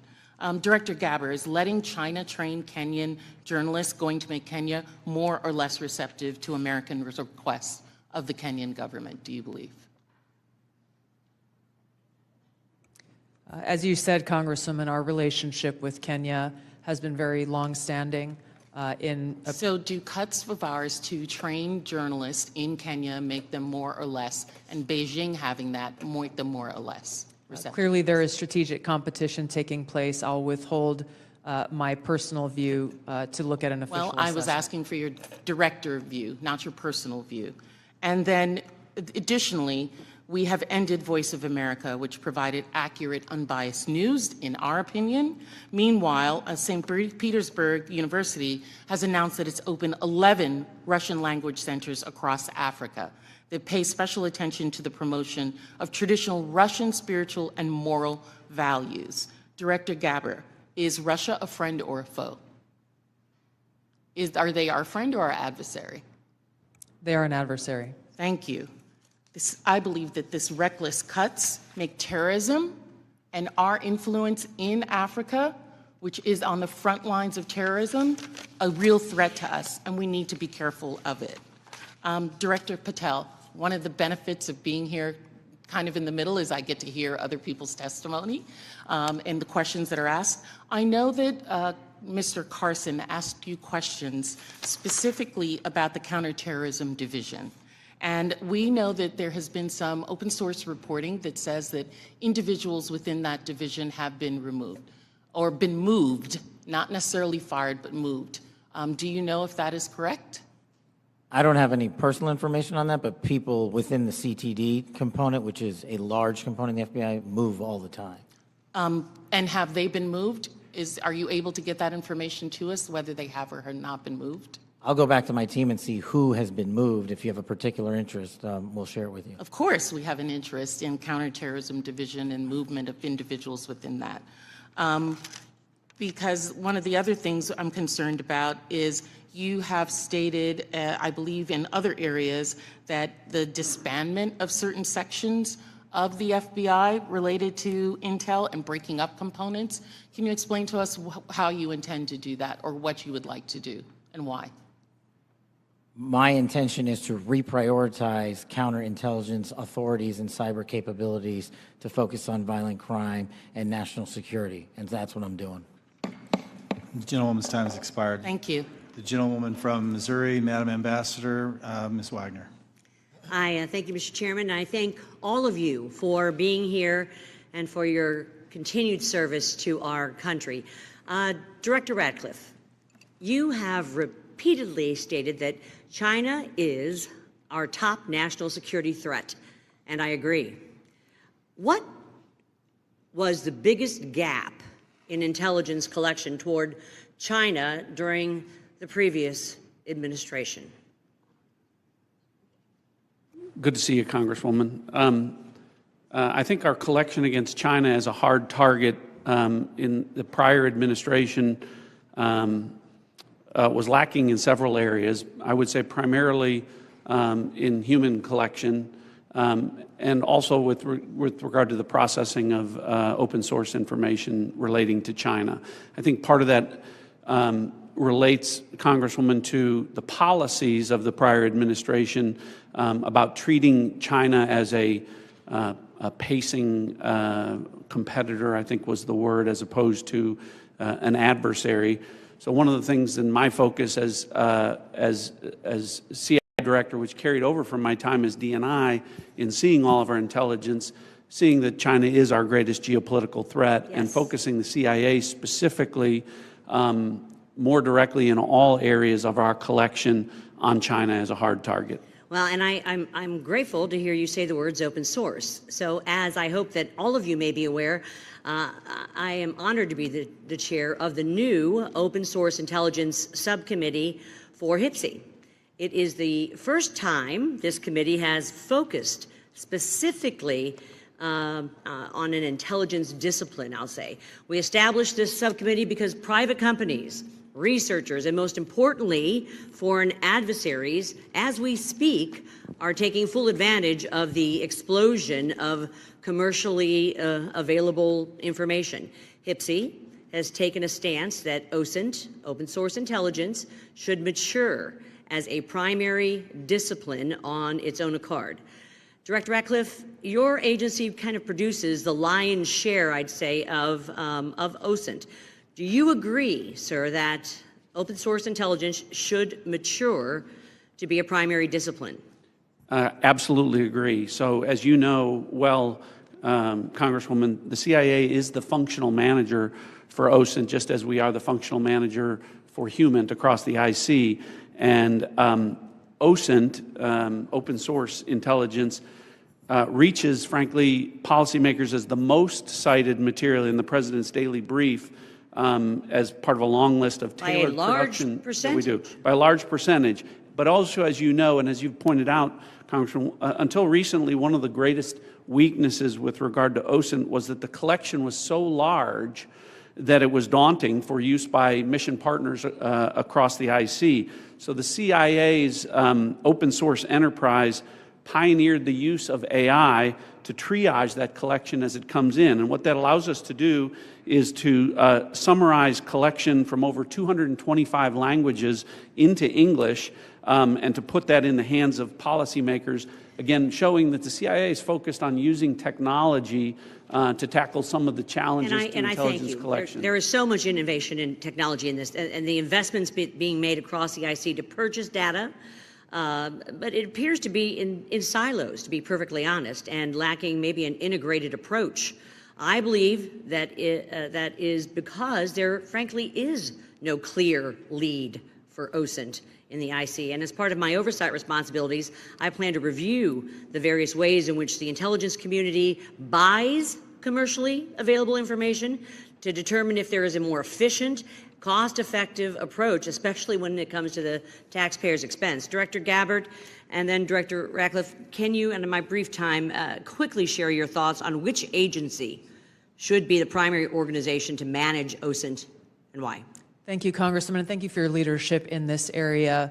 I look forward to following up with you in detail, but the Office of Director of National Intelligence is tackling exactly the problem that you've identified, that we have multiple elements across the intelligence community essentially wasting taxpayer dollars by contracting separately to get after the same collection of OSINT and commercially available intelligence. So this is something we're actively working on and look forward to working with you. And do you agree with Director Ratcliffe that this should be a key discipline? Yes, I do.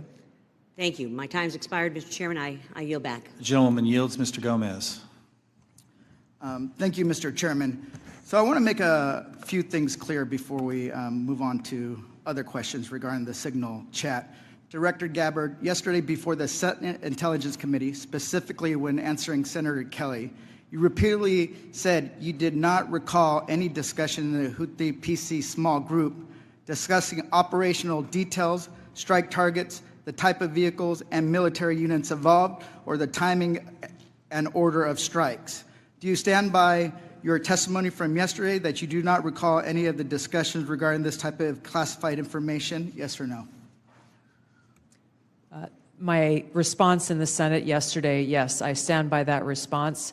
Obviously, the release of the screenshots that came from that chat group today were a refresher on what happened. As I said earlier, I was not involved with that portion of the chat, so it did not come to my recollection yesterday. Thank you.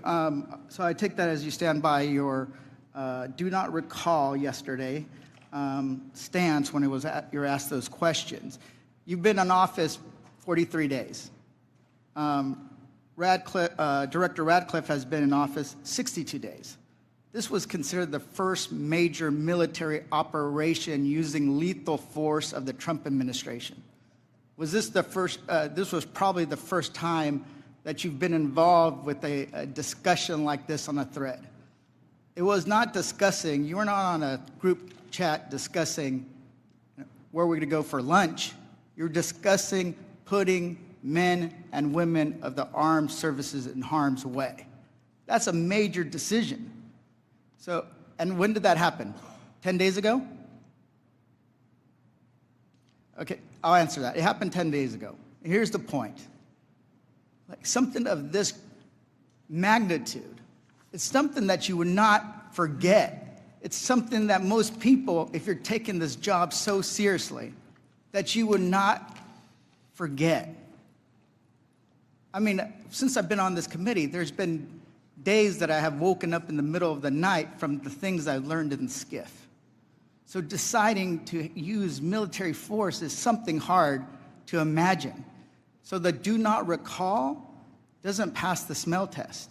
It makes it's unbelievable that was the case. So that's what the American people don't understand. And I know a lot of folks in this administration were saying that they're going to take on the establishment and drain the swamp, but you have become that swamp in a matter of days. not weeks or months, days. So one of the things we're going to look into is what actually occurred, because the American people deserve a full accounting. Additionally, the main person who was involved in this thread that a lot of people want to talk to is Secretary of Defense Hegseth. And a lot of questions were brought up regarding his drinking habits in his confirmation hearing. To your knowledge, do you know whether Pete Hegseth had been drinking before he leaked classified information? I don't have any knowledge of Secretary Hegseth's personal habits. Director Ratcliffe, same question. Yes or no? No, I'm going to answer that. I think that's an offensive line of questioning. The answer is no. I find it interesting that you want to... I'm going to answer. You asked me a question. You want an answer? No, listen. You don't want to focus on the good work that the CIA is doing, that the intelligence community... Director, I reclaim my time. Director, I reclaim my time. Here, I have huge respect for the CIA, huge respect for our men and women in uniform. But this was a question that's on the top of minds of every American, right? He stood in front of a podium in Europe holding a drink. So, of course, we want to know if his performance is compromised. If people were asking if the General Austin was compromised because of a heart issue, was his performance compromised because of a successful strike? Back. Mr. I bring my... you want to know? You want to talk about accepting responsibility? Do you think you should accept responsibility for a successful strike to make Americans safer? You want to focus on... I reclaim my time. So here's the thing. This is serious. As somebody, we've been briefed in this committee about using Signal. One of the things they basically said, the most secure phone call, the least secure text messaging. And we know that your people are Russians, Chinese are on your phone. Gentleman's time's expired. Gentleman from Virginia, Mr. Klein. Thank you, Mr. Chairman. I'm going to give the director the ability to respond without being interrupted by his questioner.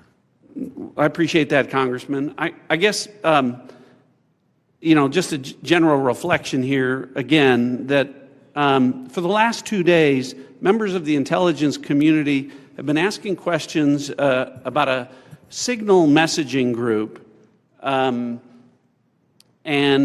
not asking questions from Democrats either in the Senate or the House on China, Russia, Iran, and the real threats that are going on to the United States. And you can say that you care about the good work that agencies are doing like the CIA and that you care about 140 stars on the wall. But no one's asked me about my second day on the job here, where I lit the fuse that led to a foreign government participating with us to capture one of the senior planners of the Abbey Gate bombing that killed 13 Americans. And in the process, we worked with a government that previously hadn't, that hadn't cooperated with us on counterterrorism matters. Or the fact no one has focused on that within an hour of that taking place, I was on the phone with Director Patel, and a few hours later with Attorney General Bondi, working together, the IC and the FBI working together to bring this person home in less than a week. Unprecedented success for the intelligence community and the law enforcement community. Exactly representative of the kind of work that we should be doing and the kind of work that an oversight committee should be asking about. But instead, we're getting questions about whether or not someone has drinking habits. I just wish in an annual threats hearing where the American people want to hear about threats, that's what we would be talking about. Thanks for the opportunity to clarify. Absolutely, Director. I want to thank you and all the people who work with you and all the witnesses and the men and women, the brave men and women who are putting their lives on the line each and every day for this country. And to the military as well, we are grateful and we recognize the sacrifice and dedication. Director Ratcliffe, you talked about China being our top national security threat, and I want to go to what really is the most active and persistent threat. It's related to cyber. It's related to the People's Republic of China cyber activities, Volt Typhoon, Flax Typhoon, Salt Typhoon, targeting U.S. critical infrastructure, targeting critical infrastructure overseas, compromising U.S. telecommunication companies, and I want to ask Director Gabbard, there are also regular compromises of government networks in the defense intelligence base. The Chinese are acting with impunity and targeting the United States. Clearly, the last administration had no effective deterrent strategy. Considering a whole-of-government approach to leverage legal export control, trade, and other levers, is there more that the U.S. can be doing to deter China's cyber aggression? Thank you, Congressman, for your question. In short, the answer is yes. Much of that relies on our intergovernmental planning and operations, but also very closely integrating with our private sector partners. This is essential for us to be able to harden our own cyber infrastructure, our own critical infrastructure, and to look at what our capabilities, both defensive and offensive, are and how those should be used. If I may, Congressman, I'd just like to address Congressman Gomez's maligning of my reputation and not giving me the opportunity even to respond to his accusations. What occurred in that Signal chat was an update to national security cabinet members that was also issued around the same time as updates to our foreign partners and allies in the region. There were no sources, methods, locations, or names of targets that were included in that chat. The decision to conduct this operation had been made long before that conversation took place. I do take my responsibility very seriously and played an integral role in providing the intelligence community's assessments that led to the ultimate decision by the President to conduct an operation, which, by the way, was very successful and continues to be very successful. I was traveling at the time, and I was not playing a very specific role, as these chats reflect, in much of the conversation that took place there.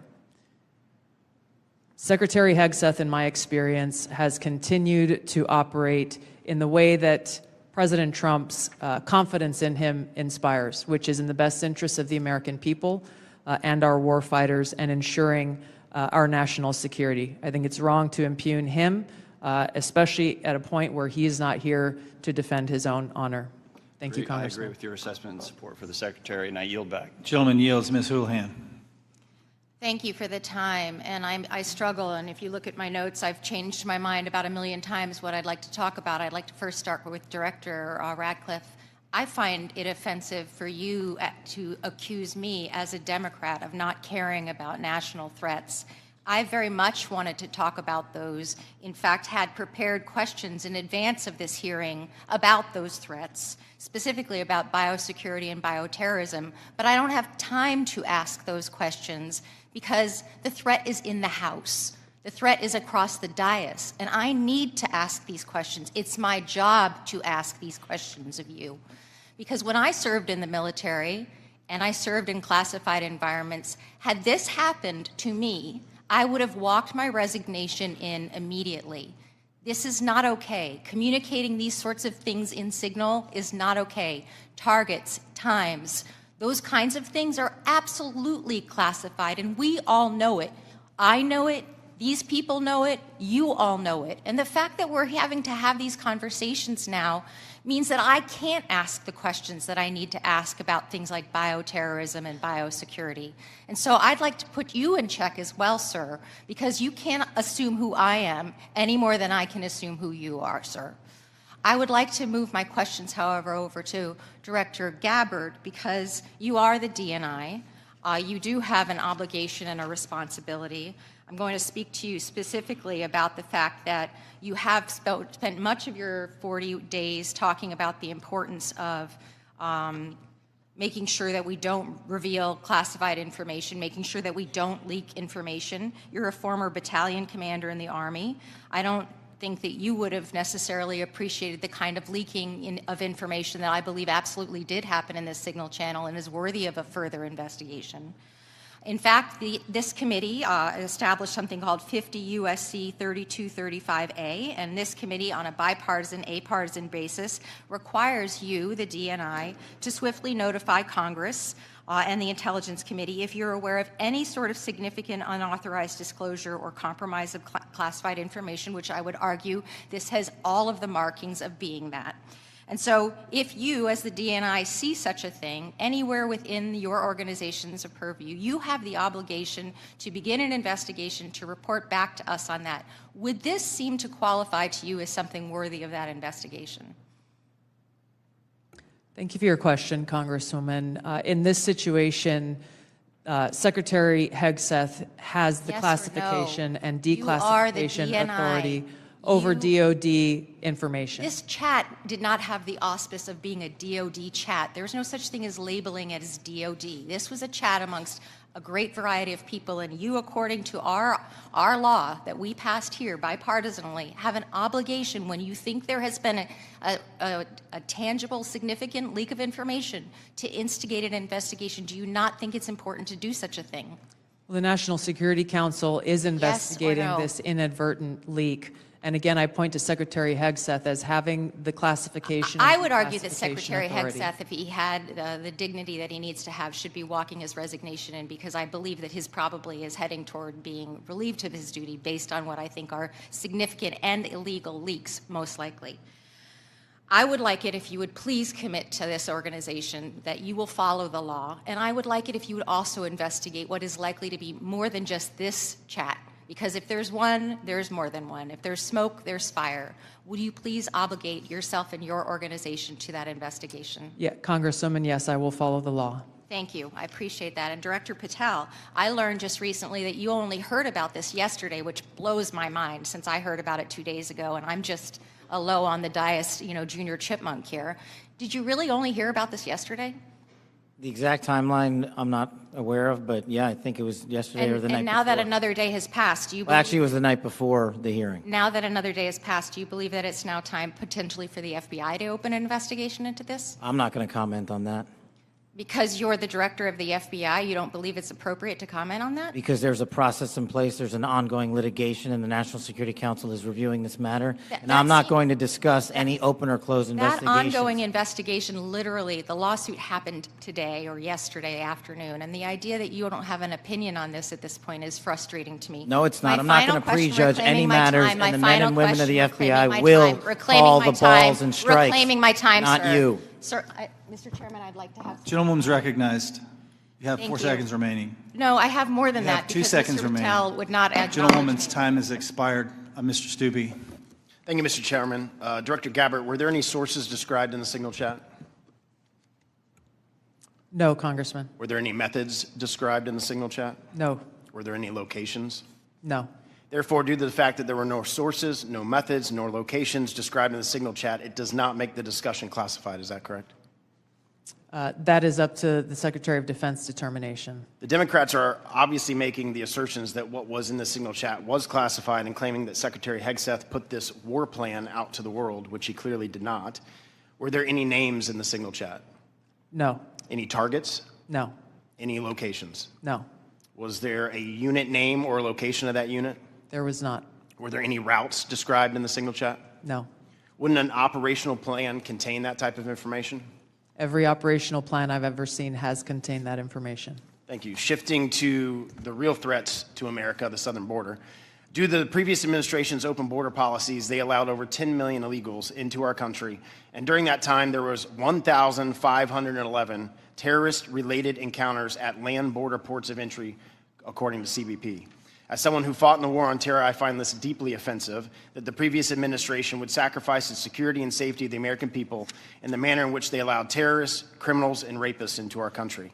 In your testimony, you state, and I quote, based on the latest reporting available for a year-long period ending October 2024, cartels were largely responsible for the deaths of more than 54,000 U.S. citizens from synthetic opioids. A lot of those citizens are from my home state of Florida. Cartels, narco-terrorists, and other violent transnational criminal organizations have violated the territorial integrity and sovereignty of the United States and have also fueled human trafficking and the opioid epidemic that many of my fellow Floridians have witnessed for far too long. I applaud President Trump and his swift decision to designate the narco terrorists and Mexican cartels as foreign terrorist organizations, and I want to thank each of you for making this a priority to fight against Mexican cartels, traffickers, narco terrorists that have been responsible for killing hundreds of thousands of Americans. For every narco terrorist and cartel member violating our sovereignty, poisoning the American people with fentanyl and other illicit opioids, know this: your days are numbered, and know that the full force of the U.S. government will soon address your atrocities once and for all. Director Patel, it's no secret that there is a growing presence of Mexican cartels operating fentanyl synthesis labs just over our border. Just last year, the CBP estimates that more than 21,000 pounds of fentanyl was seized at our borders. That is enough to kill more than twice the population of the world, of our country. What actions are you taking to strengthen the FBI's fight against illicit fentanyl within our borders? Thank you, Congressman. It's good to see you. We have made it a priority at the FBI because fentanyl and illegal narcotics kill an American citizen every 7 minutes. That is a national security crisis, not just at the southern border, but at the northern border. And the Mexican cartels, along with their illicit partners in the CCP and other adversarial countries that are doing harm, are not just taking the fight down south, but they're bringing it up north. So we need to be more vigilant as to what's coming in through our northern border as well. Known and suspected terrorists are flowing in through our northern border more than they are our southern border, I would say, because of the successes we've had in closing the southern border. But when it comes to specifically to fentanyl, we are making, to date, since January 20th, 383 kilograms of seizures of illegal fentanyl, which is enough to kill 29 million Americans. And other than enhancing border security measures, what would be the most worthwhile action the United States could take to eliminate the cartels and stop the flow of illicit fentanyl? I got one answer for you. They're making the precursors in mainland China, and we don't have the authorities to go after that fight there, and we need to take it head on. Because without the chemicals and precursors, there is no fentanyl, and they are moving that material around the world and into the United States too freely. Director Gabbard, I'd like to reemphasize the threat that our adversaries are exploiting via fentanyl and other illicit drugs that are entering our country through the border and poisoning millions of Americans nationwide. It's essential that all components of our national security apparatus are united in their efforts to protect the American people and our communities from such harm. Is there any reason to believe that the Mexican government isn't doing enough to finally eradicate the cartels and other transnational criminal organizations operating just over the border? Congressman, I can only speak from my vantage point. As was stated previously by Director Ratcliffe, we have already been introduced to and begun collaborating with our counterparts in the Mexican government. Could there be more done? I would say absolutely yes. I know that the Trump administration across his cabinet are looking at opportunities to be able to do that. And Director Patel just hit on this with CCP and precursors, but to what extent have we seen other malicious actors worldwide partner with the cartels to infiltrate and target the United States? Related to the production of fentanyl. Yes, ma'am. India is one of those countries that is providing some of those precursor materials as well as equipment. Thank you for being here today. My time's expired. Gentleman yields. Mr. Quigley. Thank you, Mr. Chairman. And I know it's all us who are worried about this only, but apparently the Senate Armed Services Committee Chair and Ranking Member requested Inspector General report on this chat. So I'll tell you why more people are worried about this than you might think, and that's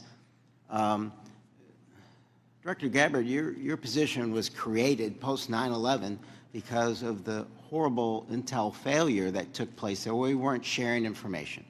It wasn't adequately shared within the community and between our allies.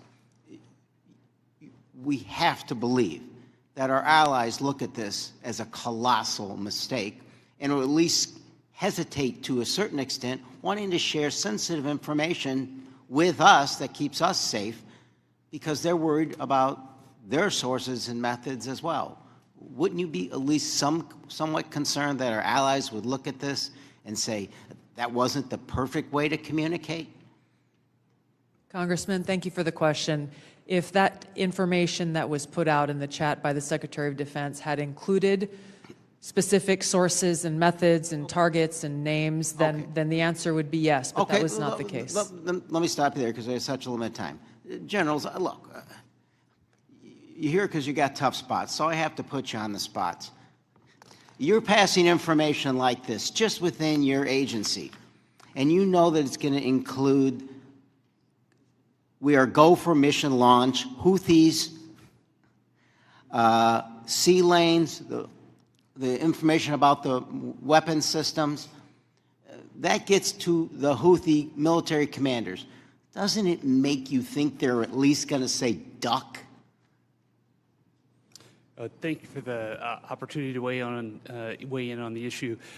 Yes, if we were collecting this on our adversaries and we're able to get this information, as was asked of General Hawk earlier, we would consider that classified, but it's classified under the collection piece. The data that we're talking about here is the operational data, not the intelligence data. Respectfully, sir, just because we have limited time. Secretaries. The Houthis military leader is going to duck when he hears this, or he's going to take some action, or he's going to try to shoot our planes down, right? If he has actionable intelligence, he will certainly use it. I'm talking about this intelligence. You don't think he can figure out? Houthis is mentioned a couple times, sea lanes. They show the weapon system. At least it's a credible warning to him. I would offer the Houthis' defensive position has been constant since the 15th of March. All right. General, I'll just take a whack at it. You're the Houthis' military leader. You get this information passed on to you. It doesn't make you at least take warning? I would, Congressman, I think from the Houthis' perspective, they do have air defense equipment, and they would be able to detect aircraft when they're entered into the Red Sea, and certainly when we have our intelligence aircraft operating over top their country. They'd be able to detect that activity. But being forewarned is extraordinarily important. I'll take another stab at it. If just language like this, in a different context, okay? But just within your department, sir, your people are passing this information. Do you advise them maybe they don't use Signal on this? Are there other forms? Obviously, they're going to be more secure. What I would offer is the data that we would be passing would be the full target packages and the full set of operational information. Okay, but even if it was just this, do you really want to give the possibilities that they could be breached, hacked, and they would get this information? Wouldn't you, even with just this, sir, respectfully, wouldn't you want to use a more secure means of communicating? I think what I would offer are two things, and hopefully they're helpful to you. One of them would be, in addition to that full package that we would talk about, when the Secretary extracted individual details from that and provided those on Signal, whether individually or in aggregate, that is his decision of what is classified and what is not from an operational aspect. And that's probably the most important relevant piece to there. And I would echo what we've said before. It's the Secretary's authority for the... Just give me, there's more secure ways of communicating any of this, right? There are, and our adversaries have... General, there are, right? ...to intercept. There's much more secure means that you use, even if you don't think that this is, or you don't want to stick your head out on it. What I would say is the full packages were transmitted within classified, within traditional classified. But this could have been transmitted in a classified way as well. Thank you. Gentleman's time's expired. The gentleman from Arkansas, the distinguished chair of the Financial Services Committee, Mr. Hill, is recognized. Thank you, Mr. Chairman. And let me say, Director Gabbard and Director Ratcliffe, it's so great to have you back in the Longworth House Office building. The food's the same, but you're welcome anytime. Director Ratcliffe, you know, we've served for 10 years together. I'm certainly aware of your extraordinary service at the DNI and here in Congress. And I just have a couple of follow-up questions on this topic of the Signal chat. Were there any war plans distributed in that Signal chat? No, Congressman. And were sources and methods that would compromise our intelligence system or your agents in the field around the world, were they discussed on the Signal chat? No. I appreciate that. I just think that's an important thing to have on the record. Director Patel, I co-chair the Americans Wrongfully Detained American Hostage Task Force here in the House, and I just in fact left Tigran Gambaryan, a former FBI official who I helped get out of prison in Nigeria last year. I just left him a few minutes ago. You've been, you know this issue very, very well, and President Trump's made such a commitment to bring Americans home. There's some 30 Americans still wrongfully detained or held hostage abroad. Is the FBI committing to work through its officials in our embassies around the world to bring those Americans home?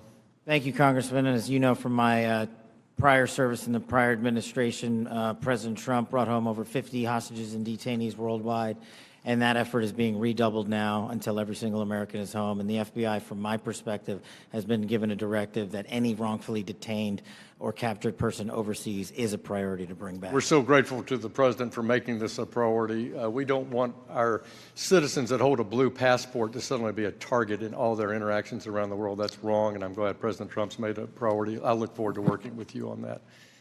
Since November of 2023, I've been pursuing aggressively in this committee the U.S. government's policies and procedures for handling border encounters, specifically known or suspected terrorists. To quote former FBI directors, testimony before the Senate, there are blinking lights everywhere of concern. But despite my numerous attempts, including multiple briefing requests, letters, legislative provisions, a GAO report requested, the prior administration refused to provide requested information and data on what the public now knows was a very dangerous situation along the U.S. borders that President Trump now has as a priority of fixing. In January 2024, there were 176,000 encounters along the southern border, with 51,000 occurring at ports of entry and 124,000 between ports of entry. Comparing that to the work just in the first few weeks of the Trump administration, total encounters are down to 61,000 along the border, with 32 at ports of entry and 29,000 between ports of entry. For the record, that's a 60% reduction. Director Patel, since President Trump took office in January, as we've seen these plummeting border encounter numbers, has the country seen a drop in known or suspected terrorist encounters at the border?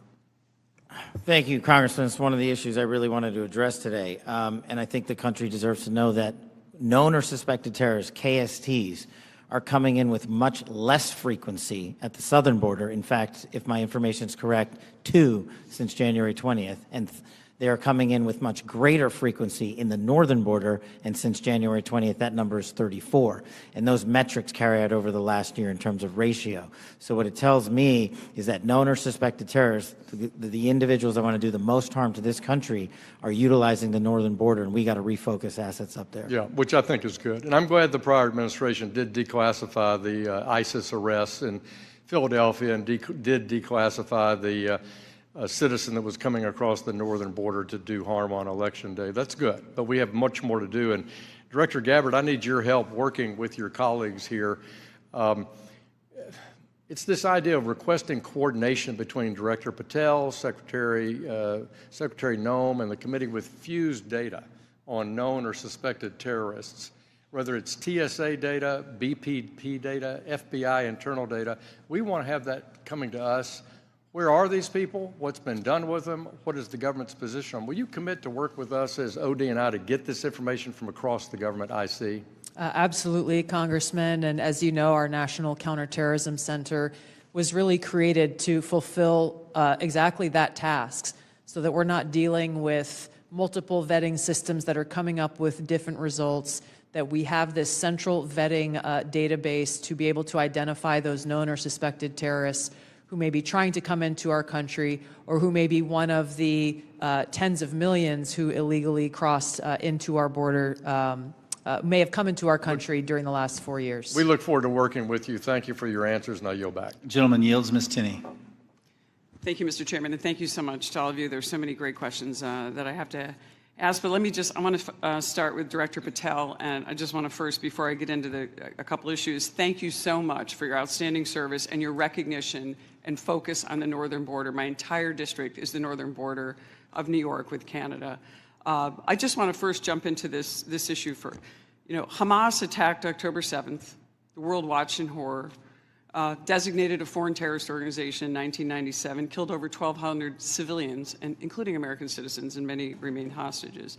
Only slightly less disturbing, we had a myriad of seemingly coordinated pro-Hamas demonstrations that have taken place all over the United States, in my state of New York, on college campuses, in Washington, D.C., universities. Director Patel, does the FBI have any open investigations into the organization, the leadership, and the funding of these pro-Hamas demonstrations, with students such as, and groups such as Students for Justice in Palestine? Thank you, ma'am. And I'm limited by what the Attorney General has already publicized, but as you know, there are open investigations based on what's been made public. Okay. Has the FBI uncovered any evidence of foreign support for these Hamas demonstrations, including other than Iran? Any of these groups I might mention, like Students for Justice in Palestine, anything that's open source that we can talk about? That's still ongoing. Thank you. Director Gabbard, thank you so much for your service. It was great to serve with you in Congress as well and work so much on wonderful veterans issues. My son's also a Marine major, and so we appreciate the service of everybody here. Let's keep in mind, obviously we're in open session. Do you have anything or ongoing intelligence to suggest there's foreign support from governments, non-government groups, and individuals that have helped these pro-Hamas demonstrations all across America, including on university campuses? Congresswoman, there are some assessments that reflect that, and we can talk about that in the closed session. Great, thank you so much. And now I want to get back to Kash, Director. Great work on the northern border. I'm one of the co-founders of the Northern Border Security Caucus, and your information has been tremendous. Once I got the district that I represent now, this sprawling, long district, the entire northern border is Canada. And as you say, 358 suspects on the terror watch list. Almost 90% of the suspects on the terror watch list are coming across our northern border. I'd love to talk to you. What is the FBI doing specifically dealing with this northern border?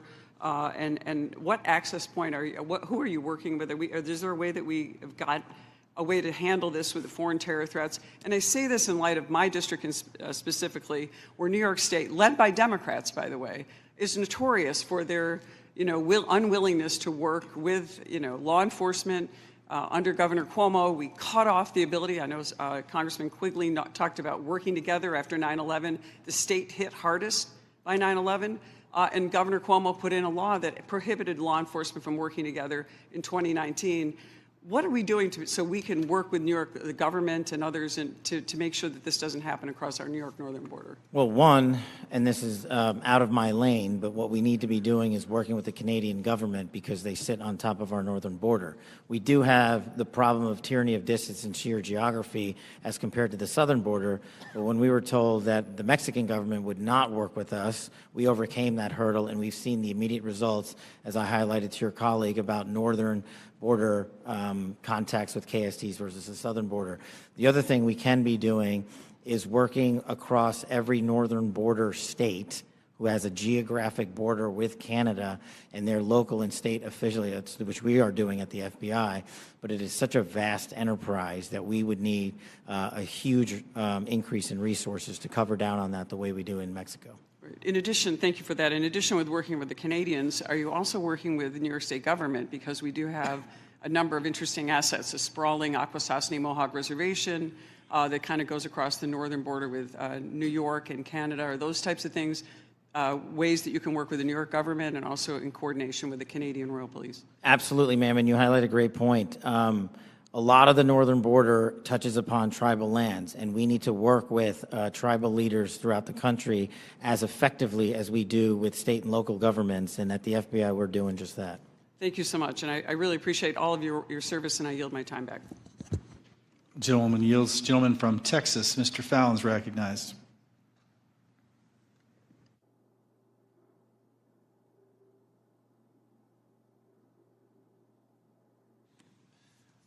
Thank you, Mr. Chairman. I appreciate it. Director Patel, many of us had grown, increasingly alarmed at the sheer number of foreign nationals we're seeing caught spying on our critical infrastructure or, near sensitive sites in the country. One example is a Chinese national who's flying a drone, allegedly flying a drone over Vandenberg and taking pictures of the base. He was arrested in the San Francisco airport not that long after.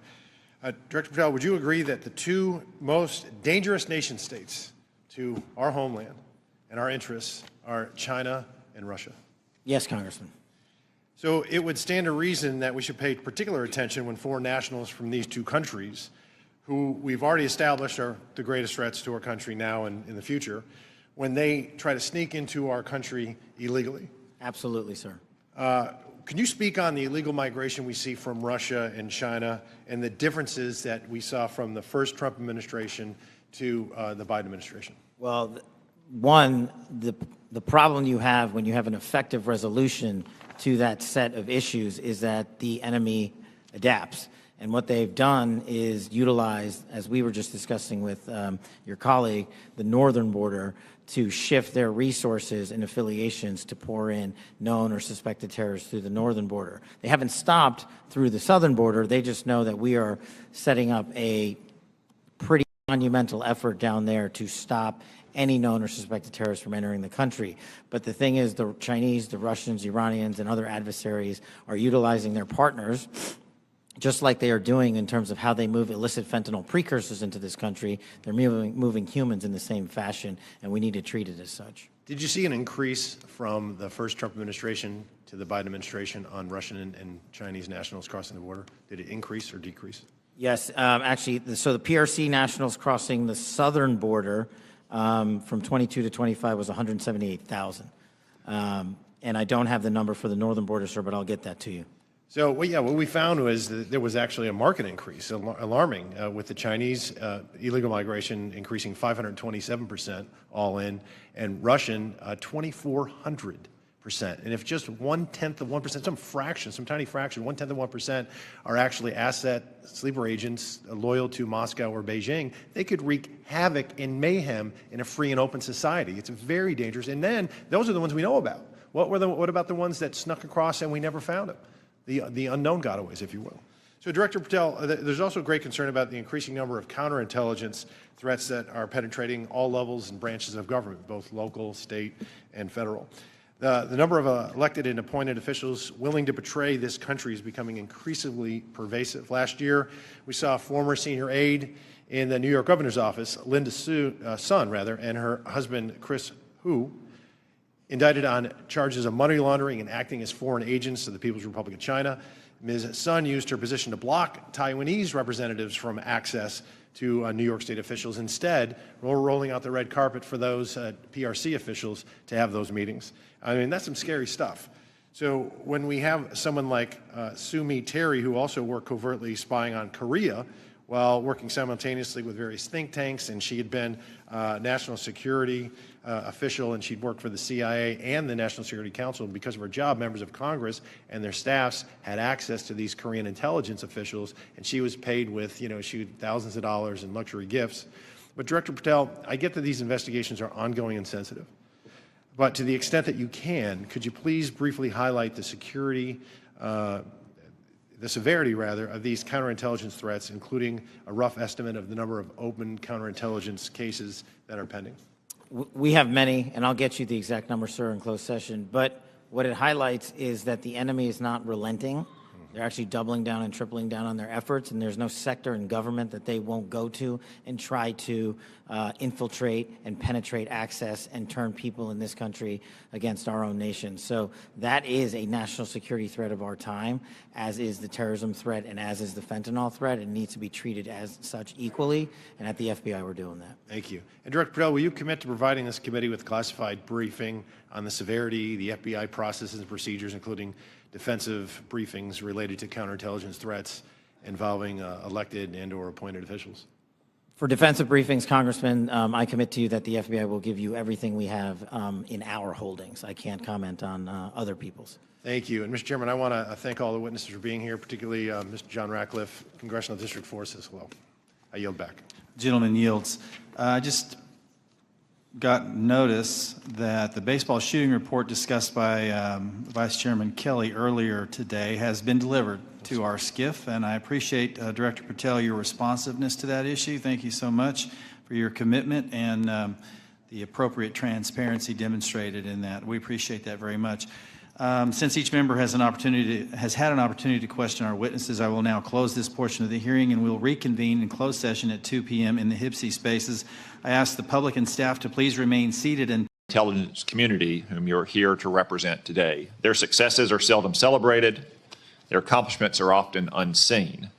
But our nation is grateful to each one for the vital work they do to keep our nation safe, prosperous, and free. Our annual Worldwide Threats hearing allows for the American people to receive an unvarnished and unbiased account of the real and present dangers that our nation faces. As we will hear from our witnesses, many of the threats we face are truly existential. Communist China is actively working to replace the United States as the world's dominant superpower.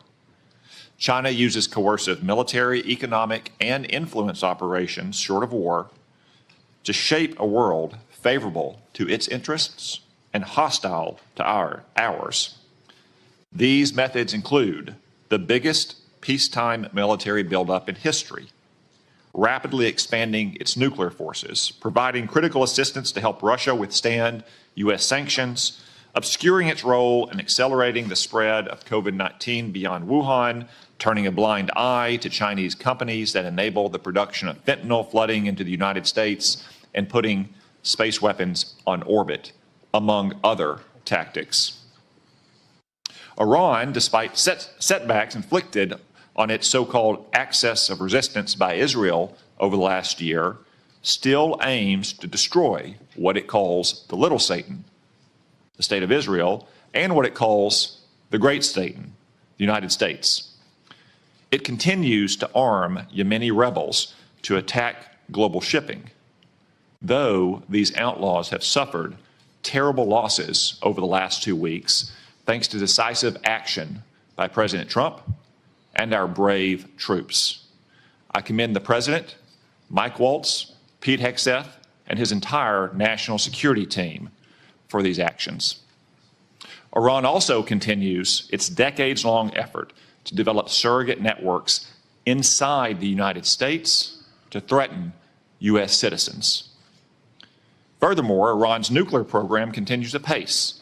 It's actively developing multiple space launch vehicles, which are little more than flimsy cover for an intercontinental ballistic missile program that could hit the United States in a matter of years. But all this will soon come to an end. The supreme leader of Iran now faces a stark choice, thanks to President Trump. The supreme leader can fully dismantle his nuclear program, or he can have it dismantled for him.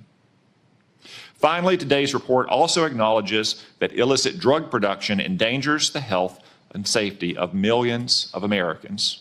For the first time, the annual threat assessment lists foreign illicit drug actors as the very first threat to our country.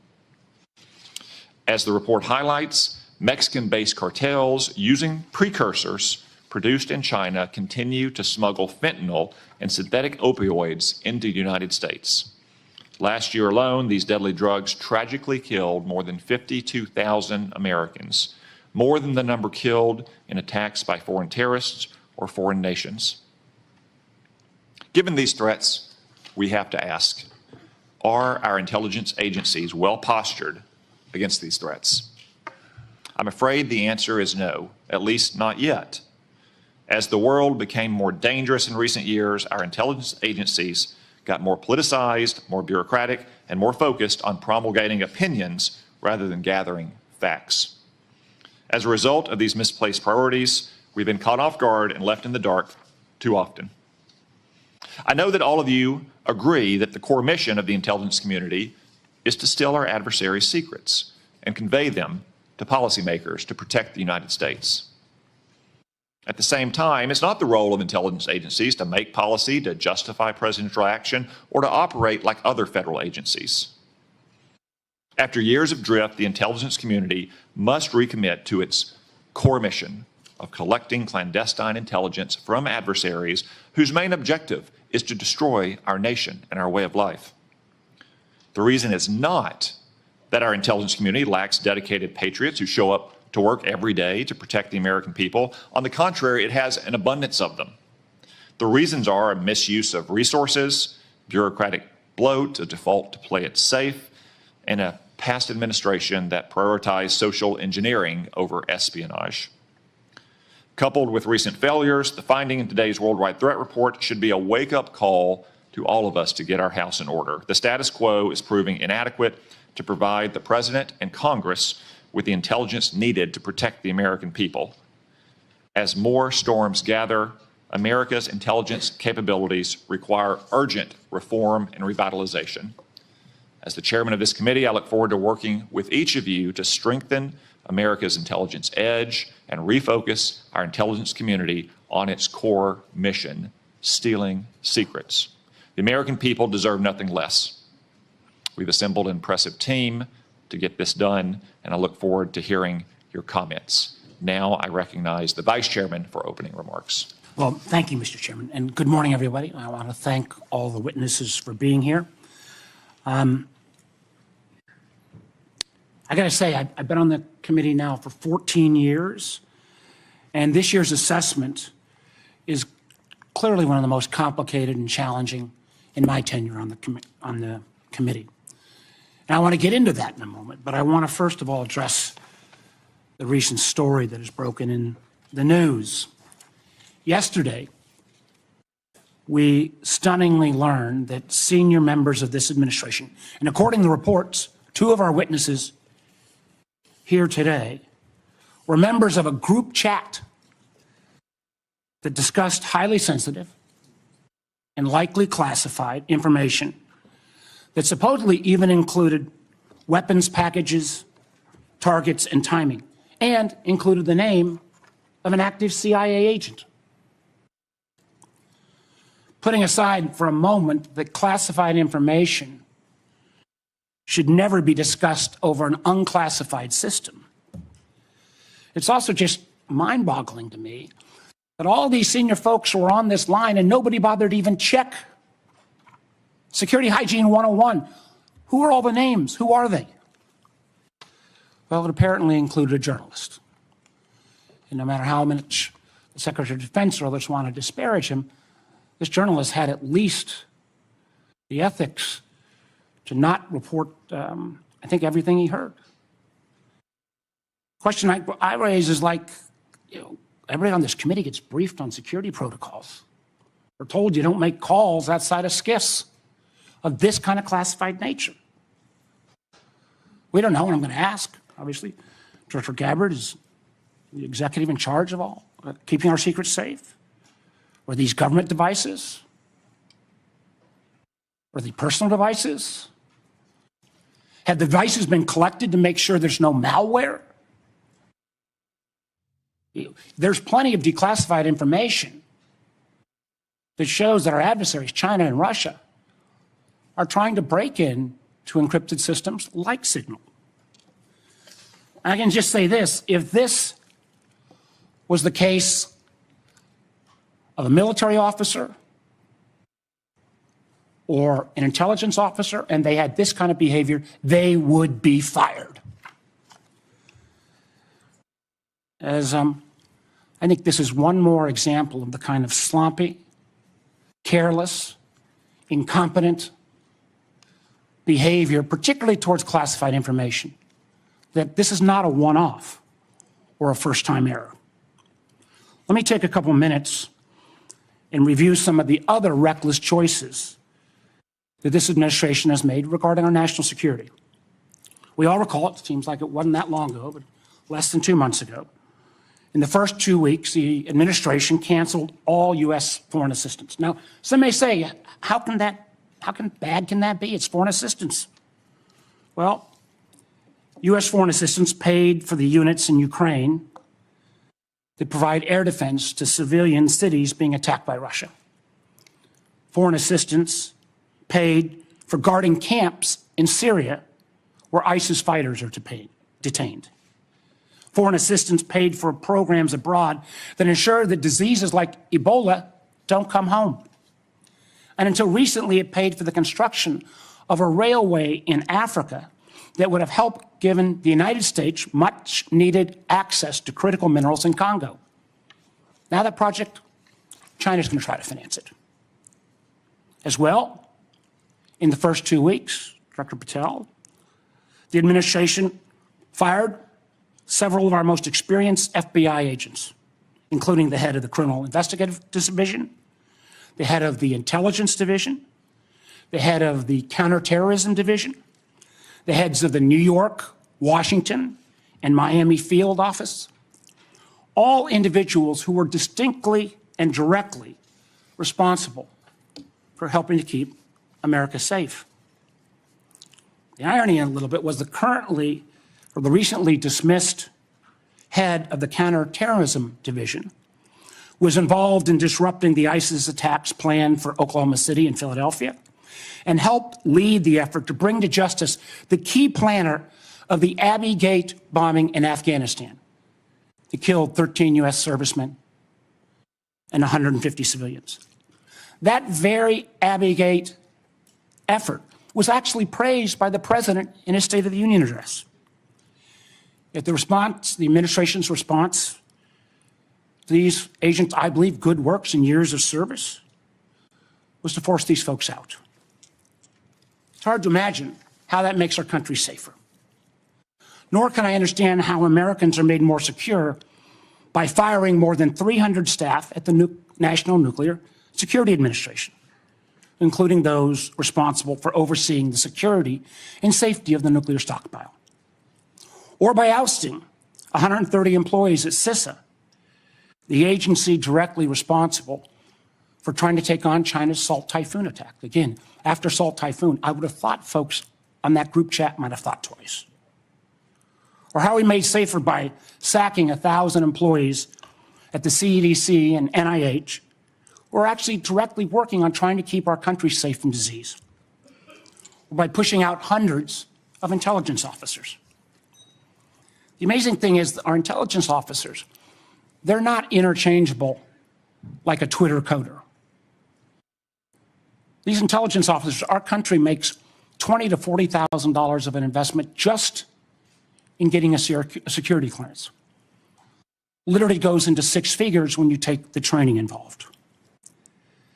Can anyone tell how firing probationary individuals without any consideration for merit or expertise is an efficient use of taxpayer dollars? And just to make clear that yesterday's story in The Atlantic was not this rookie one-off, it's a pattern. I want to acknowledge Director Ratcliffe was not here in his position when this took place. But again, earlier in the administration, when a non-classified network was used, thereby exposing literally hundreds of CIA officers' identities, those folks can't go into the field now. How does that make our government more efficient? You know, again, this pattern of an amazing cavalier attitude towards classified information is reckless, sloppy, and stunning. And perhaps what troubles me most is the way the administration has decided that we can take on all of our problems by ourselves without any needs for friends or allies. I agree that we've got to put America's priorities first. But America first cannot mean America alone. The intelligence we gather to keep Americans safe depends on a lot of allies around the world who have access to sources we don't have. That sharing of information saves lives, and it's not hypothetical. We all remember it because it was declassified last year when Austria worked with our community to make sure to expose a plot against Taylor Swift in Vienna. That could have killed literally hundreds of individuals. However, these relationships are not built in stone. They're not dictated by law. Things like the Five Eyes are based on trust, built on decades. But so often that trust is now breaking literally overnight. Yet suddenly, and for no reason that I can understand, the United States is starting to act like our adversaries are our friends. Voting in the UN with Russia, Belarus, and North Korea. That's a rogues gallery if I've ever heard of them. Treating our allies like adversaries, whether it's threats to take over Greenland or over the Panama Canal, destructive trade war with Canada, or literally threatening to kick Canada out of the Five Eyes. I feel our credibility is being enormously undermined with our allies, who I believe, and I think most of us on this committee, regardless of party, believes makes our country safer and stronger. But how can our allies ever trust us as the kind of partner we used to be when we, without consultation or notice, for example, stop sharing information to Ukraine in its war for survival against Russia? Or how can our allies not only not trust our government, but potentially not our businesses with such arbitrary political decisions. Let me give you a few examples. You know, as a result of a lot of work from this committee and others in Congress, we made sure America's commercial space industry is second to none. From space to launch to commercial sensing and communications, the United States has taken a record lead. Yet overnight, this administration called into question the reliability of American commercial tech industry when Maxar and other commercial space companies were directed to stop sharing intelligence with Ukraine. I got to tell you, I've been a business guy, I can't say longer than being an elected official, but pretty close. That shockwave across all of commercial space, and frankly, not just commercial space, I've heard it from some of our hyperscalers in the tech community, has sent an enormous chill. Who's going to hire an American commercial space company, government or foreign business, with the ability to have that taken down so arbitrarily? And it's not just in the case of commercial space. We've seen that Canada, Germany, Portugal have all been saying they're rethinking buying F-35s. I've heard from Microsoft and Google directly and Amazon that they're having questions about whether they can still sell their services. We've also seen foreign adversaries and friends take advantage of this rift in our national security areas and our scientists. Germany has already put out ads trying to attract some of our best scientists who've been rifted. And the Chinese intelligence agencies are posting on social media sites in the hopes of luring individuals with that national security clearance who've been pushed out, perhaps arbitrarily, to come into their service. So no, the signal fiasco is not a one-off. It is unfortunately a pattern we're seeing too often repeated. I fear that we feel the erosion of trust from our workplace, from our companies, and from our allies and partners can't be put back in the bottle overnight. Make no mistake, these actions make America less safe. Thank you, Mr. Chairman. Before I turn to the witnesses' hearing, I want to welcome everyone in our large audience today. I also want to note that we will not tolerate any disruptions of the witnesses' testimony or senators' questions and the witnesses' answers. You'll note that we have a large contingent of Capitol Police in the room. Any disruptions, either opposed or in favor to the witnesses, will result in prompt removal from the hearing room, and my encouragement to the U.S. Attorney to throw the book at the person disrupting the hearing. No offense, but we all came to hear the witnesses, no one else in the room. Director Gabbard, I understand you'll make a statement for the panel of witnesses. Thank you, Mr. Chairman, Vice Chair, members of the committee. Thanks for the opportunity for us to be here to present you the intelligence community's 2025 annual threat assessment. I'm joined here this morning by my colleagues from the CIA, DIA, FBI, and NSA. Our testimony offers the collective assessment of the 18 U.S. intelligence elements making up the U.S. Intel community and draws on intelligence collection and information available to the IC from open source and private sector and the expertise of our analysts. This report evaluates what the IC assesses most threatens our people and our nation's ability to live in a peaceful, free, secure, and prosperous society. As you know, we face an increasingly complex threat environment that is threatening us here at home and our interests abroad. I'll begin by focusing on what most immediately and directly threatens the United States and the well-being of the American people. Non-state criminal groups and terrorists putting American lives and livelihood at risk. Then I'll focus on the key nation states who have the capability to threaten the interests of the United States. In this complex environment, non-state and state actors are able to exploit or take advantage of the effects of each other's activities. Conventional and asymmetrical capabilities, even the traditionally weakest of actors are able to acquire from available advanced technologies, creates an even more complex and serious threat landscape. First, I'll highlight the threats presented by several non-state actors. Cartels, gangs, and other transnational criminal organizations in our part of the world are engaging in a wide array of illicit activity, from narcotics trafficking to money laundering to smuggling of illegal immigrants and human trafficking, which endanger the health, welfare, and safety of everyday Americans. Based on the latest reporting available for a year-long period ending October 2024, cartels were largely responsible for the deaths of more than 54,000 U.S. citizens from synthetic opioids. Mexico-based transnational criminal organizations, or TCOs, are the main suppliers of illicit fentanyl to the U.S. market and are adapting to enforcement and regulatory pressures by using multiple sources and methods to procure precursor chemicals and equipment, primarily from China and India, many of which are dual-use chemicals used in legitimate industries. Independent fentanyl producers are also increasingly fragmenting the drug trade in Mexico. The availability of precursor chemicals and ease of making illicit fentanyl have enabled independent actors to increase illicit fentanyl production and smuggling operations in Mexico. Cartels are profiting from human trafficking and have likely facilitated more than 2 million illegal immigrants encountered by law enforcement at the U.S. southwest border in 2024 alone, straining our vital resources and putting the American people at risk.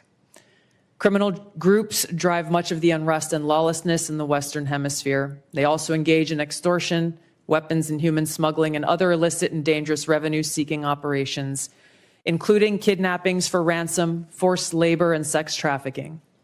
These and other human traffickers exploit vulnerable individuals and groups by promising well-paying jobs while confiscating their identification documents. They operate in the shadows, exploiting lawlessness in various areas and using coercion and intimidation to control their victims. While these key drivers of migrants are expected to persist, heightened U.S. border security enforcement and deportations under the Trump administration are proving to serve as a deterrent for migrants seeking to illegally cross U.S. borders. U.S. Border Patrol apprehensions along the southwest border in January 2025 dropped 85% from the same period in 2024. Transnational Islamist extremists such as ISIS and al-Qaeda and affiliated jihadi groups continue to pursue, enable, or inspire attacks against the United States and our citizens abroad and within the homeland to advance their ultimate objective of establishing a global Islamist caliphate. This includes heightened efforts to spread their ideology to recruit and radicalize individuals in the U.S. and the West. While the New Year's Day attacker in New Orleans had no known direct contact with ISIS terrorists, he was influenced and radicalized by ISIS ideological propaganda, as one example. Al-Qaeda and its affiliates continue to call for attacks against the United States as they conduct attacks overseas. These jihadist groups have shown their ability to adapt and evolve, including using new technologies and tactics to spread their ideology and recruit new followers. A range of non-state cyber criminals are also targeting our economic interests, critical infrastructure, and advanced commercial capability for extortion, other coercive pursuits, and financial gain. These actors use a variety of tactics, including phishing, ransomware, and denial of service attacks, to disrupt our systems and steal sensitive and lucrative information using available technologies and U.S. cyber vulnerabilities. Ransomware actors last year, for example, attacked the largest payment processor for U.S. healthcare institutions.